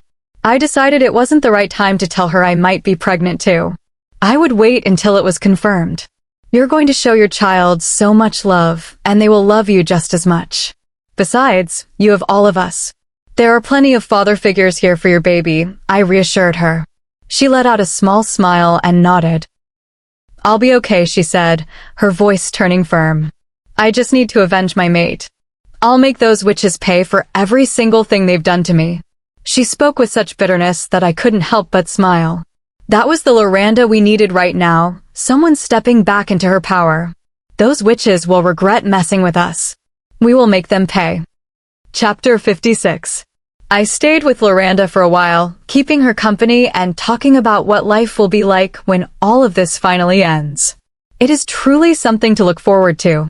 She grew tired and fell asleep, so I went to see Jonathan and Sam next. Knowing Jonathan, I knew that once he realized we had mated, he was going to ask some funny questions. Just thinking about it made me laugh. I walked into their room after they invited me in. They were playing video games, which was surprising, knowing how serious Sam can be. I wondered what had convinced him to play. "I defeated you again. It seems like you should stick to your wizardry, or better still, play games that involve Merlin," Jonathan mocked, laughing. I joined in, causing Sam to glare at us. "So, what brings Her Royal Highness down to our quarters?" Jonathan asked, faking an accent while staring at me as if I had a secret to share. "I just wanted to see everyone before things get too serious and hang out before we embark on the journey," I replied, taking a seat. "The time has finally come for order to be restored. I can finally fulfill my mission and do something else," Sam spoke up. Come to think of it, he didn't seem to have much of a life outside of us, or perhaps he did, and we just didn't know about it. "So, what would you rather be doing? Raising a family?" Jonathan jokingly asked. I could tell that Sam had probably considered it. "Oh wow. I didn't think you were that type of guy, but then again, you are quite the serious, good guy, so it was expected. What type of person do you want to date? A witch, werewolf, vampire, mermaid?" Jonathan questioned. "I don't know. When I find her, I'll know," Sam answered. Jonathan muttered, while winking suggestively. "I hope you both find love soon." "We all need someone to love us, no matter how tough we act," I said, and Sam nodded. "The relationship coach has spoken," Jonathan said, clapping, and I rolled my eyes. "Come to think of it, the air around you is different. Your scent and aura are stronger than before. Did you and Damon try to make babies?" He wriggled his eyebrows, and I burst out laughing. "They already made them, they didn't just try," Sam said as a point of correction, which only served to confirm that a baby could really be on the way. "So very soon we'll have babies running around, yours and Loranda's, and we are going to be uncles," Jonathan said excitedly. "I feel like I'm growing old. I know Sam is old already. I just wonder what it's going to be like becoming a father someday." Trying to picture the scene made me chuckle. Jonathan is going to be that playful father who does crazy things with his kids. "I'm sure you'll make a great father," I said, and he smiled, saying he was going to be the world's coolest dad. On a serious note, we should get prepared for the next few days, because it will determine whether we get to do all these things or not, Sam said. I stared at him, hoping there was no bad vision and that we were all going to make it out alive. I am really scared. I don't want to lose anyone. We have all become like family. Mirena, how are you doing? I have already finalized everything for the journey. We'll be leaving tomorrow at dawn. We will all have a meeting in 10 minutes in my office. Take care. I am still getting used to this telepathic communication, but I liked how it was going. Damon said we should meet in his office in 10 minutes. I'll go get Loranda. 10 minutes later, Sam, Jonathan, Arya, Chase, and I all sat at a round table as Damon discussed the plan with us, including details we needed to be aware of and other things needed for the journey. If there are no more questions, we leave tomorrow at dawn. We should all get prepared and have a good night's rest, Damon said, concluding the meeting. Everyone stood up and left, leaving just Damon and me. I felt like I wasn't ready for battle. Every wolf here could shift and fight in their wolf form, but I have never shifted. I might not be able to, though I have my powers as backup. Don't worry, you've got this. You are strong, powerful, and wise. They are no match for you, he encouraged, and I giggled. We've waited so long for this. Everything must go according to plan, I said. Although there was a plan B and C, I would rather we stick to the first plan because the others were riskier. Not everything goes according to plan, and that's why it's good to have backups. Nothing bad is going to happen. I'll protect all of you, Damon promised. No harm will come to any of us. We'll watch out for each other. We will all get through this alive, I stated boldly. That's the spirit. So, are you ready to go see my kingdom? Of course I am, I answered, excited that we were finally doing this. Dawn came quickly the next morning as we all gathered to embark on our journey. Damon was leaving Chase in charge of the pack, but the rest of us were making the trip to the castle. We were traveling with top warriors, while others stayed behind in case of an attack on the pack or to serve as backup if needed. I watched as Chase and Arya said their goodbyes. There is no telling what could happen out there, and as much as we had to be optimistic, we had prepared for the worst-case scenario. Anything could happen to anyone, but now is the time to do what we were chosen to do, put an end to all of this. Chapter 57. We have been on this journey for about 4 hours now, and we are nearing the pathway that leads to the start of our territory. Damon and Arya have been reminiscing about old times, feeling nostalgic while the rest of us listen to their stories. I truly can't wait to see the castle and the kingdom. It is a place rich in history, culture, and art. Not many people get to see it, let alone be born into royalty, or in my case, mated to it. We arrived at the pathway soon enough. We couldn't continue the rest of the journey by car, it had to be on foot. I grew nervous as we prepared for the real trek to begin. We all stood at the entrance, waiting for instructions. There's no telling what could happen out there, Damon announced. Once we enter their territory, they will know, and since they don't want us there, they will try to eliminate us. We are fighting today so our children won't have to, and so we can have better lives. We fight until they are destroyed. A chorus of affirmations rose from the warriors. I admired their courage and bravery. Let the journey begin. We started through the pathway, everyone alert and watchful for suspicious activity. I began to see the castle in the distance. It looked magnificent, like something out of a historical epic. I stared up at it, marveling at the architecture, when I caught sight of a blazing fire shooting toward us. I instinctively froze at midair, and that was when everyone looked up to see the sky raining fire. Take cover, Damon ordered. People ran for shelter while Sam, Loranda, Arya, Damon, and I stayed at the forefront, using our powers to turn the fire to water or freeze it in its tracks. With the speed of the flames, it would have been impossible to keep others from being burned if we didn't act fast. I quickly created frozen shields to house the soldiers and keep them safe while we dealt with the barrage. It was difficult to keep up because the fire was relentless and we were exposed in the open. We watched each other's backs until the fire suddenly ceased. Then, we heard a loud roar. The soldiers of the Wolf Kingdom were charging toward us. This was war. We need to make our way to the kingdom, Damon said, neutralizing a group of enemies with fire before they could reach us. They know we're coming and might try to escape. We'll clear the way, Loranda added, using a heavy gust of wind to throw men aside. Damon communicated with his commander through their link, then turned to ask if I was okay. I nodded. He gave me a small smile as we started making our way past our enemies. However, it seemed like the more we defeated, the more their numbers grew. I'm going to create an illusion, Sam said. I'll trick them into thinking we are here while I teleport us just outside the kingdom walls. It will be faster. Just get us out of here, Jonathan urged, fighting off attackers.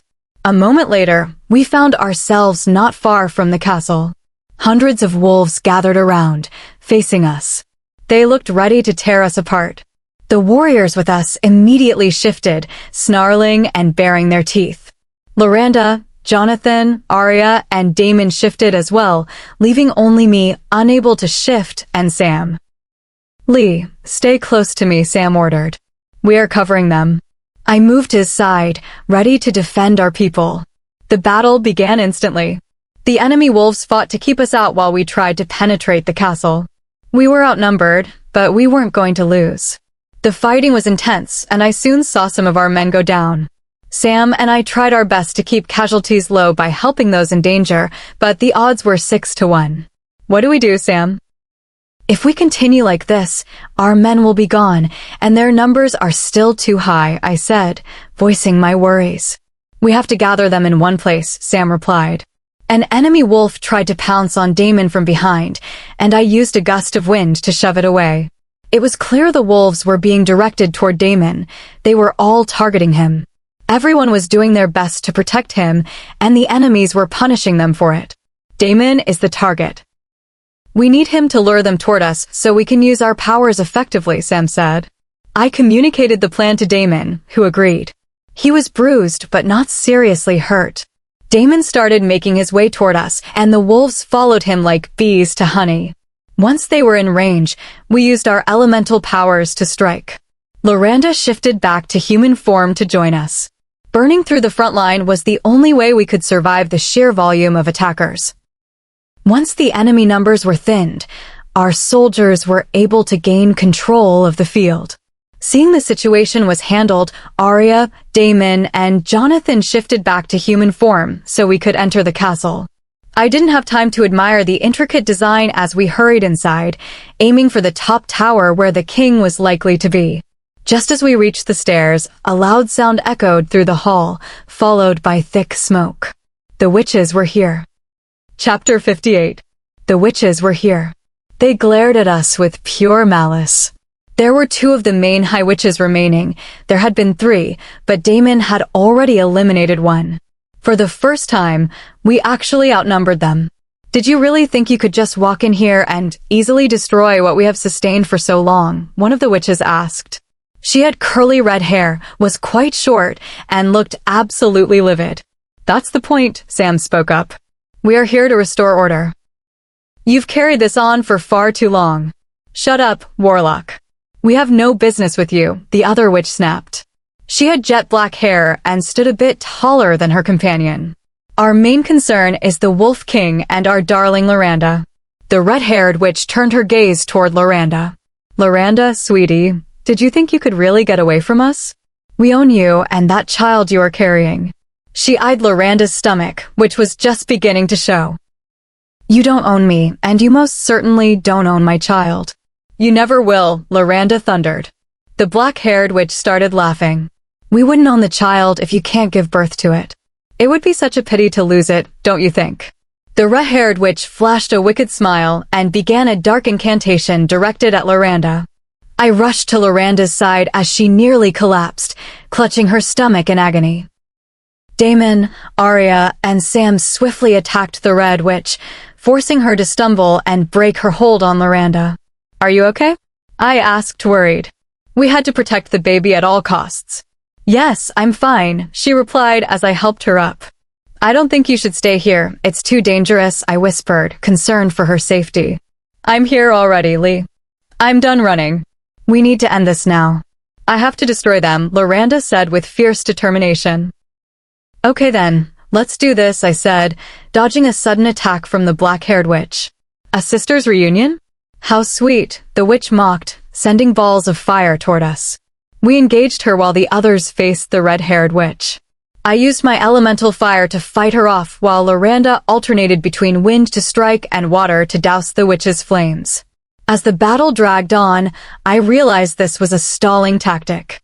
We need to end this quickly. I messaged Damon through our telepathy. They're delaying us on purpose so Amon can escape. You will never win against us, the red-haired witch boasted as she struck Sam with a blast of energy. You are all nothing but insects under our feet. That clearly annoyed Damon. He summoned a massive ball of fire to attack her, which she narrowly dodged. Together, Arya, Sam, and Damon combined their power into a single, overwhelming attack. It hit the red witch squarely, and she let out a piercing scream. Taking advantage of the distraction, Loranda and I turned our full force on the black-haired witch. We hit her with consecutive blasts, and soon she began to burn.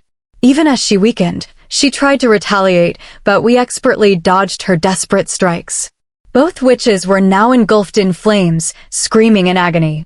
To ensure they stayed down, Sam produced an ancient wooden dagger used to hunt witches in the old days and struck them both. In an instant, they burned to ashes. I let out a long sigh of relief. With the path clear, we hurried to the topmost tower. The king's chamber was heavily guarded by warriors and wolves, but we didn't waste time on a physical brawl. We used the elements to clear a path directly to the door. Damon threw the door open, and we walked in, searching for the Wolf King, but the room was empty. Where could he be? I asked as we scanned for hidden passages. I'm sure he must have escaped already, Jonathan said angrily. Damon, Arya, do you know of any secret exits? Loranda asked. Sam, can you try a location spell? I added, looking for any loopholes. I turned back toward the door to get a better view of the room, thinking I might have missed something.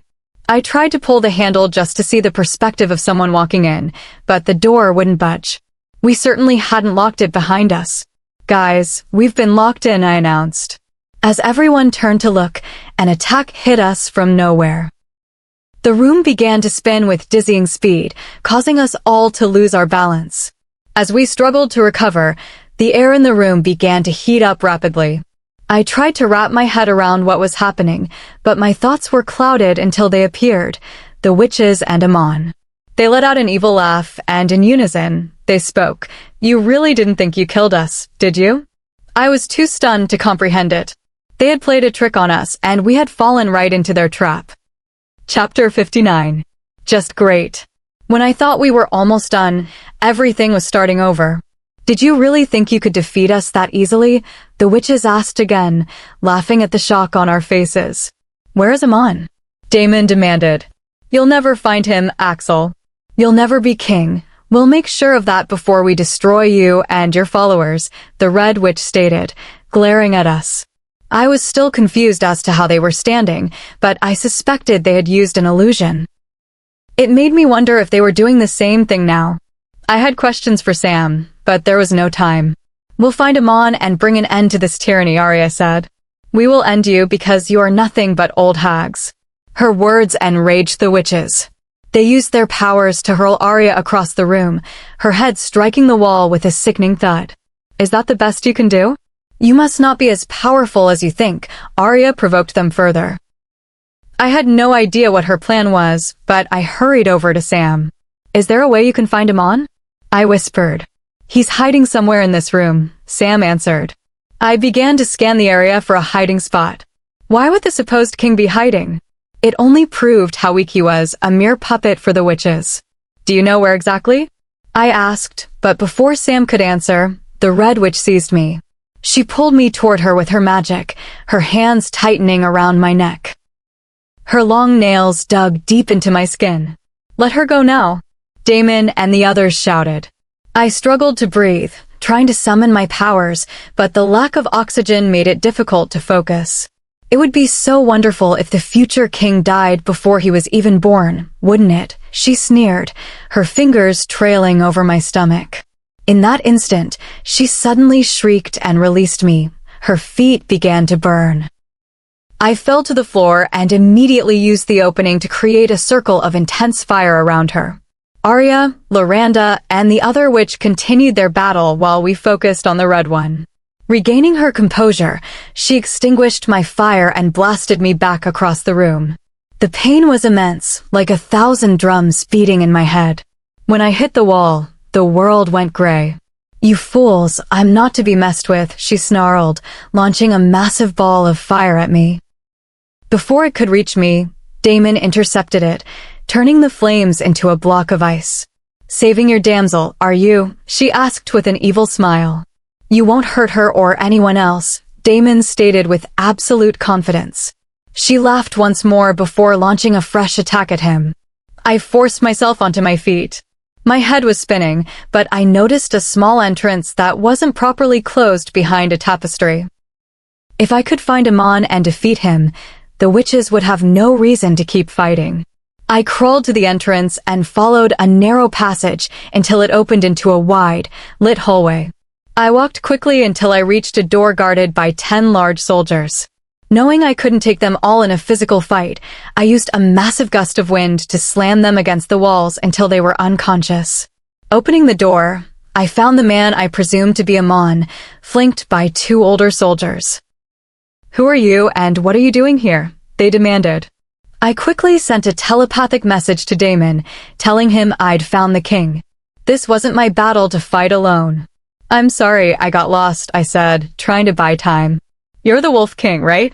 You look impressive." Amon gave me a suspicious look, eyeing me up and down. The rumors were true. He looked like the type to take whatever he wanted by force. "And who might you be?" he asked, stepping closer. I took a step back. "Don't get close. She might be armed," one of the soldiers warned. "I'm not," I said, raising my hands and turning around. I was looking for a place to hide from the attack. "I'm so glad I found you.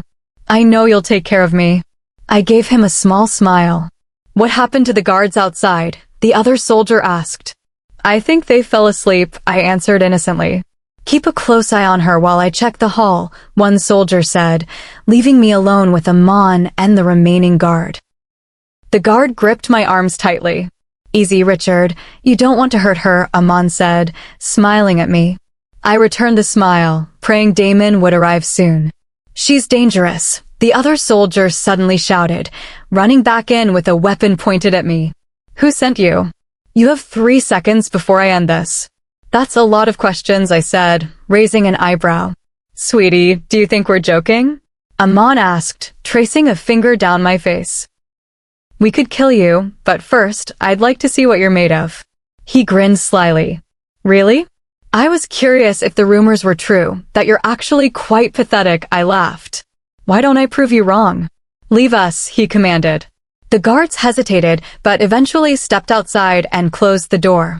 Now that we were alone, I knew I had to act. He likely had elemental powers, but I didn't know which one.